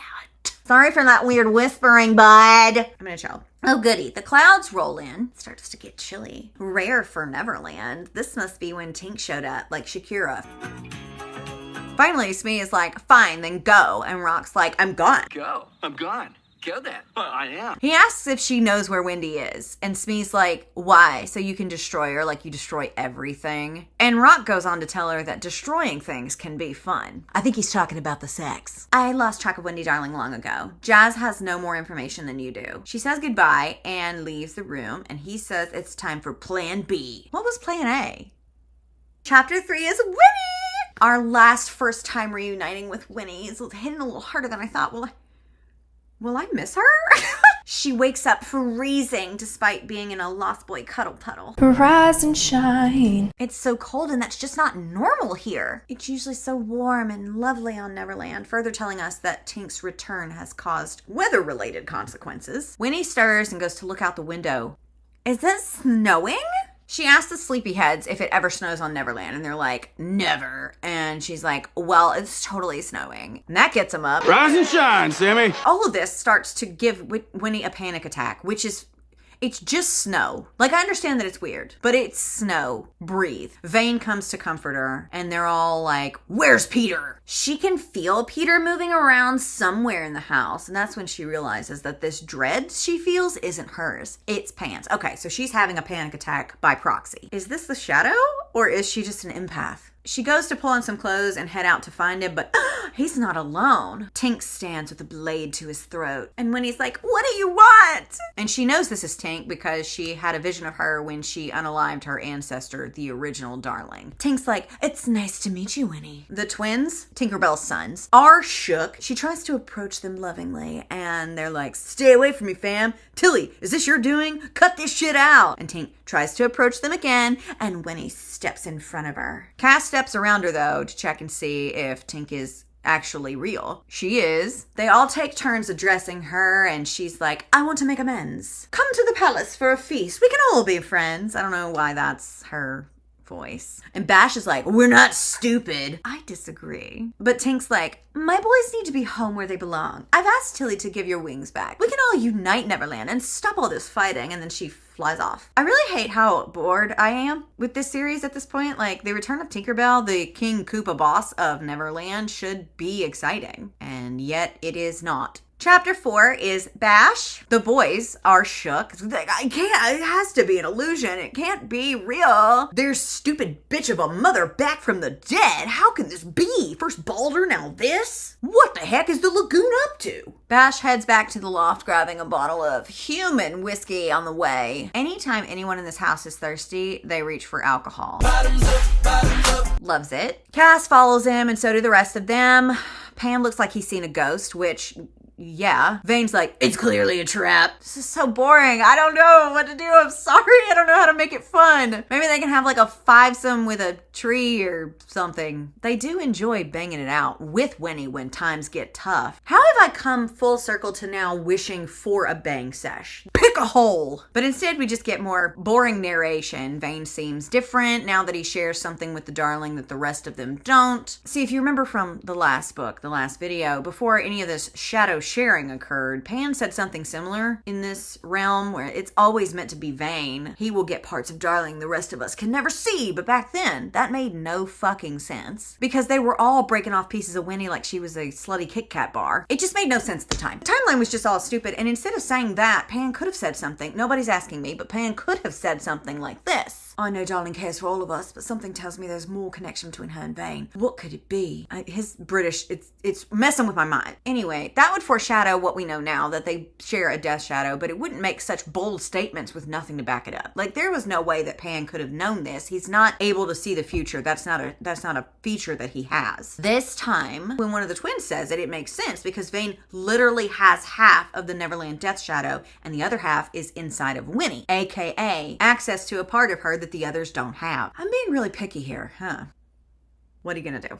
Anyway, the twins are doing their little Faye twinkle talk, and Pan's like, what are you two girls whispering about over there? Speak up, no time for secrets. And they're like, we want our wings back. And Pan's like, Tink is lying. I can read her better than anyone. She probably didn't even consult your sister about, is he British or not? I'm losing it. She probably didn't consult your sister about anything. How would we even get your wings back if we were to try? Like that. Apparently, they used to burn Faye wings when they were taken, but since they're royals, they're sealed away in some vault somewhere, I don't know. What are you suggesting? Vane meets Pan in the middle of the loft. Break into the Fae Palace and into their vault, steal their wings back. Wings that are stored in some unknown magical vessel with the entire Fae court is on top of us, helmed by a petty Fae queen and her resurrected evil mother. There's an entire paragraph that follows this where Pan is simply lighting up a cigarette. Then finally he says, yes.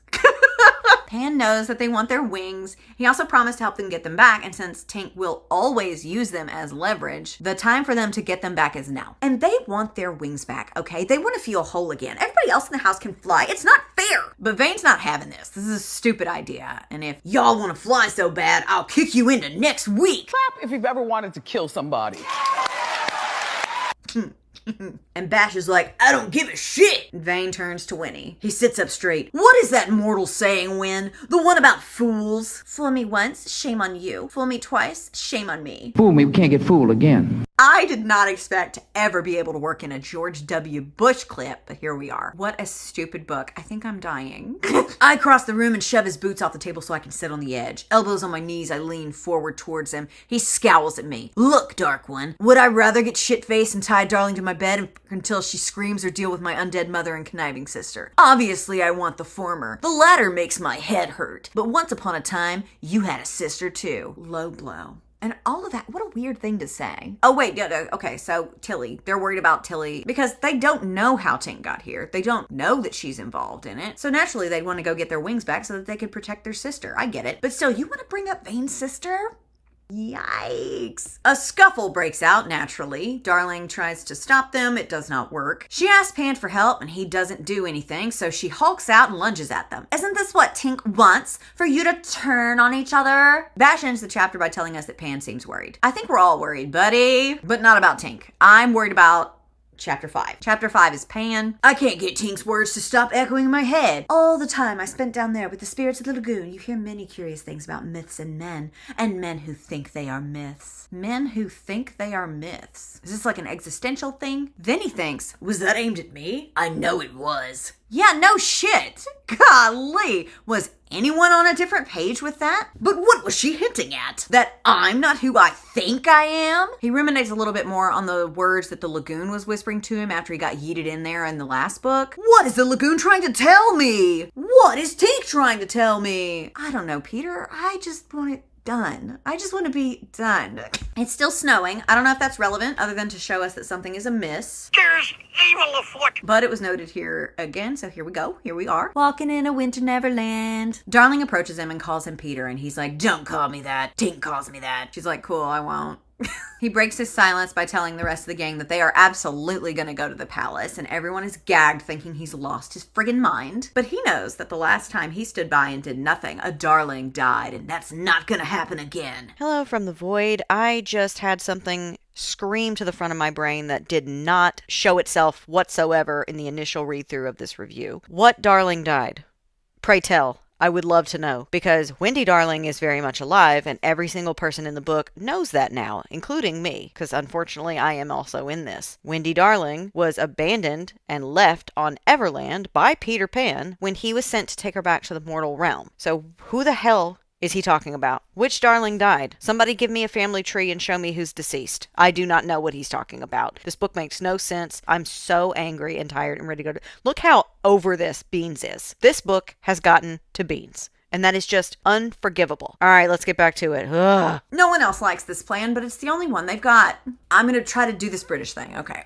We go to the palace, I say, and start for the hall. We accept the invitation to quell Tinkerbell's aggression. We pretend to make amends because at the very least, it'll get us the twins' wings the easy way. And if we don't get them in the easy way, we'll be in the better position to get them the hard way. He surveys the room. Okay, does a little math. Cass has Vash. Vane is closer to the darling than anyone else. Plus, they now share their shadow. And Peter stands and feels this crushing loneliness because a very, very long time ago, he had Tink, and now he has no one. This brings a memory to mind of Tink wading across the lagoon towards him long ago. Can I be your fairy, Peter? You know you... No, he's British. You know you can't be my fairy, Tink, because I'm a gentleman and you're a common fairy. You silly ass. Then she'd laughed and...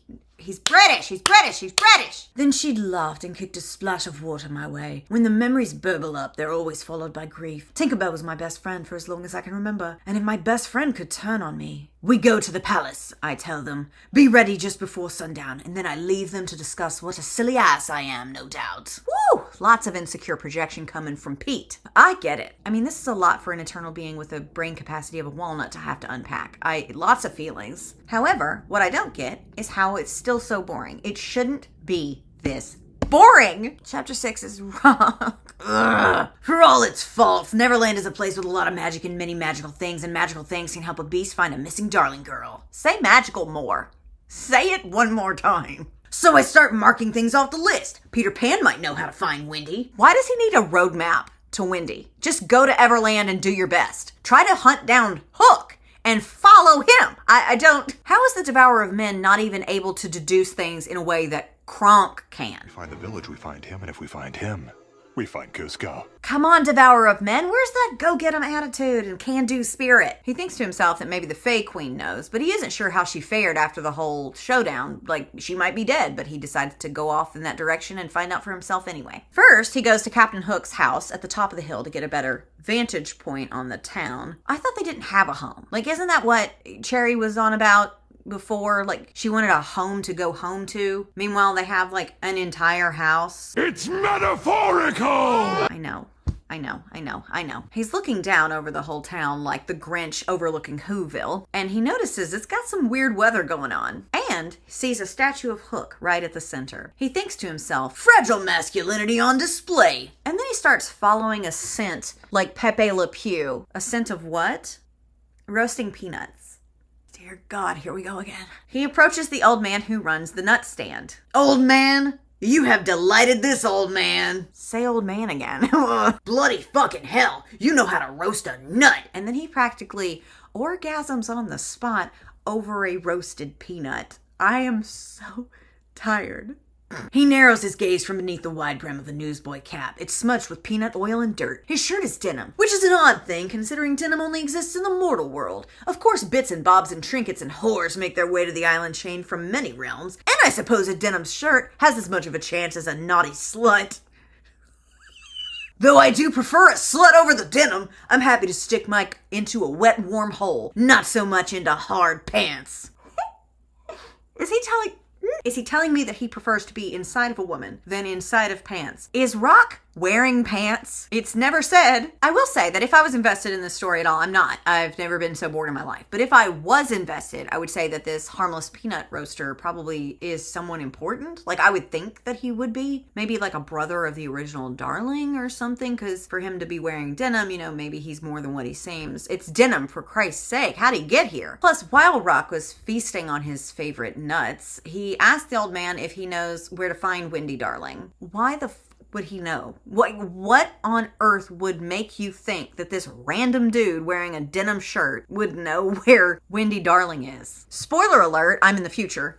The peanut roaster is in fact no one, and he comes up never again. So I'm even more stunned at the stupidity of asking a random man who roasts peanuts for a living where he could find Wendy Darling. He probably doesn't even know who that is. I dig into my pocket and pull out a coin and flip it to him. He may be old, but he catches it easily, though the motion nearly throws him off balance. He holds out his palm to inspect the currency. It's twice the rate he has painted on the side of the peanut cart in chipped white paint, right next to Potter's Peanuts. What is? The price? Great. Thank you for telling. Oh my God. And then, best nuts in Neverland. I don't disagree. That work for you, I ask him. That works just fine. Thick clouds roll in, stealing the light from the town square. I turn back for the road. I hope God spares you, old man. It would be a shame to lose these tasty nuts. Yeah, wouldn't that be a tragedy? We'd have to give all the kids at school the day off. Time skip, he's at the Fae Palace, cup of nuts in hand still, and he finds the palace in chaos! Not the kind of chaos you can see like a tornado or a severed head. The quieter kind, like the buzzing energy of a crowd gathered around a bomb waiting for it to go off. What crowd would gather around a bomb and wait for it to go off? No one is shouting, but I get the distinct impression everyone is silently screaming. Oh, here we go again. Nomming on some nuts, he stops a young Fae girl to ask where the queen is. The girl is scared as she scans him, as she should be, I would be. But he tells us, on a good day, my face can open doors and legs. Great. She tries to leave, but he grabs her and calls her little Faeling, and then lets us know that he isn't sure how old she actually is because the Fae age in strange ways, which is awesome, because that means he gets a scapegoat for all the childlike beings he wants to bang. I love that. I really do. Anyway, she says, I think she's in the throne room. Everyone's preparing for a celebration. But what could they be celebrating? I don't know, but I'm gripped with anticipatory excitement. He wanders in and finds Tilly, and he's like, we need to talk. And she's like, not now. And then he realizes the throne is gone. How odd. And as he's putting the pieces together, in walks Tinkerbell. She greets him with a hug, and he leers at Tilly. What have you done? And I'm still so bored. This is so boring. My God. But Tink answers for her. She did what needed to be done. She just tells us again what we already know, because why do it once when you could do it every single chapter? Blah. Another silent scream is mentioned. Love that. Can't get enough. Tink stands next to Tilly and tells Rock that she plans to bring the boys home so that they can rule as they were destined to. And Peter Pan will yield. Rock lights a cigarette, and Tink says, no smoking in the palace. And listen, I am trying to streamline this review because this book is so boring, and I honestly just want to be done, but this had to be noted. He says, try and stop me. I'm in the middle of a shitstorm and I didn't bring a raincoat. A shitstorm with no raincoat? He also says, your daughter is queen. If you put your sons in power, what happens to her? I don't know why he cares. He's the devourer of men. All he cares about are wet, warm holes and toasted nuts. But Tink is ominous about finding something to do with her, for her, to her. I don't know. Chapter 7 is Cass. We're talking about Nana again. Something about a boy that she met and he needed help, so she helped him. He goes over all of his trauma, his secrets, his questions, his family squabbles. He wishes Nana was here to guide him with wisdom and to share her stories. He loved listening to Nana's stories, and honestly, I get it. I miss my grandma too. He decides to go visit Nana's grave, and Bash joins him. Vane's like, don't get too close to Fae territory, and they head off. Snow is still falling as they make their way to the cemetery. Before they approach, though, they see that their sister, Tilly, is already there visiting Nana's grave too. He spends a few paragraphs detailing what the cemetery looks like, but you don't need that from me, do you? It's a cemetery. It's small, no fence, only reserved for the Royal Nine. And that was probably a clear picture enough. We didn't have to keep just going, did we? I guess we did. I don't know why we need so many descriptions, but at least we're having fun. Right? What did you do, Till? I did what needed to be done. They go on to have yet another conversation about how Tink is back. Like they explain it again. They ask her how she did it. She says she made an offering to the lagoon. I understand. We've heard this 14 times now. It's only chapter, 7? And I know that this is still news to them because everybody has to find out, right? But do we have to write every single instance of every single person finding this out? It's giving repetitive. And this is a great example of why it really pays off to organize and outline your story really well so that it flows and it doesn't make your readers check out every single time you repeat information for no reason. But hey, no one asked me. She tells them that she asked the lagoon for a solution to defeat Pan once and for all. And Cass explains to us how Pan has weaknesses, a few of them being them and the others. But Tink is a weakness too. She loves him. He has no heart, or he pretends not to, but he loved her too. And now I know all of this already. We're still having the same conversation. She reveals that she tossed her throne in, and they are big mad about it. Cass nearly chokes her to death and finally unloads on her the way only a bitter, angry brother can do. He yells about how they sacrificed and plotted and protected her, and now she does this. Youngest sibling shit, am I right? Ugh. If my youngest sibling is watching though, not you, baby. Never you. They talk about Nana and how Tilly never spent much time with her, and yet she visits the grave. Why? Because now she realizes that the only family she ever had that never wanted anything from her was Nana. Sucks to suck, buddy. Living with regret after a loved one passes away is a bitch. I don't experience it, but I know people who do, and it seems to be all-consuming. Hate that for you. Anyway, she leaves. What a chapter. Chapter 8 is Winnie. She's watching Vane smoke in a chair. She asks if he's mad at Pan. He's like, yeah, he's being reckless. She's like, well, can you blame him? Tink is back. This is big shit. And he notes her filthy mouth and calls her darling. Same shit, different book. She tells him that she doesn't like it when he calls her darling and starts dry humping him in the chair, which is sexy. And she explains to him that when he calls her Winnie, it feels more intimate or whatever. So he carries her to the library in preparation for a good dicking down. As they enter, and since they share the shadow now, he can feel her imposter syndrome. God, I'm glad nobody can freaking feel mine. Her imposter syndrome, her fears, her questions, and he's like, I got you. And she says, you don't have to save me. Don't save her. She don't want to be saved. And then she tells us, I don't want him to think me weak. How can this be infuriating and boring at the same time? Why are we saying this again? Why do we do this? They bang. She's like, I love him so much it burns. That's called a yeast infection. Maybe a UTI. You need to go to a doctor. Cut to an ad for Monistat. He's like, I can feel your love in my chest like a million golden stars in the endless abyss that is me.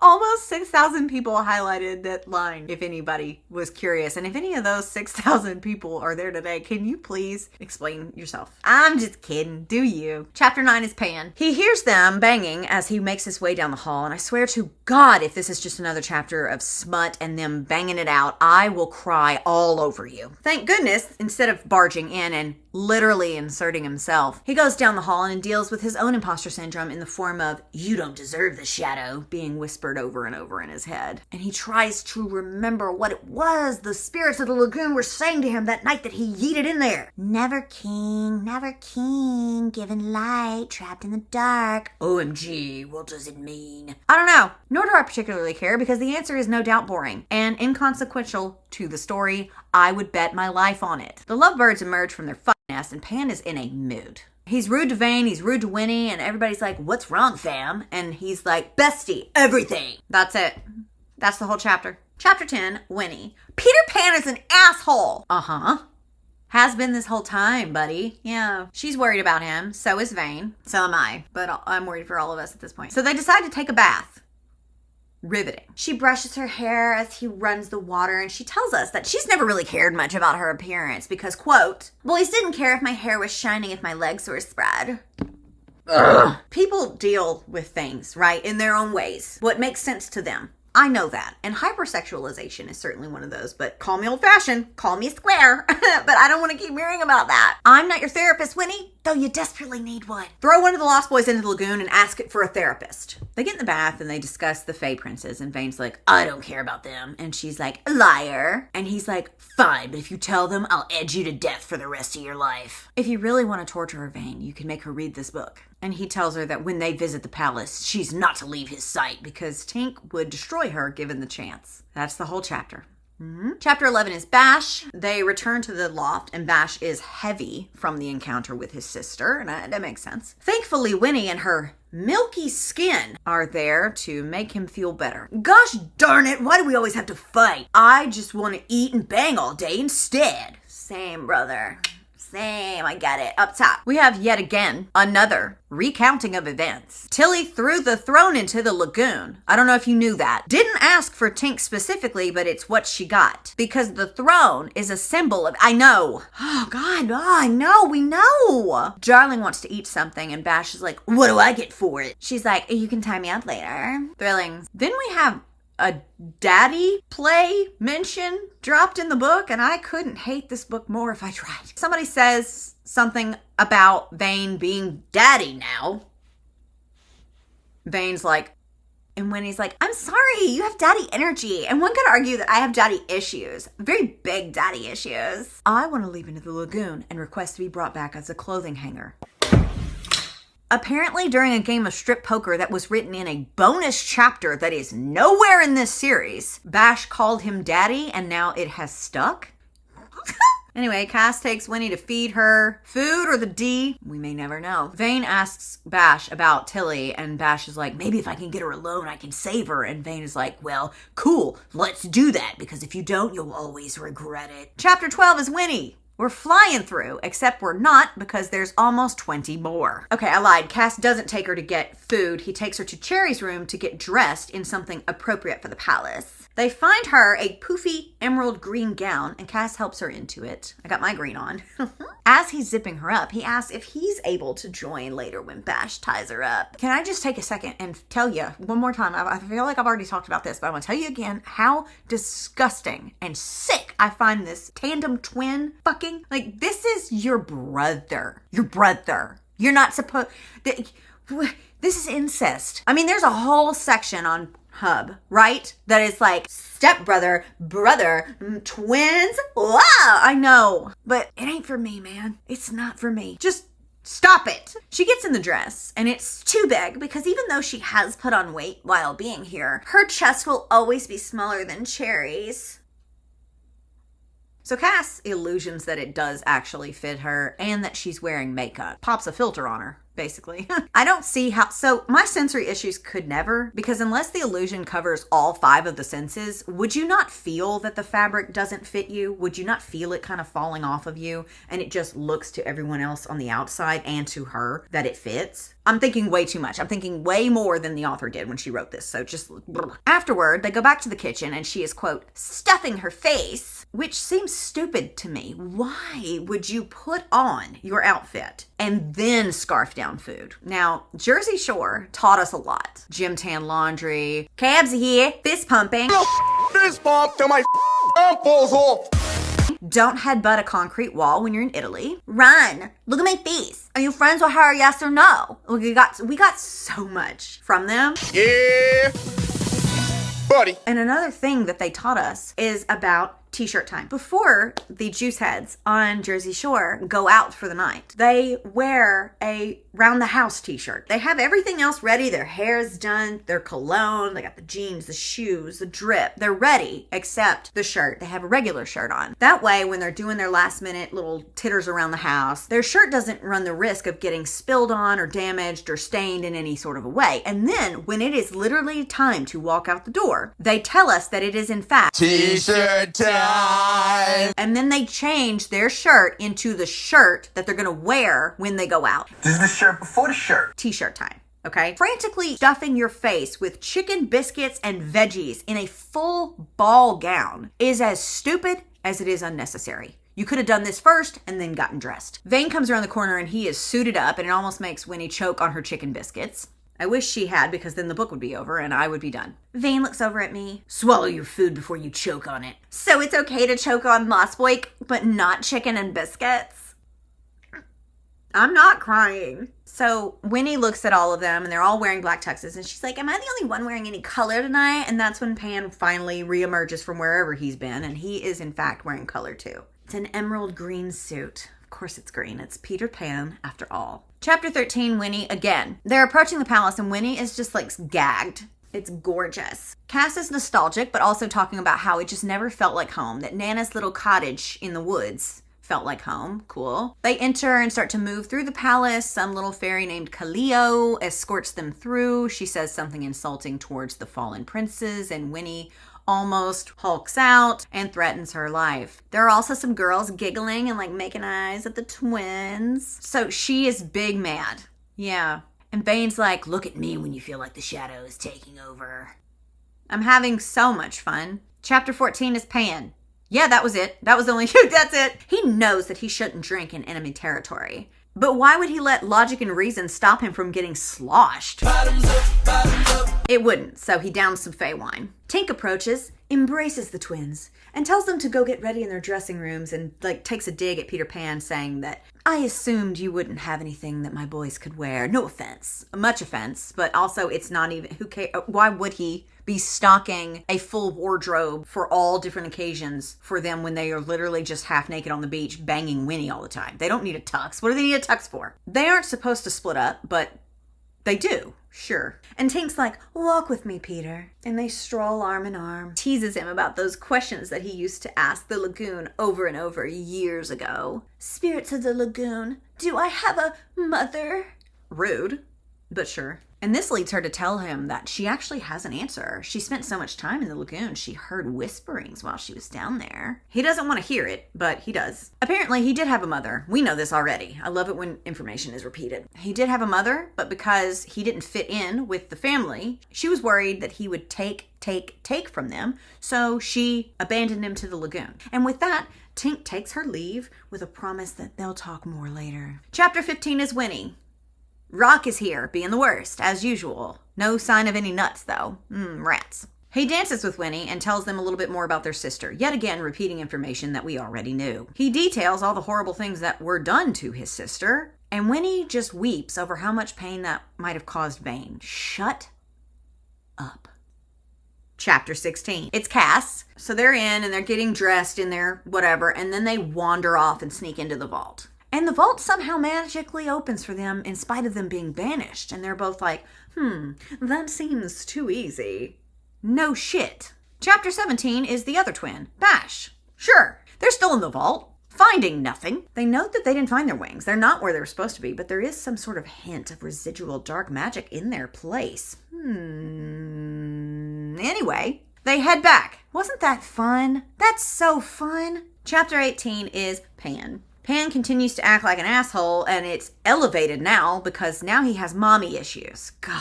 He talks to Winnie about it in between feeling horny for her. We love a girl that can do both for you, I guess. And maybe not an actual girl, but we don't get to choose. Lost Boy is mentioned. Since Pan's acting like an idiot, Winnie has a solution, and it's to let him bang her in the throne room. So he goes in there and finger pops her and says, is this Vane's leaking out of you, darling? She confirms that yes, in fact it is, and so he makes her taste it. Can we take a second, just one more second, to discuss how gross all of this is? Even if these characters are aged up, Winnie isn't. 18 years old to the day, just turned 18, and then they swiped her up. What are we doing? And if the boys weren't aged up, it might make it a little less child rape. But then it would be just a bunch of kids having sex and detailing it to me. Like, what are we doing? Like, it doesn't even matter that they're aged up. This is gross. Anyway, the twins come back and they're like, did you find anything? And you're like, we didn't find the wings, but we found this. What do you think they found? What do you think they found? I'm going to give you no hints. Fairy lube. I'll say it again. A fairy lubricant. And Pan's like, perfect timing. We were just thinking about taking the darling home and letting her us until we forget. Forget that my mother abandoned me, but I can't tell them that. Forget that it's snowing. Quote, Let us warm ourselves in the heat of Darling's pussy. We talked about character continuity in the last book with Rock, so if you didn't watch that, I'll just give you a refresher. I hate this. Rock did it in the last book where one line he's speaking like a 16th century Shakespearean playwright saying, "Oh, look at the time. I have 1 hour and 3 before I must take my leave." And then on the next page he says things like, "Balls deep."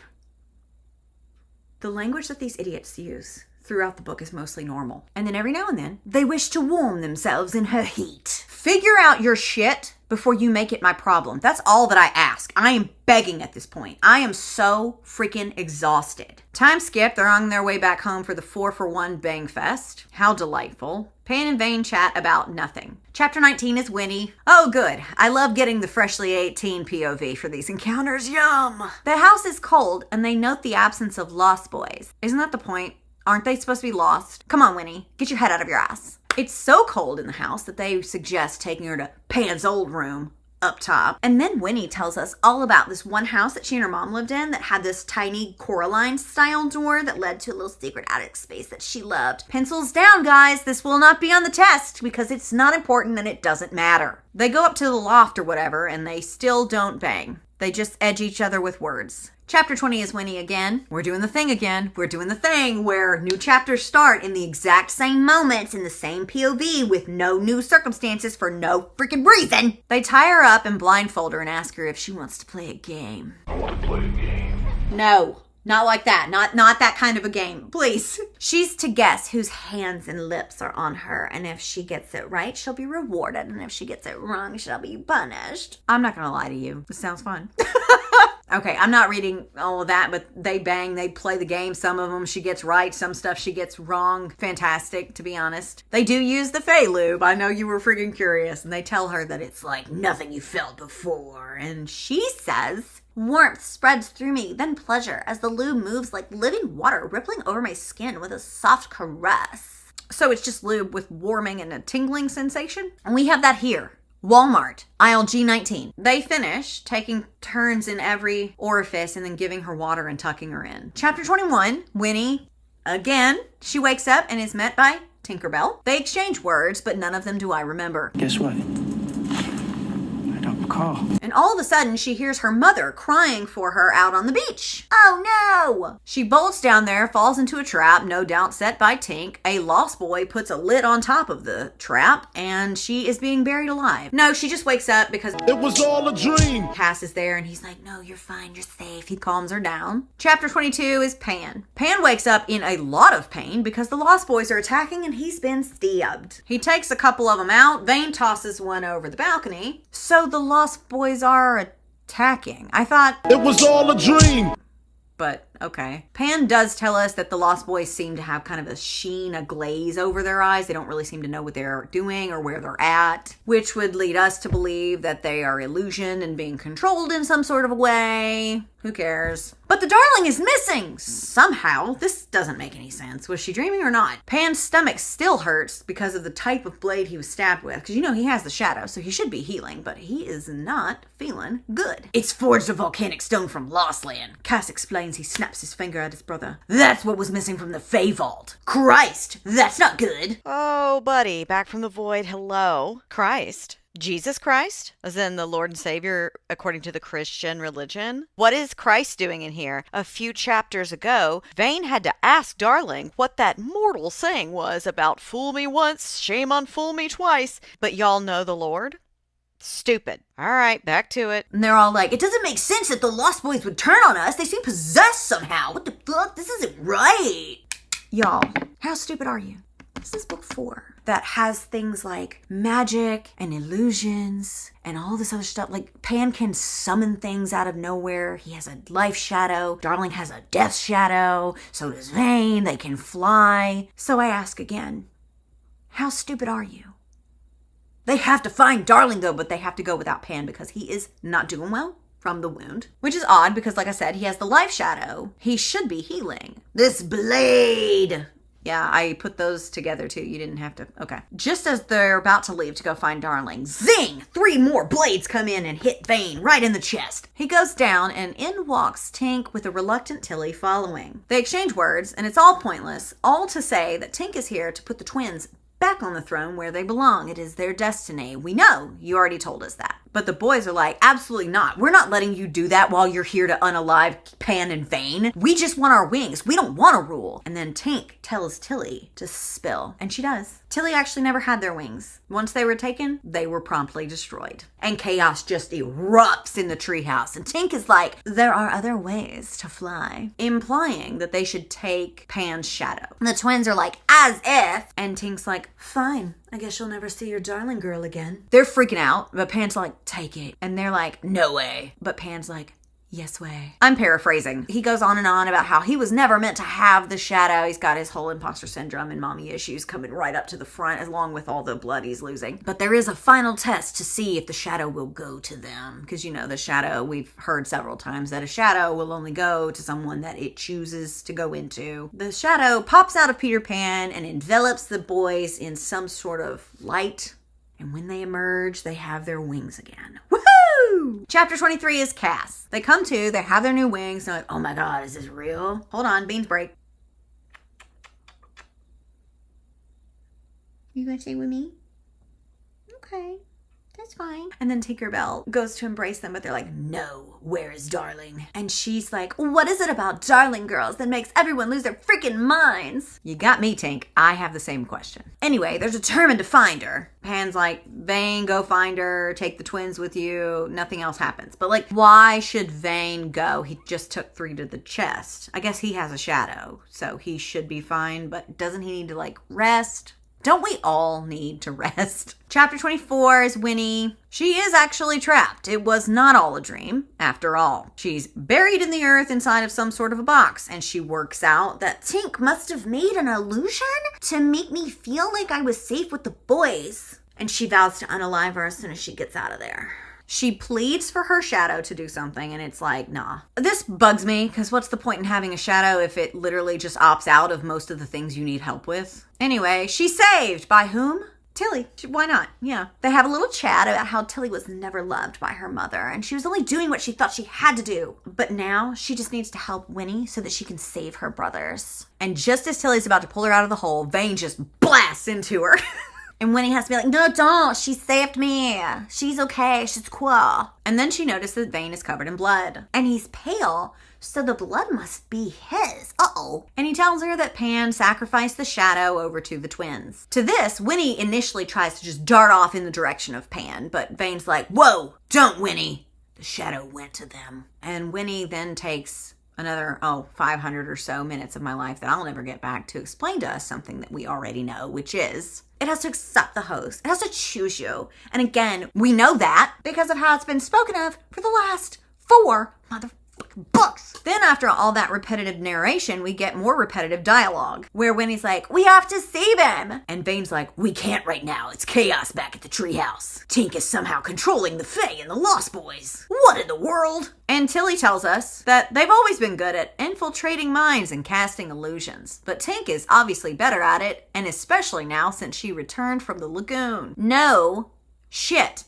I could have figured that out myself. I really could have. I have, actually. I have been doing that this whole time. There wasn't even anything to figure out because this is information I just already had. I'm not saying that I'm not a dumb bitch. I am, and Beans agrees with me. But I'm not this dumb, and neither are you. Probably. And it's really weird when you read books where the author clearly thinks that her audience is stupid. And Tilly's like, we might be able to defeat Tinkerbell if the shadows unite to overthrow her. Anyway, they head back towards Pan. Chapter 25 is Bash. This chapter is mainly just Bash flexing on himself. He's really feeling himself now that he's got his wings back. He also notes that even though he hasn't had his wings in a long time, he's still not as rusty as some of these Fae warriors seem to be. Like, it feels like they've never flown before. It's real weird, très weird. And there's one Fae warrior he doesn't recognize. And if that seems like foreshadowing of something important to come, I'm in the future and I'll let you know now. Nothing comes of that. He just notes that some of the Fae warriors he's never seen before. All jokes aside, this book is terribly structured. It is not organized in any way at all. Anyway, Bash sees Darling and Tilly and his brother coming back up the walkway, but they aren't fighting, so that must be a good sign. I drop to the path and I'm aware of the new majesty that is me. So if the golden abyss is Vane, then the new majesty is Bash. Love it. Darling's mouth pops open, her eyes going round. I flush with pride. Fuck yeah, I look hot. I've always looked better with wings in my humble opinion. Humble? I thought this was Bash's chapter. To me, it sounded a little vain. A little vain. Get it? Yeah. Whatever the opposite of humble is what that opinion was. But hey, not everybody's aspiring to be humble, am I right? Darling rushes over and drools over them and the majesty that is them. And they're talking about how they never wanted the shadow, not for a minute, and that's what makes them perfect to own it. We know, don't we, Beans? Yeah, no, we already knew that. They all chat, I skimmed, admittedly. They ultimately decide that Tilly's sins are forgiven but not forgotten. Shall we unalive our stupid mother now, or what? I vote yes. Beans? He's undecided. Tilly braids one of the boys' hair for battle. Whichever one has long hair, I forget every single time. She also braids the other one. He has like a little silly little braid that just sticks straight up on his head, alfalfa style. And he's like, how do I look? New braid goofing. Tilly cries because of how alone she's felt for so long and how sorry she is. And they're like, no worries, Tilly Willy. Their nickname, not mine. Let's go unalive our mother now. All right. Chapter 26 is Winnie. They're approaching the treehouse with caution because they see a lot of lost boys littering the ground, but no sign of Tink or Pan. Uh-oh. They head inside to get ready. I dress in warmer clothes, but clothes I imagine a girl can fight in. I'm no warrior, but I am Winnie Darling, and I will not let Tinkerbell take what's mine. Why'd you say it like that? Like, why? Why did you say it like this? What are clothes a girl can fight in? I need a sketch. A few things came to mind when I read that line, like Lara Croft, Mila Jovovich in Resident Evil, Michonne from The Walking Dead, which is the most practical outfit of the bunch, and she carries a samurai sword. So if I were gonna get dressed to head into battle, which I'm in no state to, but let's just go with it, I would pick either leggings or joggers, and depending on which, I would either have boots for the leggings or really comfortable tennis shoes for the joggers, a sports bra, and a t-shirt, and all of this would depend on the environment that I was in and the opponent that I was facing. With all of those items I just said in mind, are those not clothes that a guy, gal, or non-binary pal could be comfortable and could also fight in? Both men and women and non-binary people of all gender appropriations and the pronouns. Why would... Ugh, whatever. Just be honest and say what you mean. I got dressed with comfort and bangability in mind. I got dressed to slay in more ways than one. Alexa, play Dressed to Kill by Drop Dead Gorgeous.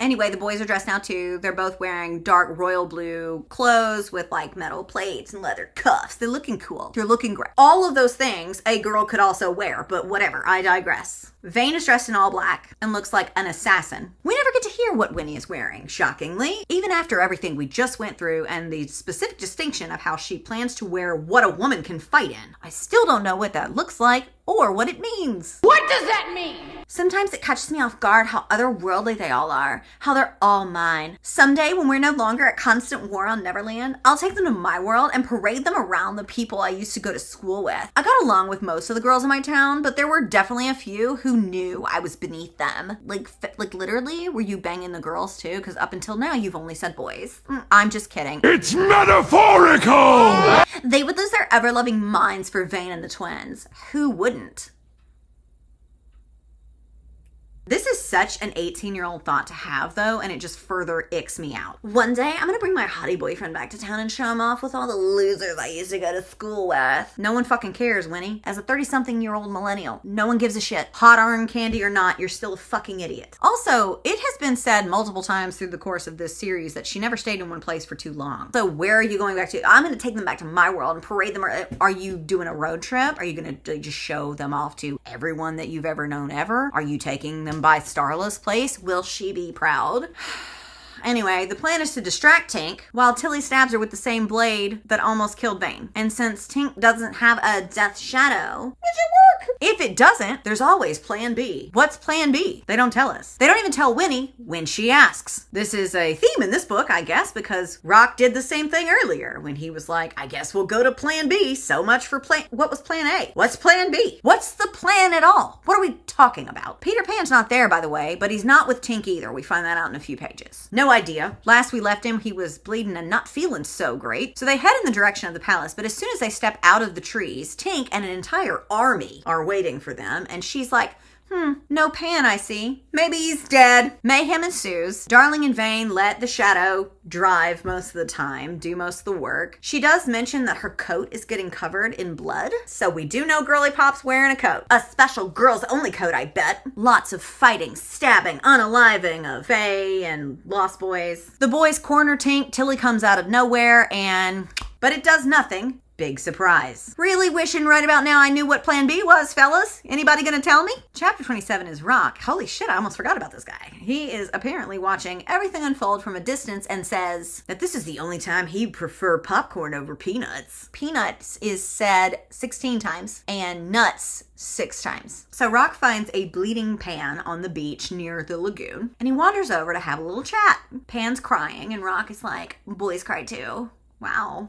Snaps for Rock. And Pan's like, Vane will never forgive you for what happened to Lainey, their sister, which I don't know why this is even a storyline because there is nothing to it. And then Rock asks why Pan's crying. Because I lost everything that I am. And he doesn't understand why. Why would the lagoon bring back Tink? There has to be a reason, a lesson that it's trying to teach me. Maybe not everything's about you. Have you thought of that? Rock gets philosophical on his ass while eating peanuts, because what else would he do? And basically tells him that nothing matters except right now and what you do with the time you're given. Rock asks Pan what the lagoon told him, and Pan spills. I don't know why he would. I didn't think we trusted the crocodile. I thought it was a villain, but desperate times, I guess. Reminder that the lagoon said nothing. Never king, drenched in darkness, terrified of light. You cannot have light without darkness. Rock and Pan wade into the lagoon a little bit. Rock asks Pan if he trusts him, and Pan's like, absolutely not. And then Rock's like, well, let me ask a different way. Do you trust that I know things that others don't know? Pan says yes, and Rock lunges at him. Time skip to the exact same moment. Rock is seemingly drowning Pan in the lagoon. He has a theory, but after Pan stops resisting and then just sinks to the bottom of the lagoon, he's a little worried about the validity of that theory, but he just props himself up on the beach, grabs his nuts, and just watches and waits. Chapter 28 is Balder. Forgot about this bitch too. He flashes back to watching Pan's mom plop him into the lagoon. She calls Balder brother when she speaks to him and asks, am I doing the right thing? She second guesses herself and then thinks about going in after him and saving him, but Balder tells her the lagoon will give him what he needs. Telepathically, of course. It's a dog after all. Then a very aged up boy breaks the surface of the lagoon and his mom and the wolf hide in the woods to watch. If he sees me, I fear I will never leave him. Watch over him for me, brother. As much as I can, the wolf answers. You watch from the earth, she says, and I will watch from above. The wolf nods and the mother flies off, returning to her place in the sky. She's easy to spot if you just look up. She's the brightest shining light in the dark, the second star to the right. So Balder is watching from the earth and is also the brother of Pan's mother, who is watching from the sky. Is she a star? Is she a god? Count me in as who cares. Chapter 29 is Rock, and he's still waiting when all of a sudden, water explosion. A geyser of water comes up and Peter Pan, glowing like a star, shoots off, burning through the clouds. Peter Pan can still fly, it would seem. I suspect gods need no shadow to take to the sky. So she was a god and so is Pan. Got it.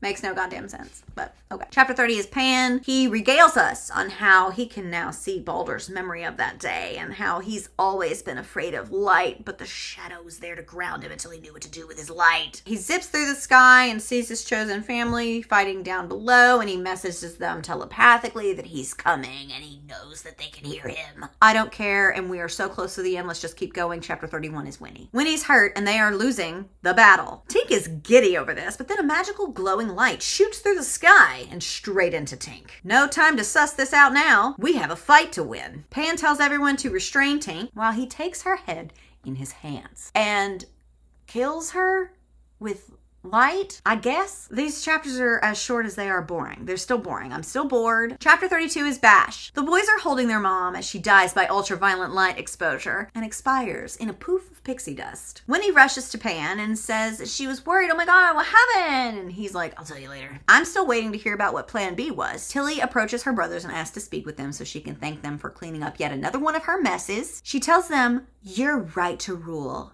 and I gotta go my own way. She will leave Neverland to see what's out there because for the first time in her life, she's going to do what she wants. And she promises that if she settles in somewhere, she will write to them and ask them over for dinner. Chapter 33 is Pan. He's working to gather up all the fallen Lost Boys, and Vane approaches. Vane's like, "What happened? You wouldn't believe me if I told you. Try me. Rock helped. Rock, my brother. My brother helped you. He helped you what? Become a glowing orb of light?" And then Pan looks over at Darling and says, "I'm a better man because of her." And Vane's like, "We all are." How? Pray tell, how does Darling have anything to do with him being a god or a good person? They all say they love each other.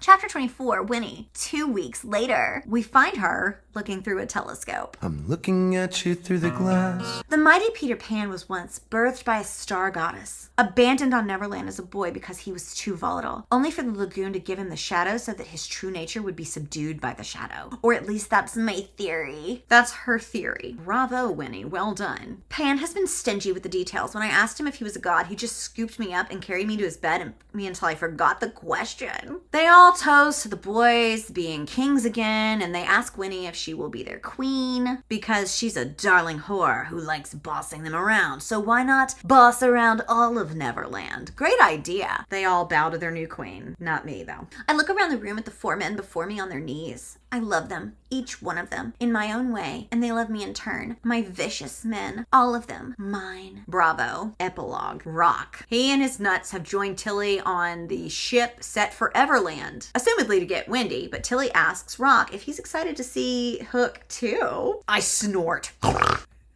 And press into another shell, breaking it open, but I don't answer the question. I can't. Because there's one thing troubling me most of all. I'm excited to find Wendy, yes, but there's one person I'm more excited to see. A pirate with a... a pirate with a fuckable mouth and an attitude I'd love to break. I'm coming for you, Captain. I hope you're ready to be devoured by the crocodile. The literal only thing that I cared about even slightly in this series, and it never even happened in this series. I would have to read the standalone book that was published a couple months ago in order to get any closure on that. So, we're done!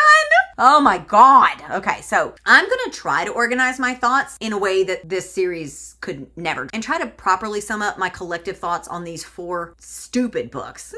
If I had to sum up the series in one sentence, it would be, this could have been cool, but it wasn't. I personally love retellings and reimaginings of classic fairy tales and folklore, and the story of Peter Pan is one of my all-time favorites as far as worlds and universes and lore and stories to revisit. I love Peter Pan. This was stupid though. It was poorly organized, terribly structured, the writing was juvenile, repetitive, my god. Things were brought up or introduced into the plot for literally no reason at all, and they were never fully flushed out or expounded upon. They were literally just there. See things like the Bone Society, the Myth Makers, Swerker Starla, the fact that Tilly knew where the shadow was the entire time and was just torturing darlings for funsies instead of destroying the shadow or grabbing it up and hiding it somewhere else that no one else could find it ever. As soon as I started reading this book specifically, I was so bored. The constantly repeating themselves and the plot points over and over again does not make for a great reading experience. And since the author spent 3.5 of the books doing just that, I knew there was never going to be a good resolution to this story. Like, that is just too tall of an order. We didn't even get to rescue Wendy. Wendy Darling, the original Darling, or is she? I don't know. They kept making that fucking unclear. Wendy Darling being an afterthought in a Peter Pan retelling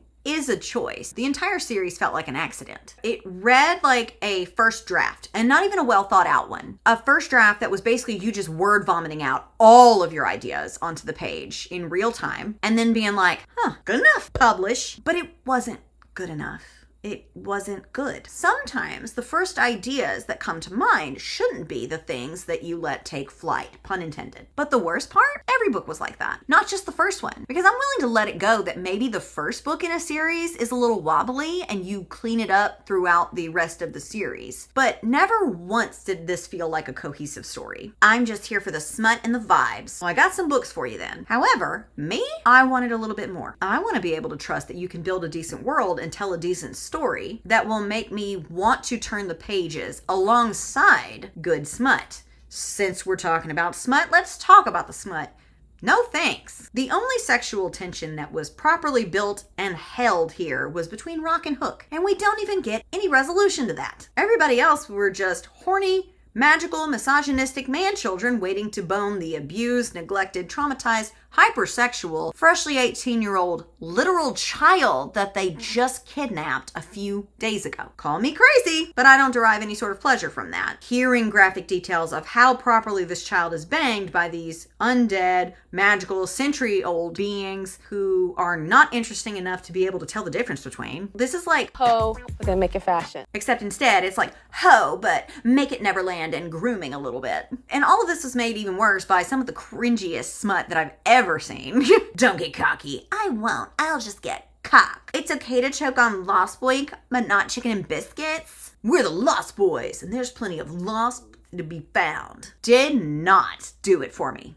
But at all. The aspect of the different islands and realms is another thing that could have been cool, but required a little bit more skill in order to execute it properly. And this is another thing that they just talked about for no fucking reason. The shadows, same deal. There was not enough space or skill in these books to properly flesh out and explore all these things in the time that we had. What do you mean? You want me to properly flesh out all the random stuff that I tossed in here? But the plot isn't just gonna repeat itself every other page. What do you want from me? Some editing could have helped. The ending was stupid. Peter Pan was a god the entire time. I don't have the brain cells left right now for me to like go back through all the instances in this book where that simply wouldn't have made any sense. No, I don't have the time for it. What a letdown of a series. 1.5 stars. Just because it's not as bad as Colleen Hoover or Haunting Adeline, but it is still a stinker if you ask me. But hey, at least we had fun, right? We got 4 videos out of this series. And people on my Bindery, Patreon, or channel members on the YouTube got 7 more in the form of reading vlogs. So that's 11 videos in total, and that's pretty cool. So maybe the real magic was the rants we had along the way. Hi, just me one more time. Is this where we should tell Natalie that a 5th book in this series was announced? Who wants to tell her? Anybody in the comments? I'm not doing it. We'll tell her when she feels better. It's fine. I hope that you have enjoyed this video. Thank you so much for being here and supporting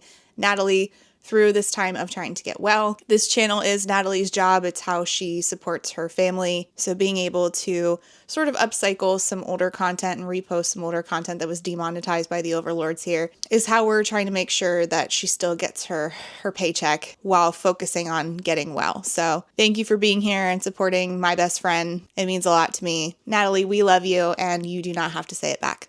Poppy also wants to say something. Thank you for those kind words. Okay, see you next time. Thank you for watching and being patient with me. Some of you may know, some of you may not. I haven't really been doing well mentally. My depression has been just clinging on for a little too long, and I'm starting to take meds again and get back into my therapy routine so that I can try to be the best I can be for everyone who likes me and depends on me. If you enjoyed this video and you want to support my work, it's greatly appreciated. I have, like I said, a Bindery page, a Patreon page, and you can join here on YouTube and become a channel member, and you get early access to videos and members only content. It's a lot of fun, and it helps me pay the bills and keep quality content coming your way. We love you. You don't have to say it back. And again, thanks for being here.